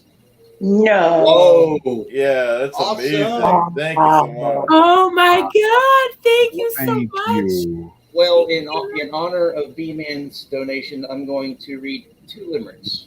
How's that sound? Awesome. And when you're done, I have my first Scientology haiku. Let me just swoon over B-Man for half a second. Yeah, let's give him a little bit. Yeah, Thank Thank you. you that so is much. amazing. So that brings us to what? $10 left. Yeah, So $4.90, yep. Yeah, we're gonna up our goal, right, Chad? If you want. New goal? Well, we still got 2 hours. We got 2 hours. Well, Yep. let the goal be to get as much as we can in the next 2 hours. All right. Awesome. Let's beat our goal. Beat Yeah, our that'll be goal. nice to beat it. So Yeah. $10. So if we have 2 people donate $5, that's our goal. Yeah. And then we Yeah. can just keep going from there. Yep. Absolutely. Thank you so Three much. people donate $5. We've beat our goal. Yay. And this is with our small channels. This isn't with AA Ron and the big channels. So this is pretty good. Well, thanks for bringing the big guns, B. Yeah.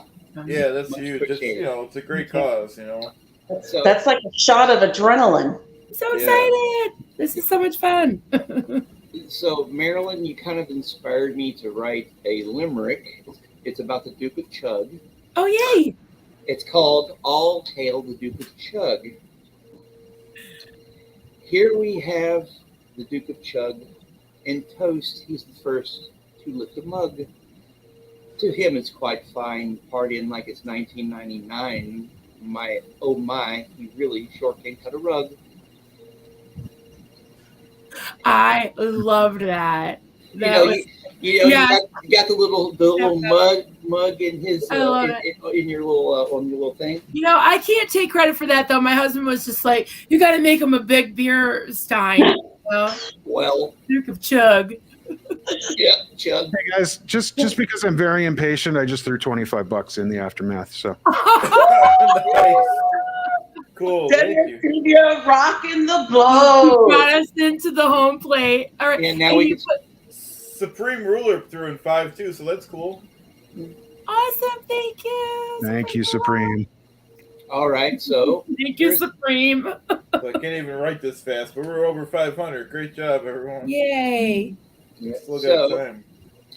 here's the next one. It's called. What are we at? 420? 520 now? Not 420. 520? Sounds right.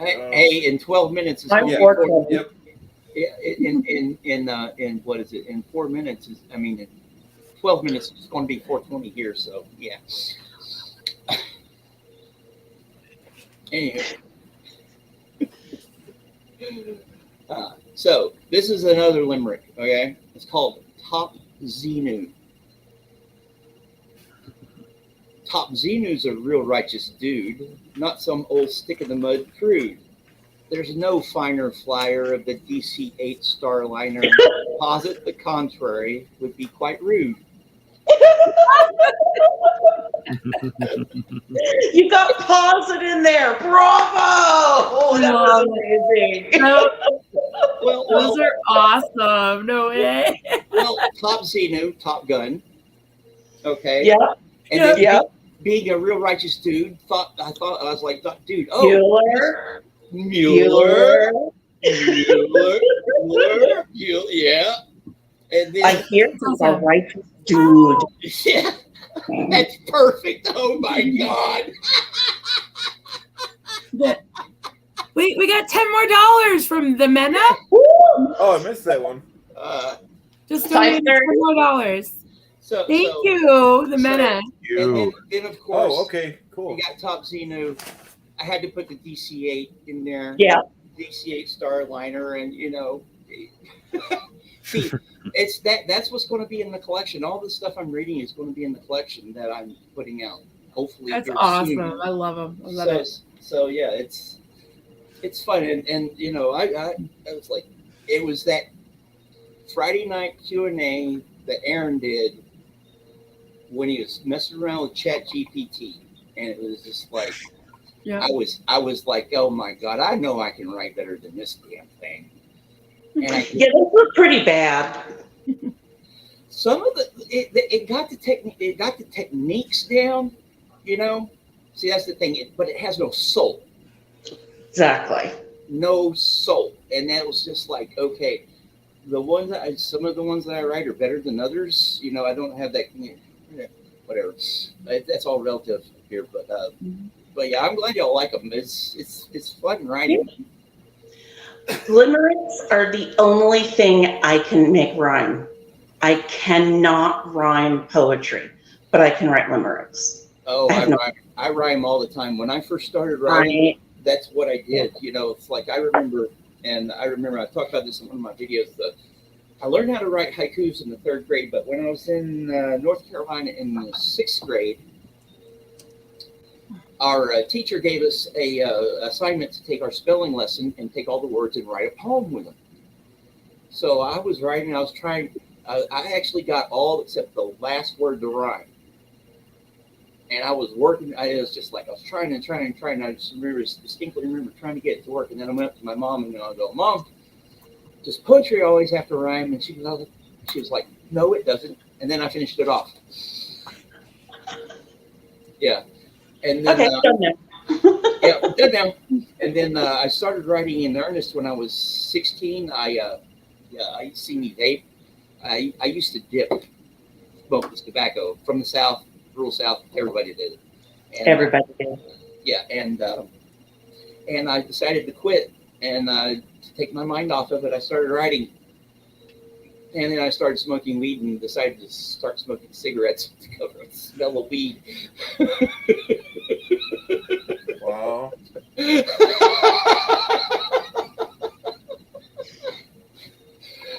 Go figure. Youth. So cannabis was your gateway drug to cigarettes? No, actually, my brothers were my gateway drug. Okay, I'm the youngest of 3 brothers. Yeah. And my sister is 11 years younger than me. Well, my 2 brothers, they're 4 and 6 years older than me. When I was like 5 or so, they were in their, almost getting into their teens and stuff, and they were, smoking cigarettes and stuff like that, and they give me scold to not tell on them.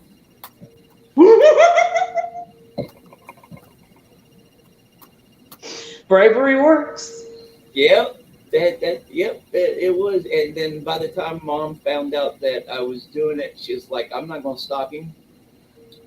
My dad was in West Virginia and we were here, and he didn't like it, but so I did from the time I was about 5 or 6 until 16, quit for a year, stopped smoking when I started smoking cigarettes. I stopped smoking cigarettes when I was 29. It was the week of my 29th birthday.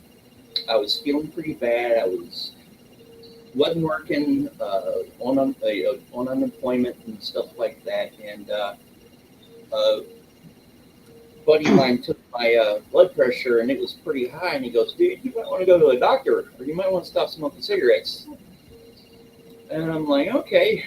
And of course, I was broke.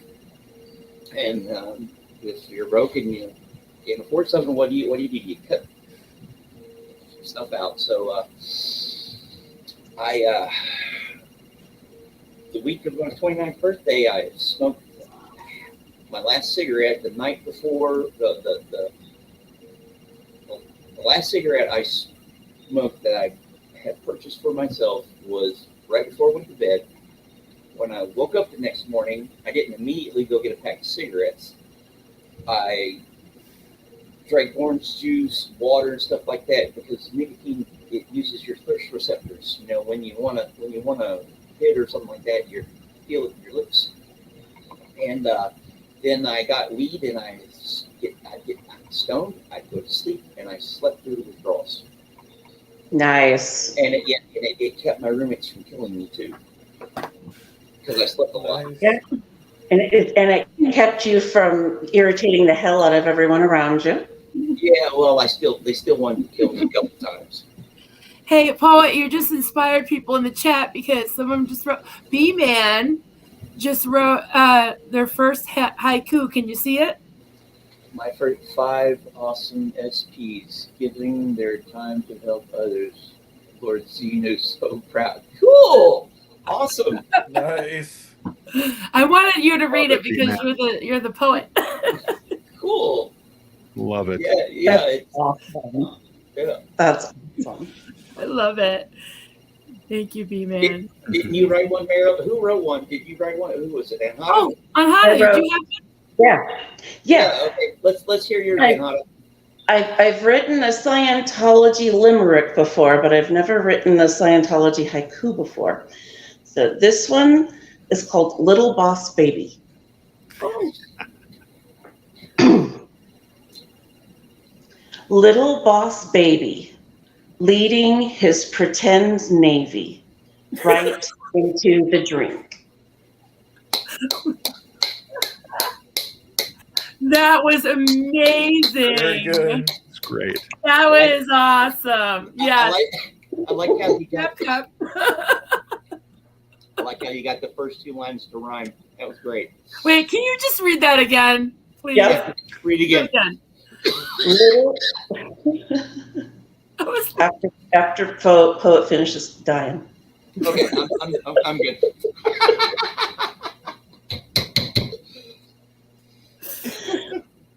Little boss baby, leading his pretend navy right into the drink. that's amazing.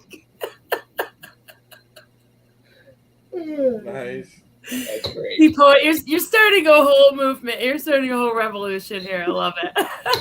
Yeah, You it's can fun. put that in your book if you want, and I won't even ask for anything. Oh no. Sweet. After what we'll do is we'll do a compilation, and I'll There you go. after I An get all this stuff, anthology. do An an anthology. anthology.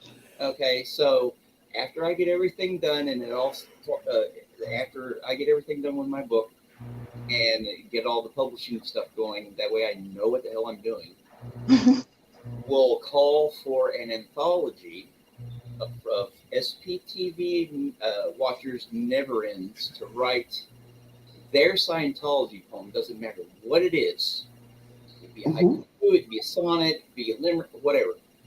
And then we'll figure out. I'll make up a Gmail address for this compilation or for this anthology, and I'll put it out. And the goal, think this goal, to have a printed copy of it, if we can, by the time of the SPTV convention in October.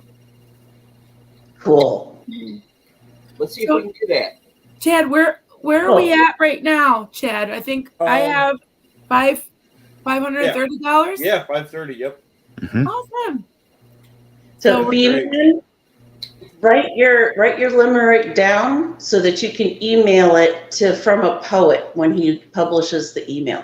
yes. Yeah, it'll. Let's just table it for now. But it's a good idea because I've got a lot of other crap I've got to do first before I can do something like this. Yeah. So, Sure. So Whenever you publish it, we'll send it. yeah, we'll figure that out. But that is a damn good idea, and how to damn good. And Popsies is saying maybe we can do some kind of an auction. We can craft some one-of-a-kind pieces, then sell them by bidding and donate to the Aftermath Foundation. I'm game for anybody that wants to take the bull by the horns and do something like that. I'm not tech savvy. Be honest with you right now. I don't know the auction platforms. I don't really know how that would work, but I'm all for it. I would donate. I would be the cheerleader. I would be a promoter, but I don't know how to make something like that come together. So that's just my 2 cents for that. But yay. Sounds good to me. Well, you could do a silent auction or something like at the SP Fest for the people there. Yeah, that's actually. But if you wanted to make it available to everyone else, you would have to get a platform. They make them for nonprofits and stuff, but someone would have to be assigned the thing and do the thing. Yeah, that sounds like something that would take a lot of logistical planning first, but it's a very good idea. Yeah, nothing's off the table. If you get someone on it early enough who knows what they're doing, it's not a problem. Yeah. But so cool. We got some good ideas. Yeah. Very good ideas. Awesome. So you guys have seen have all of you seen my Bobble Rinder and Yogi Bunny pictures? I've seen some. They're awesome. I've seen the ones that you've done with the hats or the little like solo cups, like the Spartan helmet. Yeah. The fez and Yeah. like the Depot hat and yeah. Oh, I've got the Yogi Bunny Cool. here and Bubble Rinder here. And this is the basket that was the hot air balloon. Welcome, Borderline Dad, Clearwater Dad. How we doing, Chad? Good. How are you? Welcome. Hi. Hi, Marilyn. Hi. I've been waiting all night to hear your accent. I was like, I'm gonna stay up for Clearwater, Borderline Dad. Yeah, we're still trying to work it out. I think I'm going to go with Borderline Dad. That's going to be my channel. Well, it is. I've started my channel already, but yeah. Awesome. So yeah, hi Denver Steve-O, nice to meet you. Hey, good to meet you, Borderline Dad. Yeah, put face to the name. That's right. Yeah, and we've got how do you pronounce your name? Is that Anhata? Anhata. Okay, where are you from? It's Sanskrit. I was born in a cult. Hi. That's gotta not be last difficult to weekend. say every time. Right? I'm currently in Portland, Oregon. Oh, okay. And Poet, where are you guys, mate? I am from a small town in Arkansas called Enola. Cool. Where I live in the UK, it's kind of a very rural area. Not a lot about it. Nearest house is about a couple of miles. So it's nice. I like it. Can you all hear me all right, yeah? Yeah, definitely. Yep. How about you guys? I'm not too loud, am I? Or... I don't think so. Oh. Good. So, yeah, we're just having a nice cup of tea here, Chad. Oh, excellent. Yeah, I've been keeping the coffee going, or else I'd be sleeping on the table here. It's going great, though. How long have you been up, dude? Me? No, Chad. Oh, the whole time. I never. No, I'm talking like did you never even went to bed? So When did you start this morning, Chad? Yeah. I usually get up about 5 or 6. Oh Lord. Oh. Wow. I'll be able to sleep as soon as this is over. It's all good. You'll Chad's on 24, yeah. You'll pass out. Yeah. I remember those days. I did that a lot when I was in the Navy when we were do training evolutions and everything. Just like you were talking about earlier, Denver CEO, that reminded me a lot of, having something where you can identify with what everybody went through, but it wasn't, you can extrapolate out from your experiences. I went through boot camp, I was yelled at and all that stuff, but I knew what I was getting into when I got into it. They didn't feed me no crap. Mainly because I was 29 years old or 30 years old when I was 29 when I went to the recruiter. So they didn't have to sell me, but you got that structure and everything, and they break you down to build you back up and everything. But at least in the military, you get paid pretty good. You get treated decently most of the time, but you still have to deal with the characters that can make it difficult. Like I had some division officers that were total Nazis, and some that were just cool as hell. One of my best friends who was in the Navy at the same time as me, Greg Bean, he and I graduated together. He had this Master Chief that was just a terror on him. It'd be like something you'd see in a movie. He was just like constantly on Greg. And Greg could have made Chief. He would have been he was really good at his job and everything, and you know he's a really good worker and everything. But this dude just made him end up getting out at his 10-year mark, Mhm. and he was well on his way to making chief. Sounds like a narcissist. Yeah, most people who make Master Chief and Command Master Chief are. Or at least have a lot of the Yeah, quality. they have the qualities. Of course, when you get up to that rank, when you get up that high in pay grade, when you're a civilian, when you're on the enlisted side, you've got to be a political animal too. It's time in uh, time in how good you are at your job and who you know. Mm-hmm. Who you can schmooze. Yeah, because if you're crap at your job but you're a good snoozer, you can still get good evals. You know, Yeah. it's So were you on an aircraft carrier or were you on a ship? I was on well, aircraft carrier is a ship, but Yeah, I meant like battleship, cruiser. I was an Aegis FC. What I did was I originally went in, I wanted to be a clerk, like a yeoman or something like just something where I was guaranteed where I could get a shore position, a shore duty station somewhere in a foreign country. I wanted to live in a foreign country, and I was going to be what they called a religious program specialist, which is a assistant to the chaplains, right? And they go around with the Marines and all that stuff. So I was like, yay, I was going to get to do something, maybe do something cool. And when I went to go off to boot camp, I was a little bit too round in the waist for them. They'll get me started there. So there was a little hiccup. So when I went back to what they call reclassified to my job, I couldn't get the religious program specialist, so they offered me this. I said, well, what's the most technical job that I'm qualified for that isn't nuclear?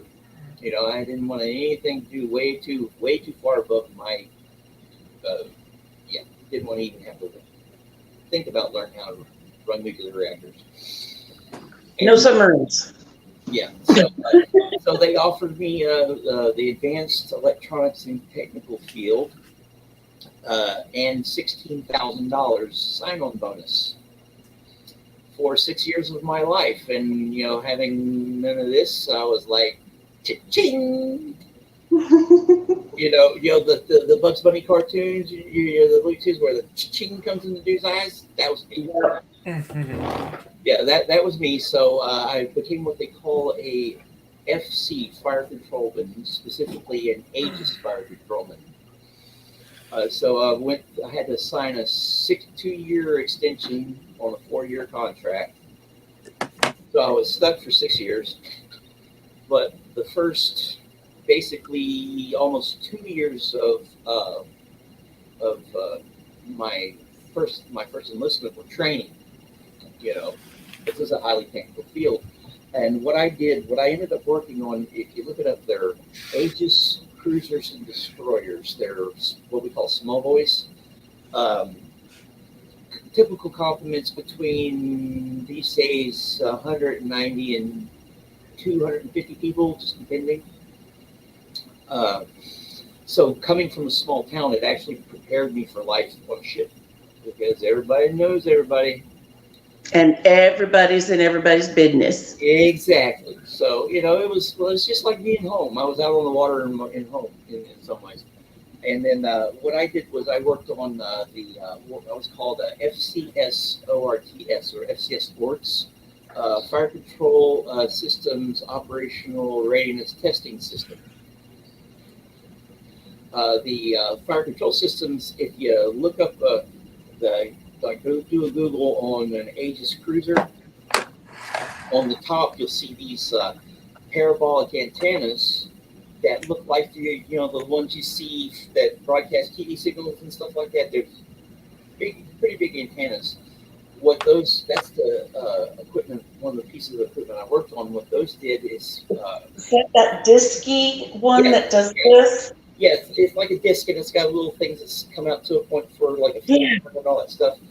Those are director controllers. What those things do is during the missile flight, right? Mhm. Okay, those vertical takeoff, those vertical launch systems, when it goes out, if you look on the sides of the ship, there'll be these octagonal-looking panels. That's actually a phased radar array, right? They don't use moving parts. They use voltage. They use voltage and frequency to search around. It's like a very accurate radar. So that picks up the missile shoots off. It's called SPY. SPY-1 radar will take control of the missile wherever target's coming in, right? So we've got a bad guy coming in. So bad guy, shoot missile. So we shoot the missile, kill the bad guy. Missile goes up, and the first couple seconds is called boost phase. So during boost phase, it's going up. So so after boost phase, spy radar takes it over and directs it to where it needs to go. So we've got bad guy coming in, got missile going out. During the terminal home, which is the last 6 to 10 seconds of the flight, my radar would take over. And what it would do is it would paint a signal, shine a signal of RF onto the target. And then the electronics inside the missile would pick up the side lobes where it was reflecting signal back. And it'd pick that up and it'd follow it in to where it got a high enough concentration of reflected RF to where it'd blow up. So it wasn't a direct impact weapon, but a proximity weapon, like a huge grenade, That way, shrapnel would get into the engine of, say, a plane or something like that. The pilot would have a chance to get out, and go back, get rescued, get into their plane, try to come kill us again. So I worked on those radars, and it had a lot of different systems. And I worked on the power systems that actually powered the entire combat suite, right? It powered the radar and a bunch of other stuff. So I had one of the most important jobs on the boat, on the ship, as far as our combat readiness goes. So when the 400 hertz power converters went offline, if I was in my rack, my butt was working on them. They'd be like, get out. There was plenty of nights I lost sleep making sure those daggum things worked. So that was what I did. So they didn't have a night shift guy? Oh, They didn't have two of you? No. If our equipment was down, all of us were working on that stuff. It didn't matter if we were halfway through sleep or what the hell ever we were doing, unless we were doing something more important. No, get your butt down there and get your equipment working.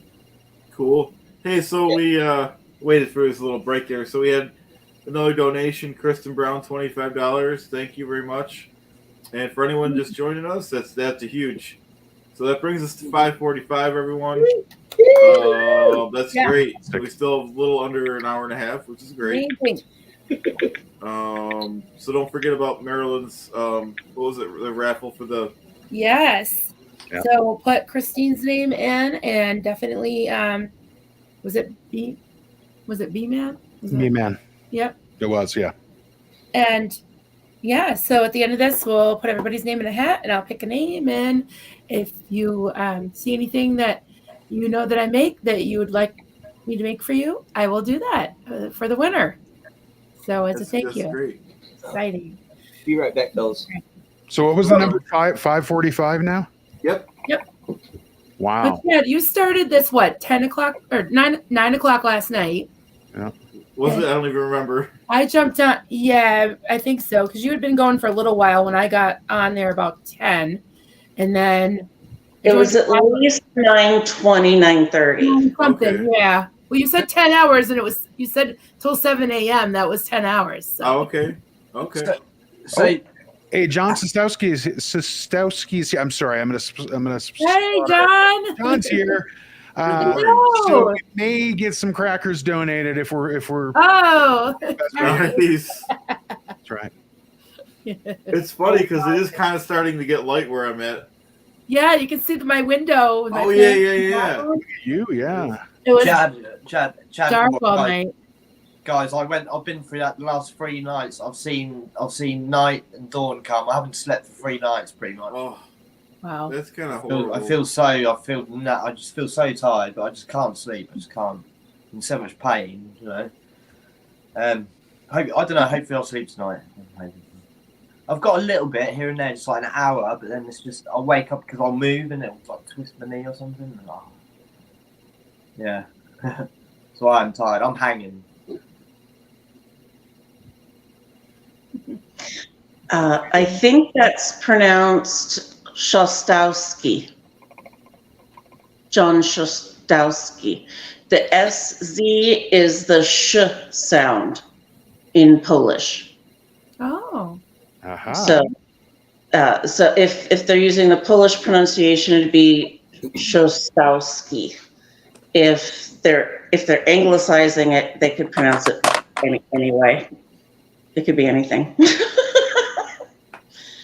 The SZ is on my husband's family's name. He's 3rd generation Polish American. So half of his family pronounces the name one way, the other half of the family pronounces the name another way.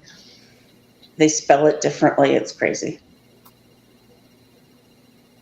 So guys, I've missed out on a lot because I've just missed out on a lot of this stream. So what's gone on? What have you guys been up to? Have I missed anything or? We did some limericks. Limerick?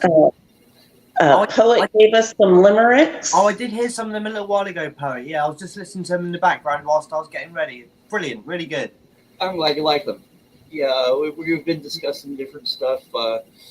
Earlier when I came on, I read a little, probably the beginnings of maybe a story. I don't know that I sent to someone who wanted to know what a redneck party was like. Yeah. It was spot on. As someone who has like all kinds of rednecks and parties around it, and the fire thing. I mean, the only thing that was missing was the burning couch. Yeah. Burning couch. And the wood pallet. Those things that they stack the wood pallet. But yeah, I've seen burnt couches burning and all kinds of stuff. You have to have a bonfire. It's not a redneck party unless there's a bonfire. Well, yeah. And in our neck of the woods, it was dairy farmers everywhere. You couldn't throw a rock without hitting a dairy farmer. Yeah, so the parties always involved a barn. Mm-hmm. Yeah. Ours usually involved there's a cow pasture by a graveyard that we'd go party in every once in a while. There's this old swimming hole. You can't access it these days, but it was called the baptizing hole, or the Bab. Well, back in the early days of the area, that's where they had baptisms, right? Yep. And had these shall we gather at the river? Yeah, shall we gather at the river? And then there's cliffs where people just jump off and everything. Ironically, I'm not much of a swimmer, but I did surf in the Navy. That's another story right there. But yeah, we would go there and party, and I think the funnest one that I remember was we just all decided to get together in this one little park off place that was like off of a dirt road. I didn't know who owned land, we didn't know who owned land, so we just all ended up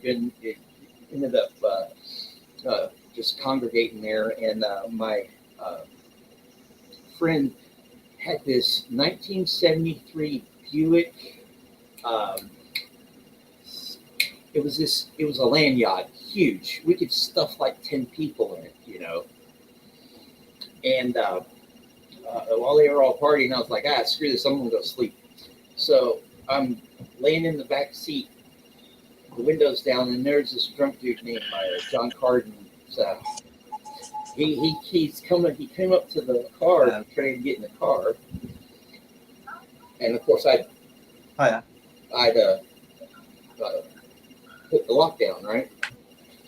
He noticed that the lock was down, and then he pulled it up, and I went push it down, and then he tried to open the car.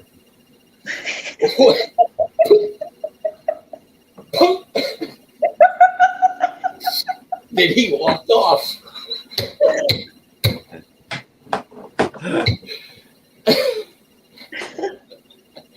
It doesn't take much to outthink a drunk person. Oh no, and it does.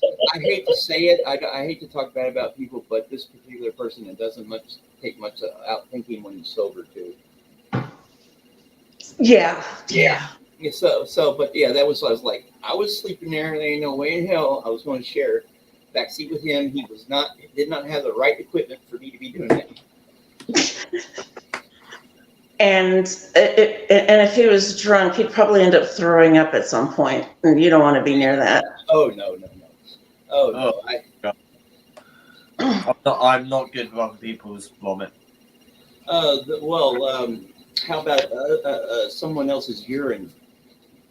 Oh. Oh, this was a typical Navy birthing, right? Oh God. Okay.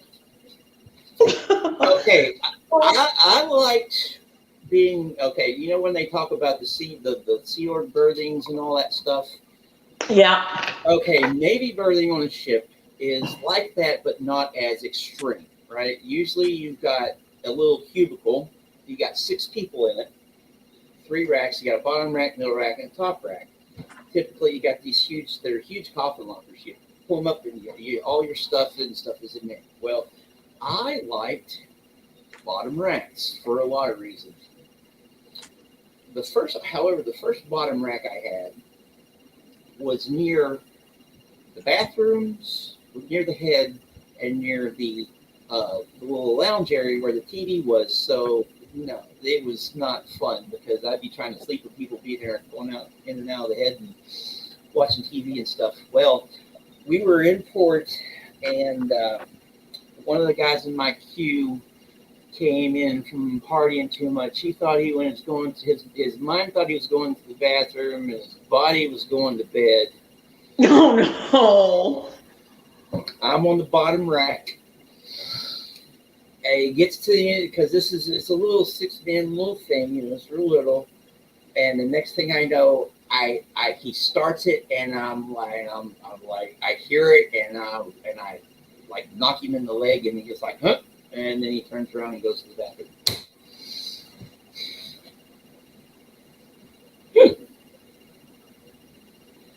Yeah, I got a lot of sea stories to tell y'all guys. So Gosh, that's worse than the Cheech and Chong where Cheech goes to the bathroom and goes pee in the laundry basket. That's worse. I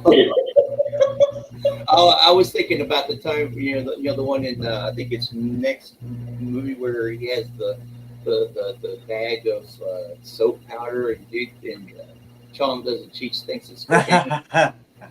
And he's like, oh, what's this? He said it was laundry detergent, and then he has he grabs the jar of piss that he got from his sister to give to his probation officer because she was pregnant.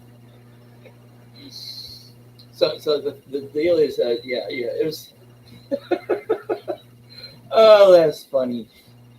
I don't think I've seen that movie. It's called Next Movie. They had Up in Smoke, Nice Dreams, and then Next Movie. Yeah. Yeah. It was. And then there was that crazy Yellowbeard one. Yellowbeard, and then they do the Corsican Brothers. Yeah, I think so. Brothers and stuff. Yeah, but yeah, I grew up watching Cheech and Chong movies. Of course, I'm a stoner, so. Has anyone seen any good movies recently? Because I do like my movies, but I've got Netflix and I've got Amazon. But to be honest with you, I just live on YouTube nowadays. Like it's just like BTV most, pretty much like Scientology stuff I'm watching. Well, Yeah, that's kind of the SBTV's kind of taken over a lot of my viewing time. But the last movie I tried to watch, was Quantum Mania.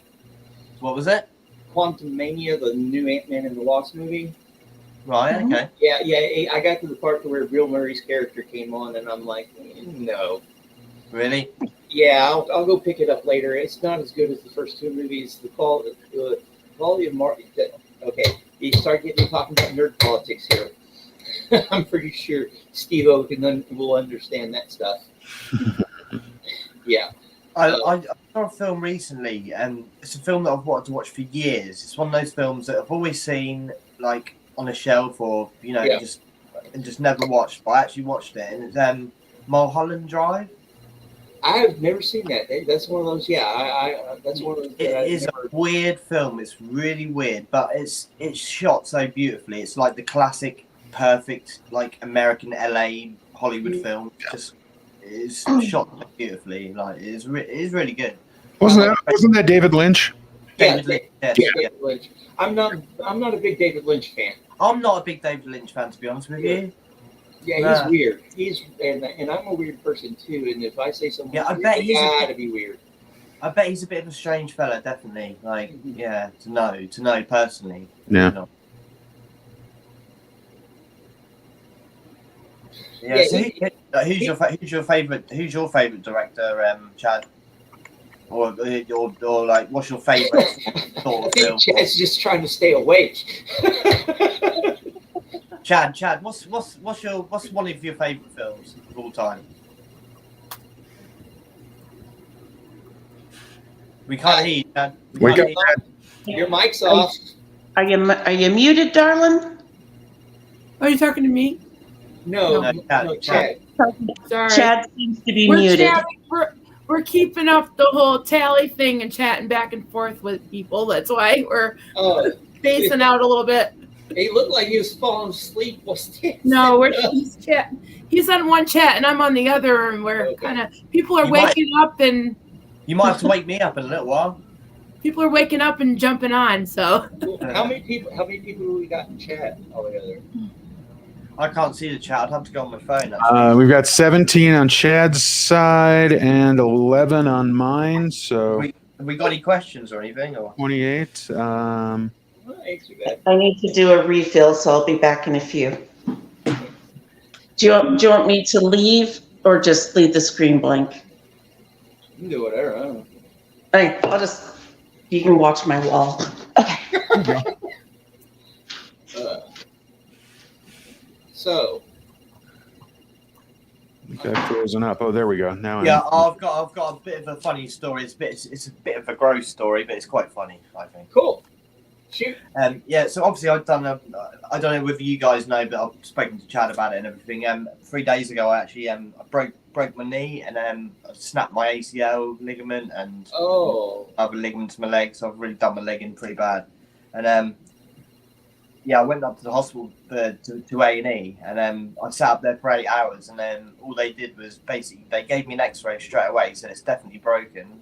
And then just said, "Oh, you've got to wait to see the doctor." And it got to 2 o'clock in the morning, and I was just in agony. They didn't even give me any pain relief or anything. So I ended up coming home.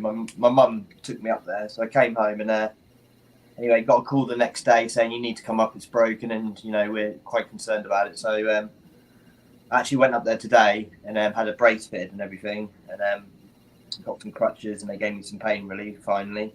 Mm. I'm in a bit more comfortable. So hopefully I will actually sleep tonight, I'm hoping. But I don't know where I was going with that. Oh yeah, that's it. Yeah. So basically the first 3 days I literally could not move. I could not get out of bed. I couldn't lift my leg at all, and I just couldn't even. Yeah, I couldn't get to the toilet. Let's put it like that. Yeah. So I said to my mum, "What am I going to do? I can't get to the toilet. I live by myself. I've got a daughter as well, so I've got an 8-year-old daughter. What am I going to do?" And she said, "Well, you're going to have to wee into something, aren't you? Until you can." So I had a Prime. Do you know Prime? The drink Prime? No, it might be something. It's this big thing over in the UK. It's this energy drink that everyone's going mad for, and like shops were charging £10 for a bottle of drink that's big. Sounds like Monster here. Yeah, it's really bad. But yeah, so but it's in a bottle, yeah. So anyway, it got to it got to the point I needed to use it, so I sort of half filled it up or whatever, left it on the side, and my daughter came through the next morning, and I was laying there, and she was like, "Oh, how are you feeling, Dad?" And I'm like, "Yeah, I'm not too bad." And she picked up the bottle of Prime, and she went, "Oh, I haven't tried this flavour of Prime, Dad." And I just went, "Put it down now." And she was like, "Why? Why?" And she was like, "Please, just let me just try a little sip." And I was like, "No, put it down now." And she went to open it. I'm like, "Izzy, put it down now, please, and I'll tell you why." She put it down, and I said, "Isabel, I'll tell you why. It's my urine." Yeah, it would. Yeah, maybe it's not that funny. Maybe you had to be there. No, that was pretty. That was pretty good, dude. Mm-hmm. Yeah, because I was afraid. Can you imagine if I wasn't on it and I'd have just like been like, "Oh yeah." Yeah, I was either thinking you ended up drinking it or your daughter ended up drinking it. Oh, it was a close call. Let's put it like that.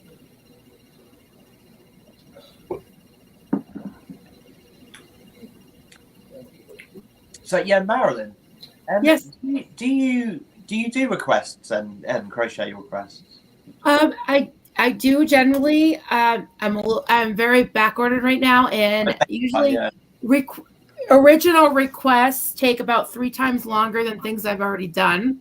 So it kind of depends. This is an original. Yeah, he got it on the ground floor. I wasn't quite busy then. That is so cool. Yeah, it's Jedi Mike. Is there anything you had in mind? Yeah, well, I've just got this little elf. I've got this little elf that we always use at Christmas. And we call it the elf on the shelf, and you move it every night. We move it every night, so he's always somewhere different. Yeah. And I thought I'd love to have like a Xenu costume for that. Oh, well, I could probably do that. Is it the elf on the shelf, like the one that's in every store? No, probably not. I don't know actually. I'll have to send you a picture of it or something. Yeah, you can do that. That'd be Are really you cool. on Facebook? Pardon? Are you on Facebook? I'm not. Do you know what? I used to be on Facebook, but when my daughter was born, I suffered with mental health and stuff. I've got borderline personality disorder. You might have known by the name. But yeah, it just wasn't good for my mental health, so I just came off all. Yeah, I hear you. Yeah, and to be honest with you, my dad's like 65, and he's like, "Oh, you need to get on Facebook." I'm like, "No, I don't." No, my kids tell me. My kids are in their 20s. They tell me it's for old people. I'm like, yeah, guilty. It is weird because I used to be on Facebook and it was for kids, and now it's like, yeah, it's more for the adults, really. Yep. But yeah, once parents got on, the kids had to go somewhere else. Yeah, it's all TikTok like that, isn't it? And that. They can't be on the same place as their parents. No. Yeah. That's so square. Yeah, you might say a lot about Facebook, but it was one of the ways I was able to really communicate with my family and stuff when I was out at sea. Yeah, and on deployment. I do miss that side of it. Yeah, because I wouldn't post stuff about where I was and everything, but I was able to chat with my mom and my ex-wife and a few other people and stuff. So instead of having to wait for the satellite phone, we had a little phone that we could talk to people on. But there was a chance that would be monitored, because it had to go through the IT department, and that's like super secret squirrel stuff, I hardly ever went in. I had a basic security clearance because a lot of the stuff I worked on was confidential. But yeah, there were some places, even on those little ships, that only 1 or 2 people were allowed. But anyway, I forgot where I was going with that. Anyway, so someone else take over. What was I gonna say? Oh yeah, Chad. Yeah. What was I gonna say? Weren't you asking what last movie you saw? I think, yeah, we'll get to that in a minute. I was just gonna say, I think we've got an SP in the community somewhere, Chad, and we need to root them out. Where's the e-meter? Well, I think there must be an SP in the community, because why would I have broken my leg? I'm obviously connected to someone who's an SP. That's a good point. Very true. So it's the only Denver. That is the only possibility, isn't it? There are none others. So I don't know if it was one of us or I don't think it's one of you guys. I'm pretty sure you guys will say you're good. You're good Scientologists.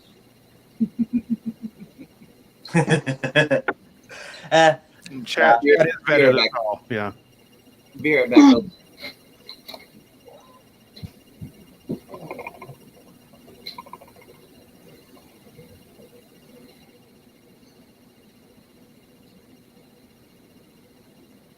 Have you thought about doing any offers on your terminals, Chad? Get more people in.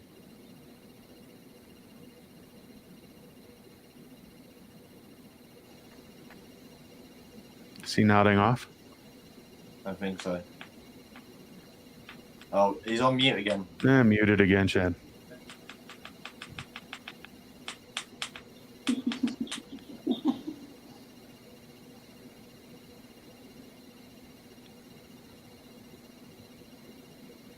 So, Marilyn, what time is it where you are?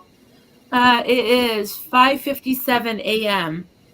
Is it? And I've been hanging out with Chad since around 11 p.m. last night.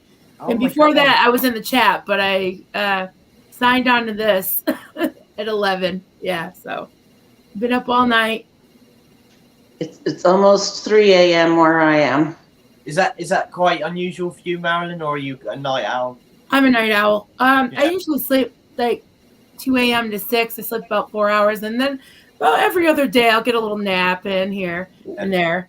And then sometimes I miraculously will sleep 7 hours in one stretch, but Yeah. usually I wake like, up. Yeah, like once a week or something. I'll just have like my body will just go. Huh. Yeah. Yeah. So do you have sleep disturbances, Marilyn, or are you just a real light sleeper? Yeah, I have fibromyalgia pretty bad, so Marilyn. I just wake up with like muscle spasms and everything, and I refuse to take any of the meds that they're trying to serve me. So, Marilyn, the mother of my daughter has fibromyalgia, and she's on every single medication. She's on morphine and everything. She's just completely out of it all the time. It's horrible. oh, I'm so sorry. I feel for her. I know exactly how it is. I do. Yeah, it's a bear of a disease, and I was finally diagnosed about 15 years ago when I was in the cult, and no, more like 17 years ago, because it was about a year before I left. And they say that whoever they are, over the years, at first they didn't know what it was. They tried to give me all kinds of antibiotics saying I had Lyme disease. I'm like, I hate the woods, and it was February, so I'm like, I don't think it's ticks. Yeah. But it was, I think, just a combination of just my history of trauma as a child and also everything I was going through in the cult. They say that certain things can trigger it. And I had a really bad flu, just a bout with influenza, and I couldn't get out of bed for like 9 months. It was awful. But I've been able to manage it, with exercise, just kind of like listening to my body, cutting out certain foods, and just a lot of like just perseverance, because the pain, it's rough. It is. Yeah. But it's horrible. It's not nice seeing it like it. Yeah. And I'll tell you, SBTV, this community has even helped with that, because I tell you, you go on groups that are for fibromyalgia, and all they do is just, it's depressing. They whine, they say, oh, go on SSI, oh, go, take this med, that med, and none of those things are what I want to. None of those aren't the paths I want to go down. So that's right. I just keep fighting it. And, good on you. Thank you. Good on you, because I know that is horrible. It is horrible. I obviously don't know because I haven't got it myself, but I've suffered with because I believe personally, like with fibromyalgia and stuff like that, and ME, I think that can be brought on by, like, say, trauma, depression. I think when you get that depressed, your body just shuts down. I think that's what's happened to me in my past. My body's literally shut down, and I just can't, just getting up and making a cup of tea with like a mission, just simple, but yeah, I wouldn't. Obviously, I haven't got fibromyalgia, but it's. I can imagine that's kind of what it feels like. I'm guessing your body just shuts down almost. That's what Emma sort of describes it as, almost very aching all over and all that. Yep. Mhm. And the rheumatologist and the doctor will say, "Oh, avoid stress, avoid this." I'm like, "You mean avoid life? Like, how do you avoid stress in this life?" Right. But I'll tell you, I'm very grateful to have a very understanding family. My husband, my kids, they're all very understanding, and they know when it's like a rainstorm or something. They're like, "Be good to mom, because the fiber will act up with the weather." Really? I didn't know that. Yeah. Well, The- they call it, I don't want to get into too much of it, but they call it different names for it. I also have some osteoarthritis going on, but probably from being overworked in the cult, who knows? But I have some. They call fibromyalgia. I also have a thing on my medical, card that says muscular arthritis. So it's like a type of stiffness and everything that goes along with osteoarthritis. You kind of feel that with fibromyalgia. That's a really good actual description from what Emma's told me how it feels. Muscular arthritis. That is That's actually how it feels. Yeah. See, like I'm diagnosed with borderline personality disorder, and I hate that name because it just sounds like, what does that mean? Borderline personality? Like what my personality is borderline? Like but they call it. There's another name. I think it's emotional dysregulation disorder, which I'd say that's more. That's a bit. I love how you're owning it though, borderline dad. I tell you just kind of have to embrace it sometimes and work with it. And just be yourself. You know what? I'm fighting it for years. You don't seem very borderline to me. Therapy. Pardon? You don't seem borderline to me, but I like how you're owning it in your title. Why not? Yeah. But the thing is with borderline, it doesn't make me a bad person. I'm not a bad person. I can, and I've got a lot better. I am a lot better than I was when I was younger.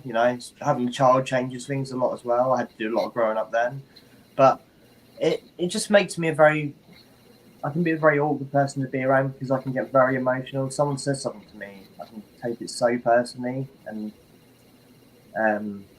just things like that. It is the emotional side of it. I'm a very, very emotional person, and that drives people away.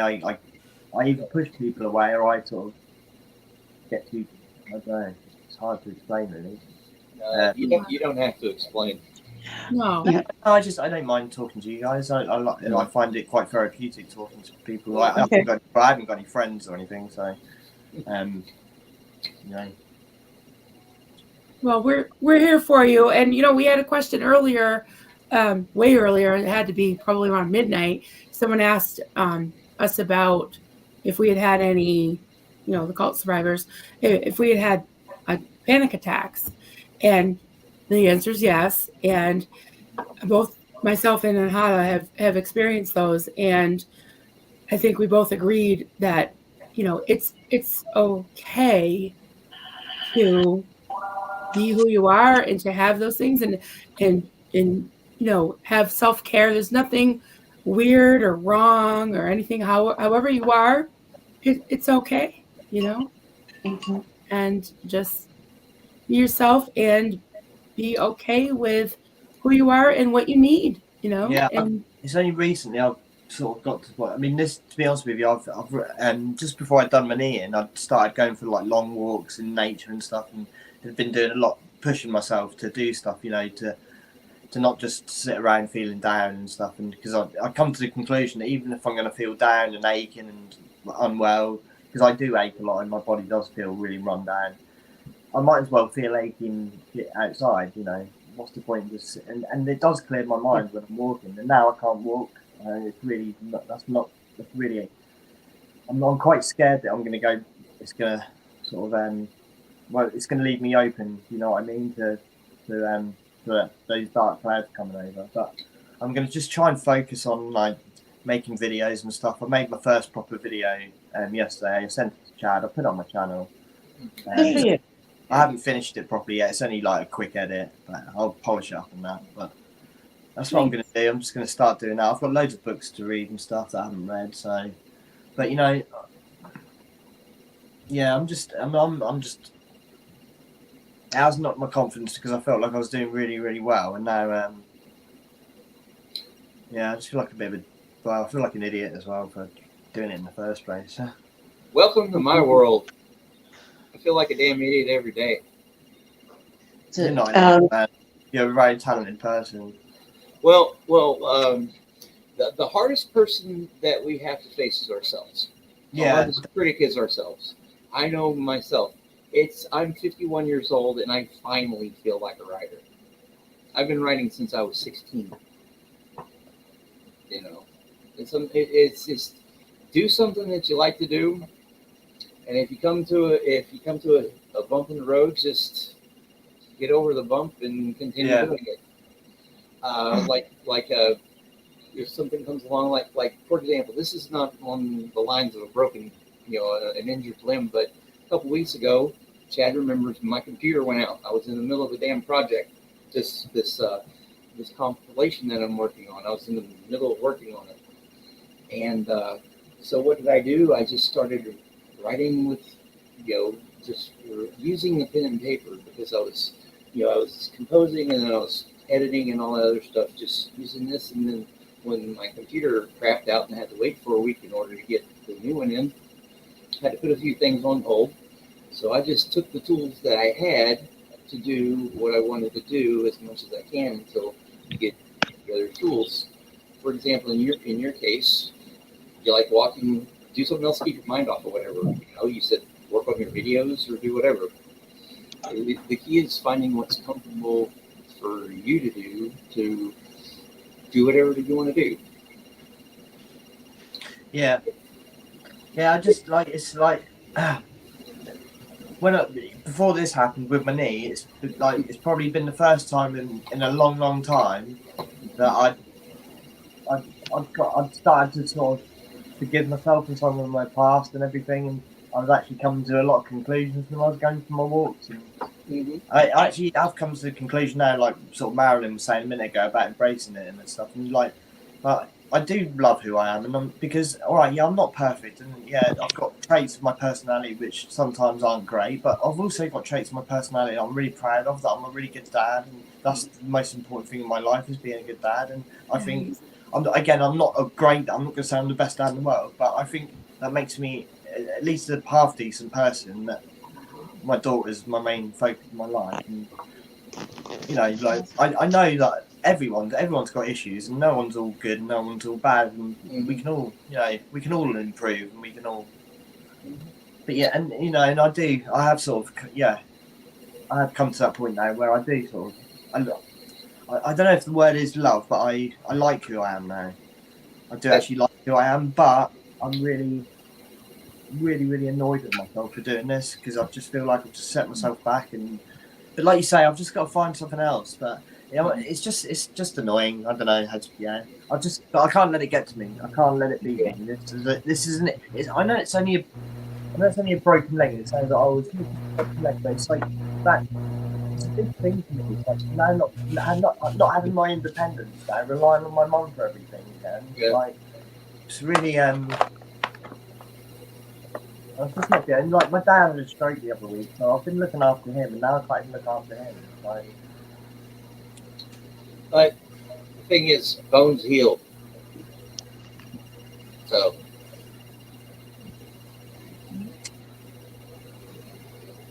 Yeah, do we have a new tally? It looks like I'm looking at the chat.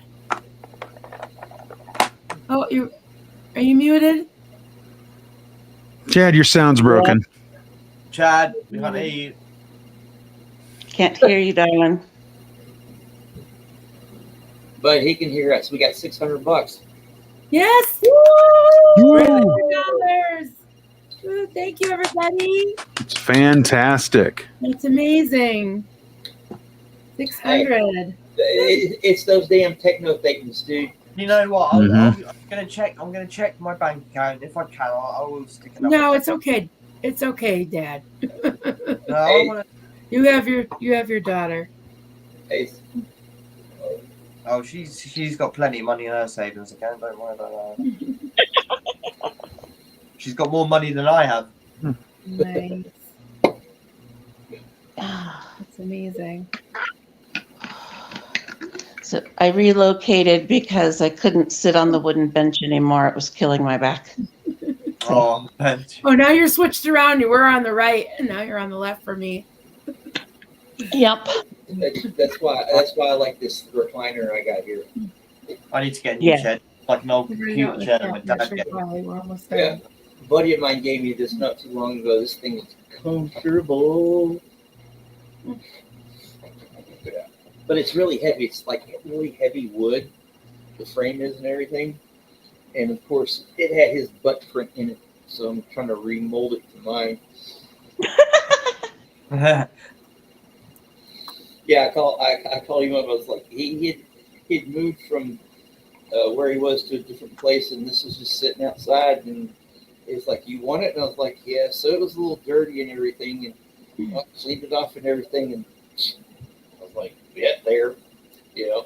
So I called him up. I was like, dude, your butt print here. He goes, yeah, I know. I've sat in that thing for like 5 years.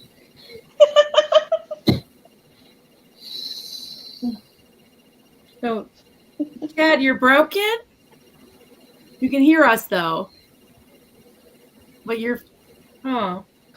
Yeah, I can definitely donate a little bit more, definitely.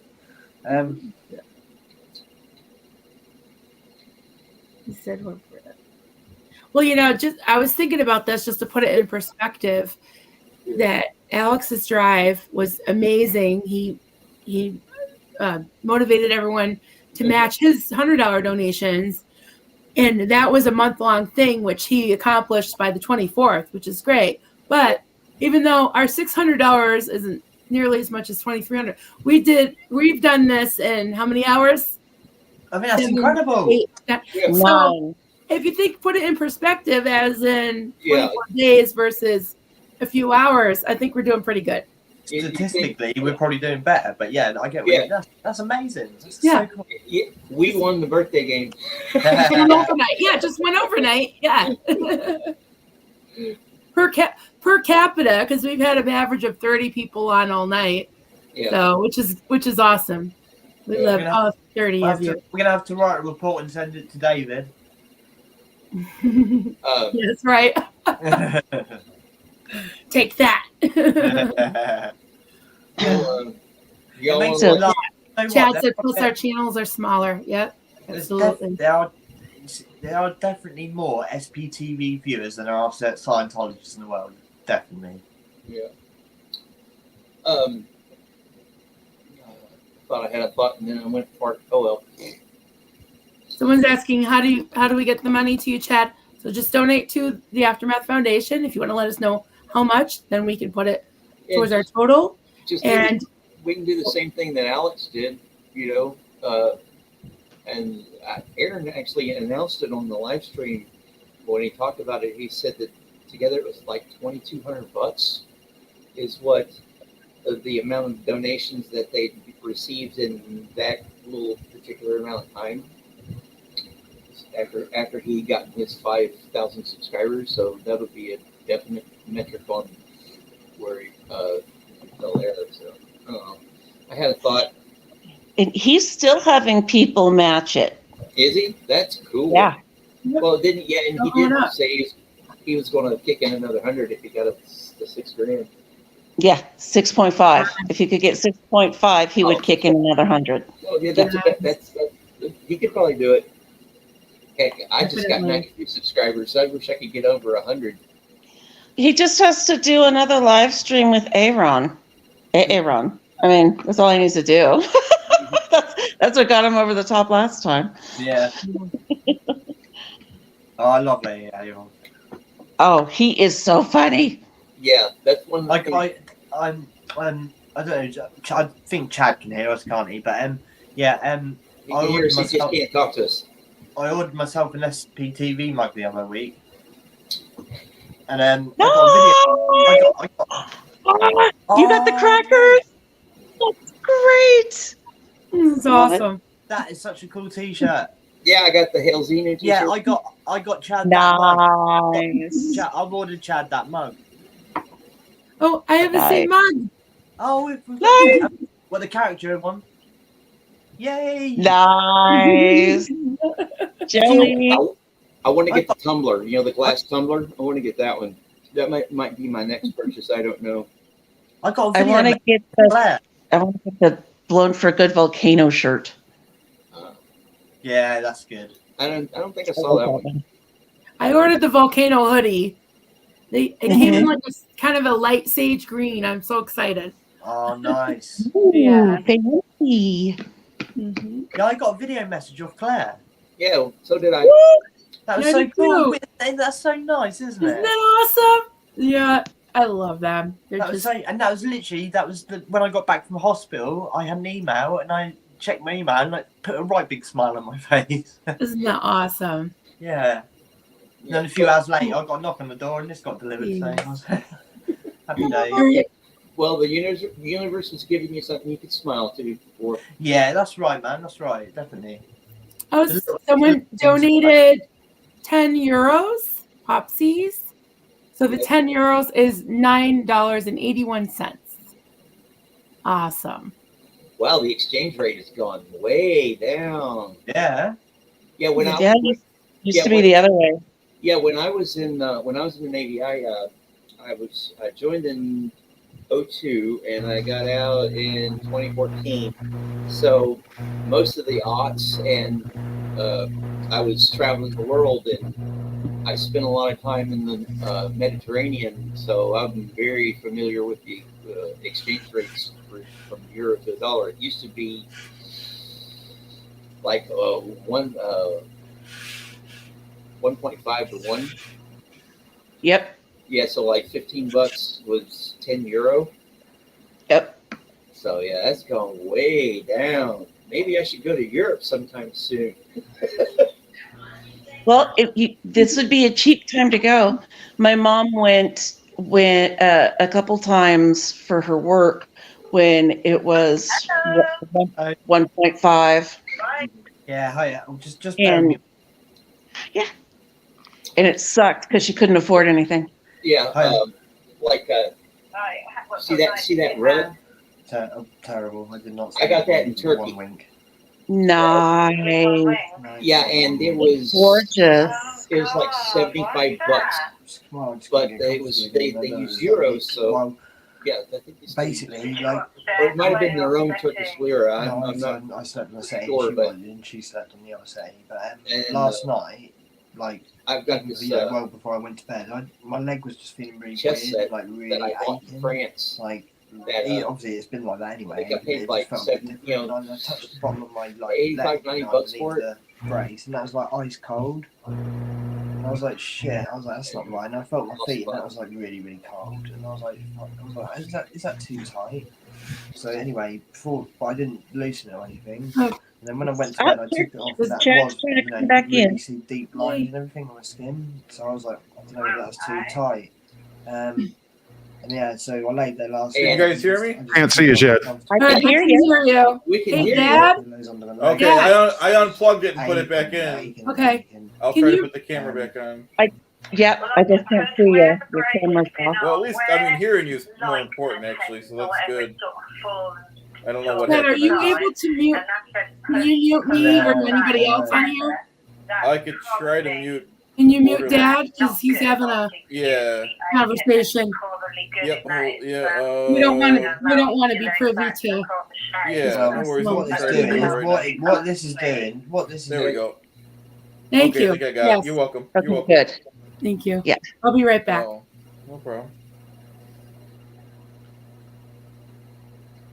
Oh, I moved again. You moved into pole position. Oh, look at that. Oh, musical chairs. I'm getting dizzy. Oh yeah, Jenny Wong. One of the things on my bucket list is to go to Australia.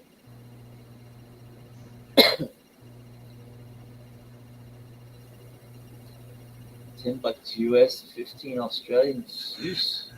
Depending on the cost of living there, I could probably afford to live there on my disability.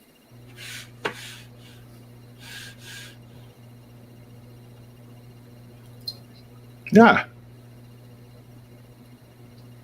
Closed window. Nice.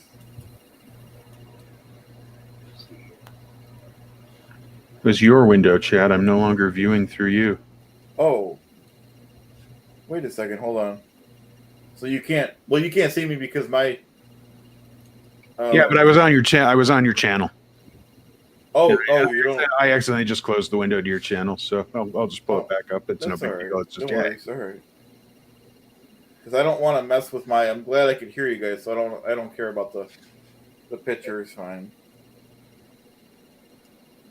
Hey, Chad, where did you do your First Amendment audit at? I haven't watched it yet. I will. But Oh, just at a gas station. just at a gas station? Yep. Well, what's his name does it at like the one guy. What's his name? Nathan. He did one at a Ford dealership. So Cool. yeah. Yeah, he did a golf course. Yep. He did a couple churches. Yeah, I haven't watched too many of. I think I've only watched one of his videos yet. I am subscribed to his channel, but Yeah, I've subscribed to a couple of the First Amendment auditors. yeah, I did the one. I think it's from Canada. fascinating. Yeah, I did the one from Canada. I haven't watched any of those yet. So much stuff to choose from. I know. Oh. I know. Can you guys unmute Dad? Oh yeah. Sorry. He's Yeah. off the Let me phone. look for his stuff here. He looks confused. All right. Gotcha. Got you back. All right, cool. Why can't we see you, Chad? I unplugged my camera and plugged it back in, but at least I could hear you guys. All right, cool. I'm not sure I want to risk it and do it again to, The technical migrated. Chad, Yeah. Chad, and group. Yeah, I'm gonna have to be going in a bit. Actually, I've just got a phone call from my mum, and I've got to go back up to the hospital again for an MRI. So, geez, Hey, go alright. take care of yourself. It was nice that you stopped in, dude. Pardon? I said, go take care of yourself. It was nice that you stopped in. We are going to have to do this on the regular, Definitely, it's been really nice meeting you. Like, yeah, I'd like to. Yeah. Techno-Thaken's got him again. Oh no. Sorry. That's all right. No, like I said before on the last stream, it's just really nice to be able to speak to people who've got the same sort of interest, or we're interested in the same sort of thing. I speak to my family, and like, I haven't got any friends, but people I sort of know. If I tried to speak to them about that, they're just like, they don't want to know about it. So it's cool. It's just cool. It's a nice community as well. Everyone seems really safe, really nice. All right, thank you very much for joining us. Yeah, like we all have trauma for miles, so we're very patient with each other. Yeah, man. I do feel that. I do. I think Chad's created a lovely community here. Really cool. Really nice group of people. 100%. Yep. Yeah, and Chad's got a heart of gold. He's a 1 in a million, a 1 in a trillion, should we say? You're a good man, Dad. You're a good man. Thanks, guys. Yeah, you don't get many body faintings like that.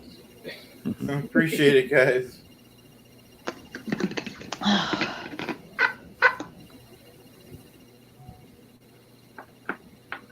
So are we doing Mondays still, Chad? Yeah. Yeah, definitely. Yeah, I'll send you a link when we get closer. I don't like to send it too.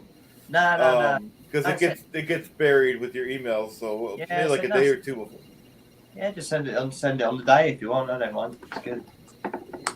Yeah, definitely though. You got to open invite every Monday. Everyone does. And I did look on the App Store for StreamYard, and it didn't come up. So I don't know whether there's anything similar that I could use on my. I'll have to look into it. When I did mine, I just kind of Googled, the word StreamYard in a search, and then I just downloaded it that way. I might give that a go then. I just don't know. I've only just got this iPad. I'm not a technical person at all. Like my daughter who's 8 years old actually set my iPad up for me. I'm not great with this stuff, but we can work it out. I'm getting there as I do. As I start using it, I'm sort of, it's all coming together. Yeah. But yeah, it's like I'm gonna, like I said, I'm gonna have to go in a little while, guys. But I'd really, it's like, obviously if you don't, I feel really haven't got time, don't. It'd be really great if you could go to my channel and just watch my video and like give it a like or a comment or not. Up to you. But yeah, it'd be really cool. All right. Great to see you. Thanks for joining us. Take Yeah. care. Good luck. Yeah, thank you. Yeah, thank you. I'm sure. Fingers crossed. I'm sure we'll get there. It's going to be a bit of a slow recovery, but You'll make it. I can do it. I've been through worse anyway. So anyway, guys, it has been great meeting you all. Have a great rest of the stream. How long have you got Yes, to go? me Dad? too. Me too. How long have you got Thank to you go? for joining us. Oh, we got 35 more minutes. 35 more minutes. Mhm. Yeah. Cool. Yep. All right. Well, enjoy the rest of your Thank stream. you. We're on the home stretch. Yeah, this is amazing. Yeah, you've done amazing. Well, honestly, you should all be really proud of yourselves. Big clap from me. Yeah? Thank you. Thanks. Thanks, Dad. Yeah. That's all right, darling. Have a great day. Hey, Yeah. good Yeah. luck, dude. Thanks everyone. Thanks everyone for having me, and I'll catch you soon. Yeah. All right. Bye. Bye. Bye-bye. Cool. I think I can see dawn coming through your window, Marilyn. Yes, It's yes. getting brighter behind you. Almost time for my husband to get up for work. He's probably going to be like, what have you been doing all night? Like, Yeah. woman? He'll be excited. Now, he'll be happy that we raised how much? Yeah, Yeah. 610. Well, $609.81. Yeah. Wow. Every penny counts. I kind of like that. Yep. That's awesome. Now I need to donate 19 cents. No, leave it at the 81. That way, if Aaron or someone mentions it on another live stream Right, I love that. You'll know for sure. Oh, we totally have to have $609.81. We totally have to do the whole thing. You're right. Yeah. All right. Yeah. It just That's brilliant, poet. yeah. That way, just gonna So just we have a total of 40 people watching now. So our average all night was about 30. So we've got 10 more. So good morning, everyone. Welcoming everybody. Good morning. Good morning, everyone. Morning, everyone. Oh, I waved wrong. Yeah, good morning. So we have someone from Belgium and we have someone from Australia. Nice. Hello. Awesome. Yes, thank you, Pink Dolphin. I think the one donation was Joe. Yeah. Amazing. It is Yeah, amazing. we take Aftermath takes euros and yen and everything. Yep. As long as it spins, huh? Yep. Any currency counts. This is awesome. And I said this hours ago, but I got a comment from Catherine Olson, who was very much helped by the Aftermath Foundation. I think she even lived with Mark and Claire for a little while Claire was teaching her how to drive. Yeah, she took care of their dog. Yep, and so she really got a lot of benefit from it. And she said she would have loved to hop on with us, but she was just too tired, which we totally understand. Yeah. Maybe next time. It'd be cool to have. He said next time she will. Yeah. She next time is funny as hell. She is funny. I love her. Yeah, she's awesome. Yeah, she and Aaron pretty much spend the whole time giggling whenever they're on together. It's awesome. Alex, yeah, I love her laugh. Yeah. She just giggles with her whole body, you know? She's probably just be happy to be out of that hole she's in. Yeah, right. Oh my God. Exactly. Yeah. I if I went through something like what these guys went through, I definitely have a reason to giggle all the time. You know, it's they all do. You notice they all really laugh, and when they laugh, they laugh a lot, and when they laugh with their whole person. All of them, you know. They do. You know, Mark does it, Claire does it, Mike does it, definitely Eric. You know, Hmm. put stuff in. Yeah, and Nora is funny as hell. Oh Oh my my God. God! Oh, I love the She's way the she. best. I like I how could she. listen to her all day. I just love to. I love to listen to her. Her parking lot confessional. Yeah. Oh my God. I like how she emphasized her points. Yes. Yeah, She's just like, okay, kids. Yeah. I bet you she's an awesome mom. Yeah. Yeah. She just. Yeah. We talked about her latest one about medical care, and it was just heartbreaking, but it was funny and heartbreaking Yeah, at the same time. You know. yeah. I put in the comments all the time when I comment her. She needs to go. She needs to do a memoir and go on a lecture tour. She should. Yeah, Yeah. that would be awesome if she did something like that. Absolutely. She would kill it on a book tour where she's reading from her book. She would kill it. Yeah. Yeah. I went to a Peter Sedaris reading of one of I love his the stuff. chapters from his memoir. It was a scream. Oh, he is funny as hell. I would love to see him lecture. He is just as funny in person. Did you watch? He was on Bill Maher a couple weeks ago, before the writer's strike. Mm-hmm. He was on there, and he just had Bill Maher rolling. It was.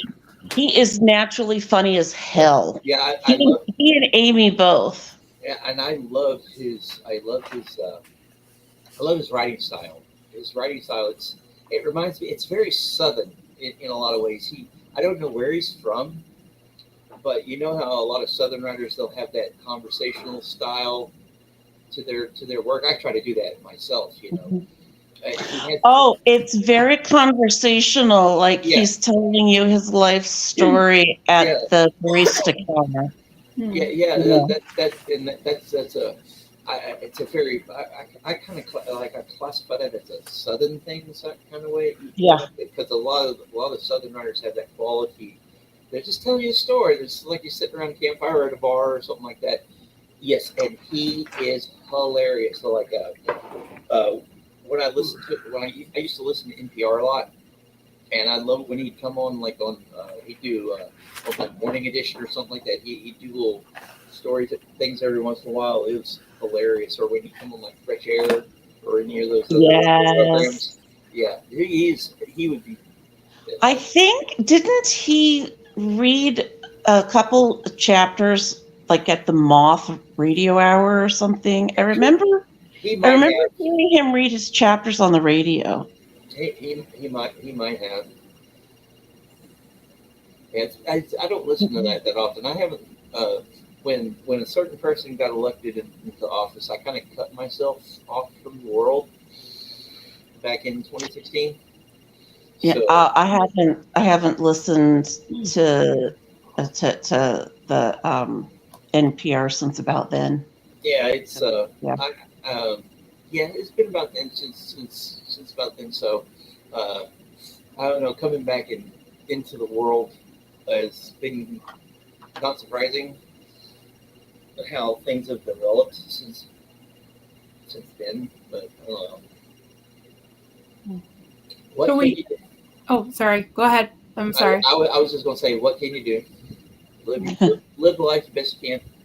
That's right. Yeah, I was just looking at the chat, and there's a question from Popsies. Question: I'm bipolar. What would your cult do to people with mental health problems?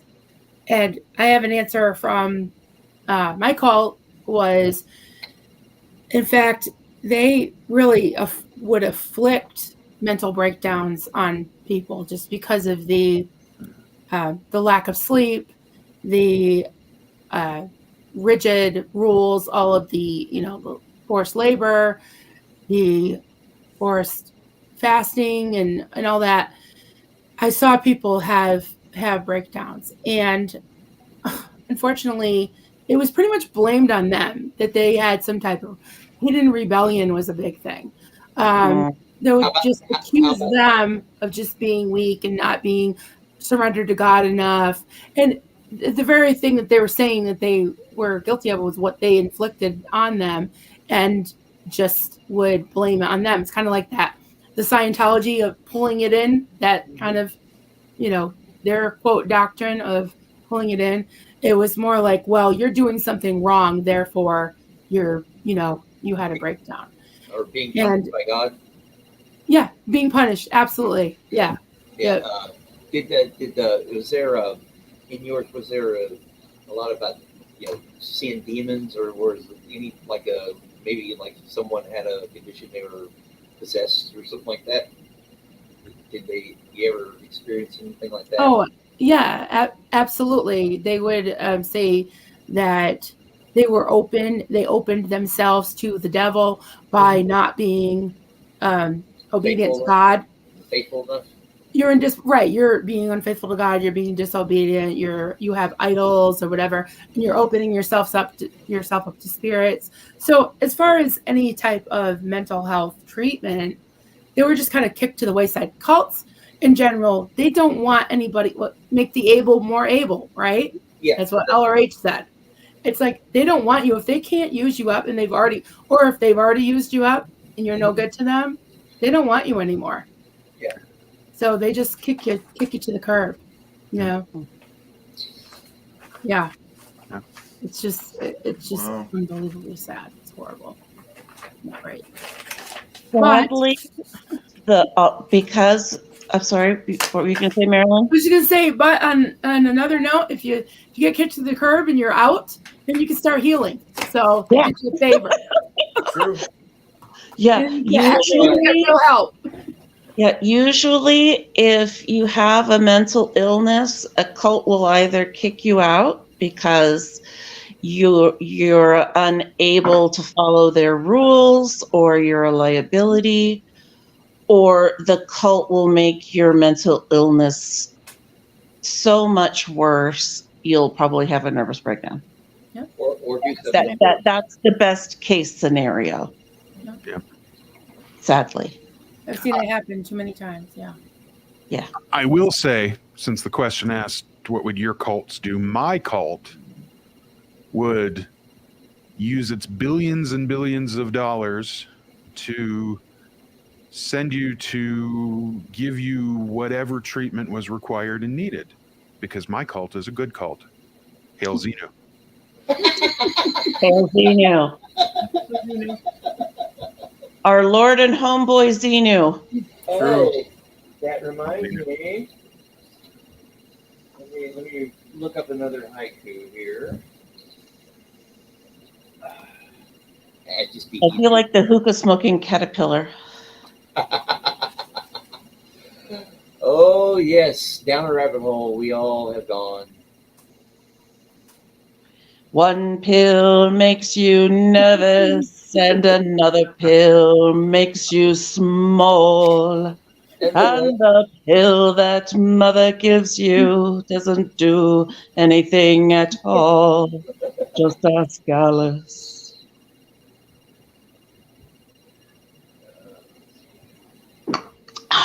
For a particular one. That's right, Grand Theft Hoopty. My supreme ruler Xenu. Absolutely. Grand Theft Hoopty. I love that. Yeah, that one's pretty funny. And then,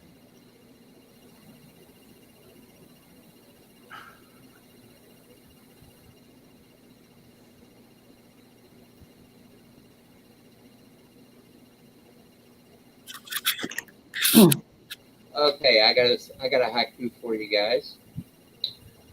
Whoop whoop. My 17th Scientology haiku. Scientology.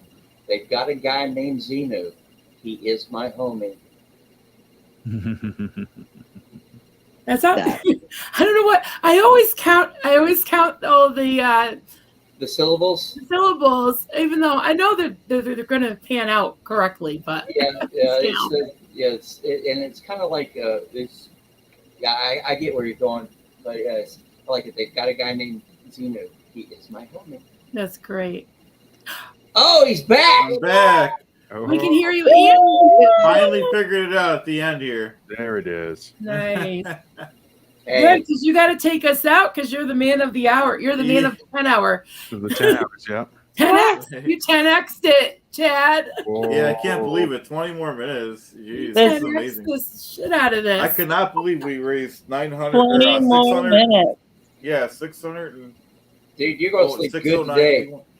So if you need to put your sunglasses on, do Clearwater Chad for 5 minutes and take a nap. Yeah, I can do that. Yep. And then you can wake up and send us all out. Yeah, definitely. Well, if he I love takes a doing that nap- character. If he takes a could be nap, he Chad. might not wake up. Or I could be Tony Clifton. Chad! I think Tony Clifton might have to come out. He's a tough There guy. you He don't go. take no phony baloney. Nice. Yeah, this is a no phony baloney taking zone, right, Chad? Yeah, that's what Tony don't take no. Yep. So we have more people waking up. It looks like I see some new names. nice. So Yeah. Chad, since you're back, we can see you and hear you. If you want to do Okay, your and then you can spiel. tell everyone about the contest. Okay, so everyone, we raised $609.81. Woo! No one has to give. People are giving $5, $10, whatever they could.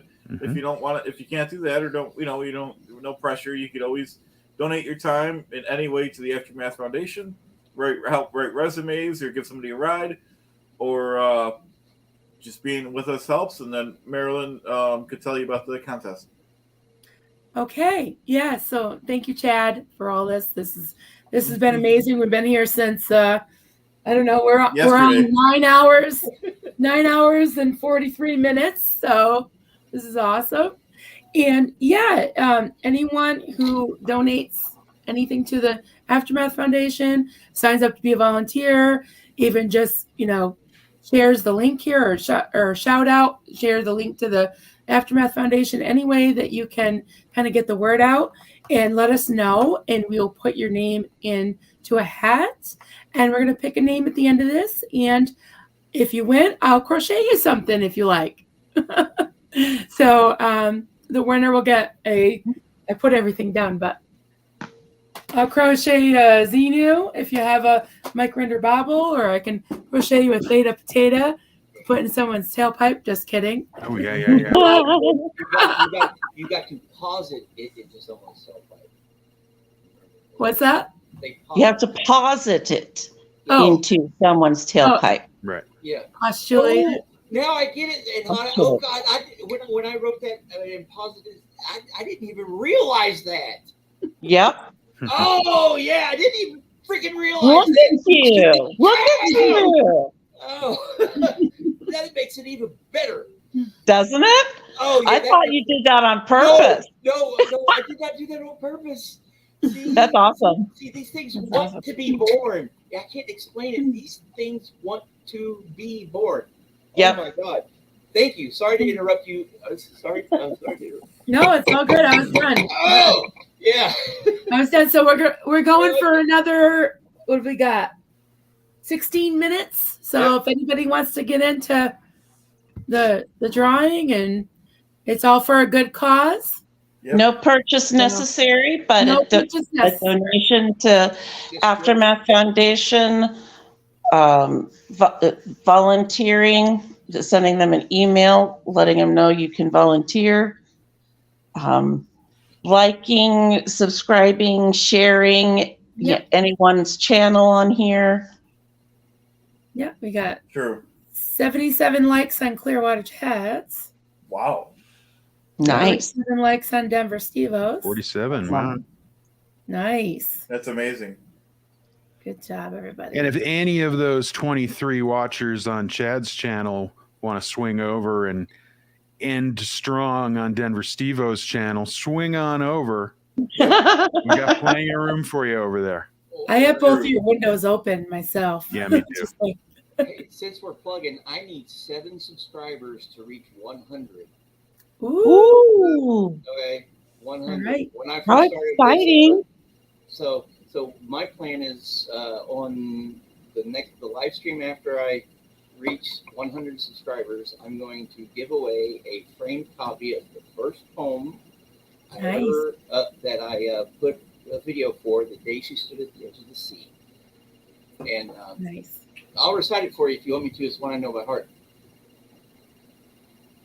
Okay, it's The Day She Stood at the Edge of the Sea. The moon was out and all about, was bathed in mystery. She went away on the day she stood at the edge of the sea. Look behind and you will find she looked her husband in family. She didn't care. She was there and nowhere else could be. In her face, you'll see that place for her holds the key. Don't ask why, just watch her fly as she stands at the edge of the sea. Nice. Nice. Yeah, that was I wrote that in 1993.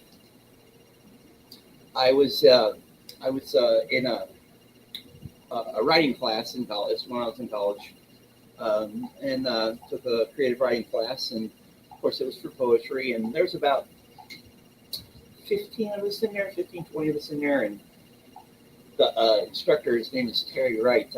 He had this exercise called 1 minute poetry. Everybody in the class had to come up with a title, and we go one by one. They give out their title, and then we'd have a minute to write all the way around. Well, this one girl came up with The Day She Stood at the Edge, and immediately of the sea came to mind. So I put that, and then we all went around and talked, read a little bit of the one we thought we wrote the best, gave out the title and everything, and then we all had a minute to go back and write some more on that particular one. So I wrote the first little stanza, and then I wrote the second stanza, and then I read it. And one of the things that I was asked was the rhyme scheme. Did I do that intentionally? No, it just happened. It was one of those. I call it a little miracle. When something like that, when something takes you over and wants to be born, it's a little miracle.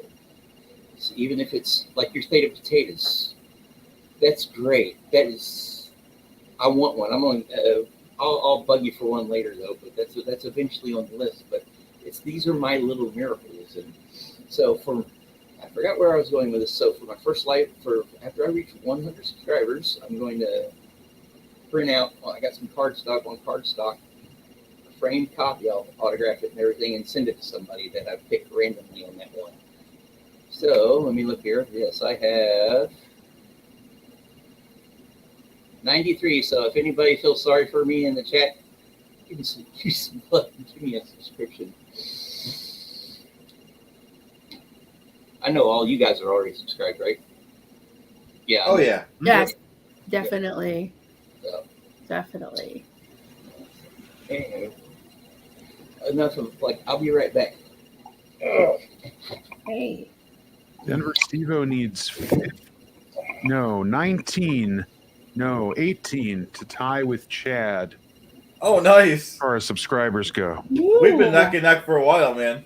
We've been close. You are one away from 600. So how about this? Somebody who hasn't subscribed to Chad's channel, subscribe, give him 600. And then the 19 of you that want me to tie Chad, Oh, it says 600. subscribe to me. Oh, he made 600. I just refreshed the page. Oh, thanks, guys. Yay! It's definitely huge. That's huge. That's fantastic. Nice. Yeah, we help each other out, so we'll keep helping each other out, Denver. 601 now, Chad. Look at that. Oh, Jesus. Thank you, everyone. That's right. Hey, Marilyn, did you catch Popsy's request to go in the hat? Their name or themselves? Because there was a lot of laughing faces to it. So I saw in the chat Popsy's asked to go in the hat. yeah, with a laughing face. I didn't know if they meant their name to go in the hat or themselves. That's funny. Can I go in the hat? Okay, so yeah, I can see the confusion. All right, I've been up all night. We've been up all night. I know, I can't even think straight. It's fun, And I'm though. out of coffee again almost. Now I'm like, No. After a Now I'm while, ready for coffee the just day. stops working too. I emailed you, Marilyn, the list of the Oh, good, because I'll forget. couple minutes ago. So Thank yeah, you. I know. I didn't want to forget and then fall asleep. You know. All right. Well, Chad, if you do end up doing the calzone character, Yeah.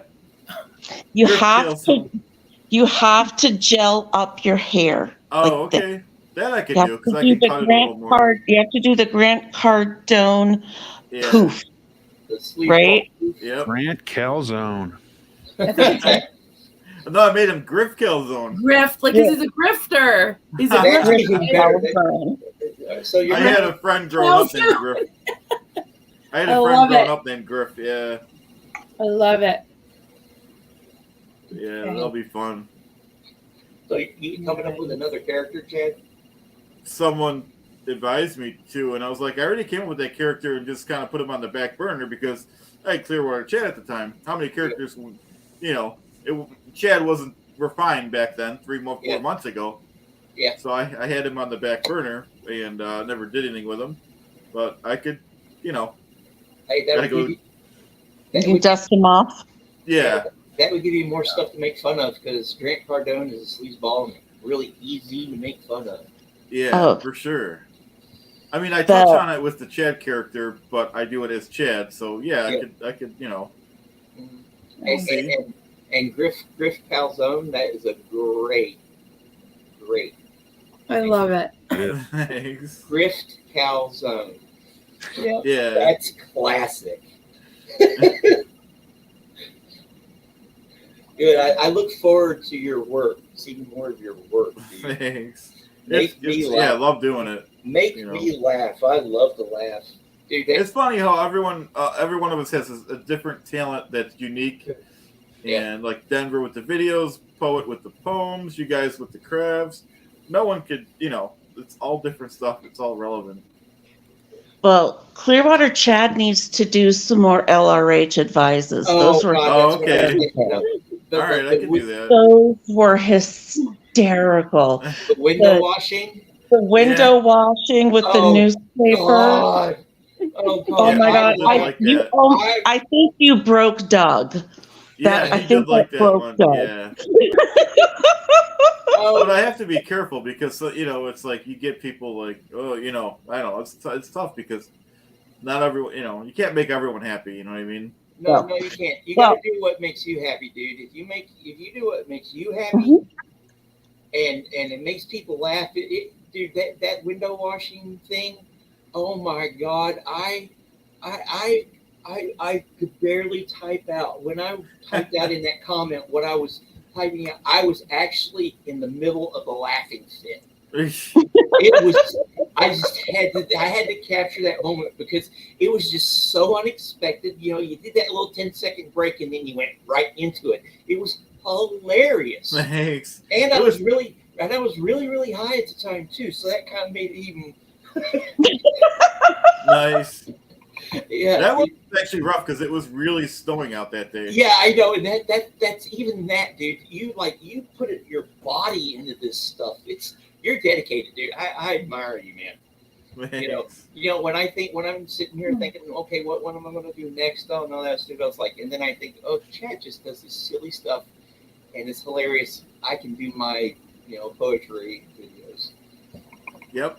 You know why I do a lot of videos is because I still watch Aaron every day, but he always says crank out more videos, you'll just keep cranking out videos. So that really does, because this past week I've been hammering it and it gets the algorithm going, and Yeah, and see that's the thing with my stuff. I have a limited body of work at the moment. That's why I added in like reading other people's stuff. And that's okay.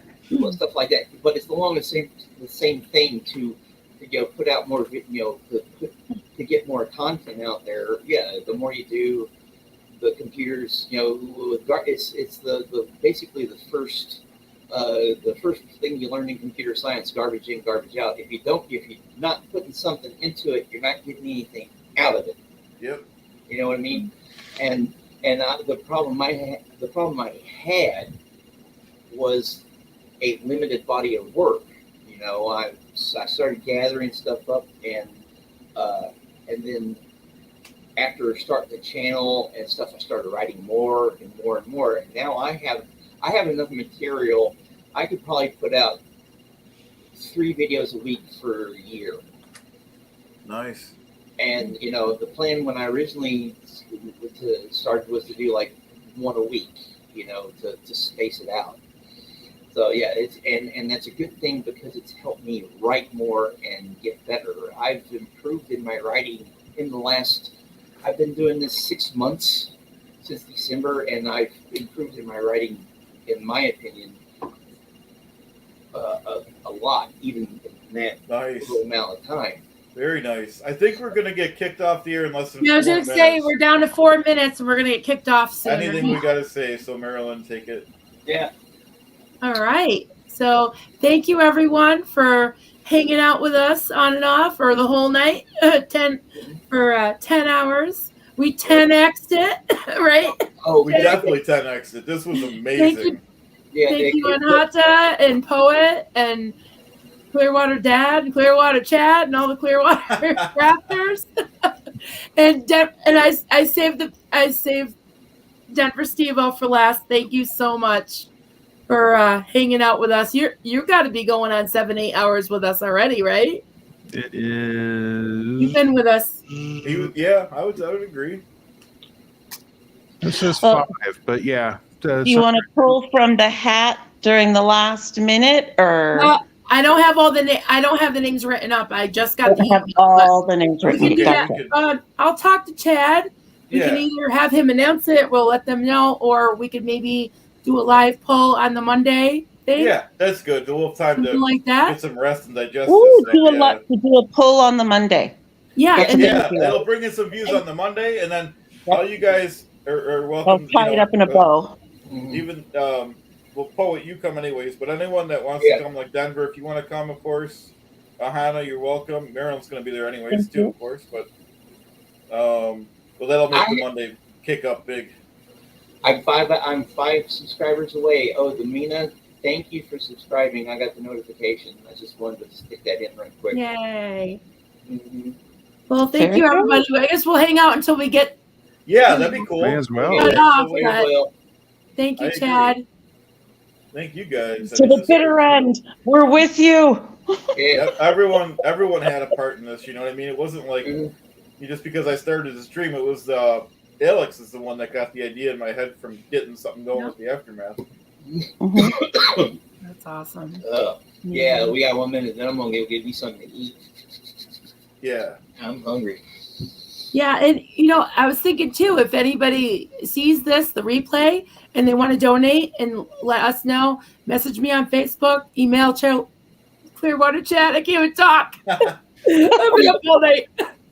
But email us, let us know how much you donated and your name. We'll put it in a hat. We still got till Monday. Absolutely. So, extend it out till Monday. And then we can have the final tally and the hat pull. Yes. Mm-hmm. Yeah, that'll be great. Definitely. It looks like we've got a minute and a half left. It definitely did not feel like 10 hours. No, it didn't. Yeah. What time did I get in here? About like 4 hours ago? Yeah, no, you've been here for a while. Yeah, it was about 4 hours ago. I came in about 2 hours after you started, I think. Yeah. So this is cool. Yeah, I came in at 11, so 11 to 7, I did 8 hours. That's really good. It's been here the whole time. Yeah, I think Marilyn and I got on real close to the same time. Didn't we? Yeah, someone else before. I got it at 11 o'clock my time. So it would have been 8 o'clock your time? No. I got it at 11. I think it was Chad and I for a few hours, maybe. Yeah. I think something. Yeah, it's all a blur. Okay. Yeah. It's been long. Let's just say it was a long time, but it felt short because we had good company and a lot of great people in the chat. And I see people are checking back in after a night's sleep, rocking it out with Kim D. Hi. Thank you. Hi. Hi, I Kim. want to see if we get kicked off You right guys at have 10 like hours. 25 more seconds. I'm seeing Amen. Peace 30. and love. Yeah, we Just in got case we get kicked off, I'll just Everybody's say thank you, everyone. This was amazing. Yeah, I've Thank had fun, you. dudes. Thanks for letting us in and helping, Chad. You're welcome. It was my pleasure. It's always a pleasure hanging out with cool people, even though we're not in the same room. Yep. Yeah, this is great. So we got 10, 9, 8, 7, 6, 5, 4, Bye, everybody. 2, happen. Hail Xenu. 1. Have a good nap. Hail Xenu. Hey, Oh, we're still on.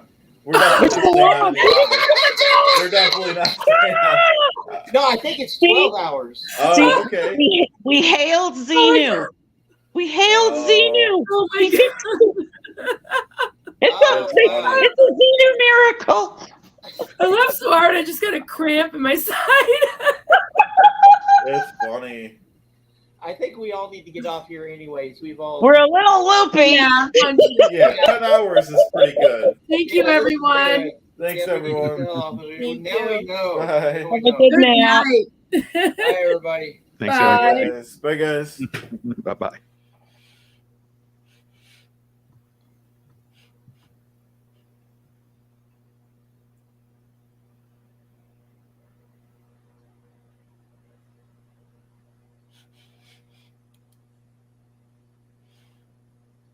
You waiting for me, Chad? Yeah, I guess. It doesn't matter. I like to just wait it out. It doesn't matter. I'll click off. Have a good night, Denver. you too, Chad. Okay. Bye. Or morning. Whichever. Yep.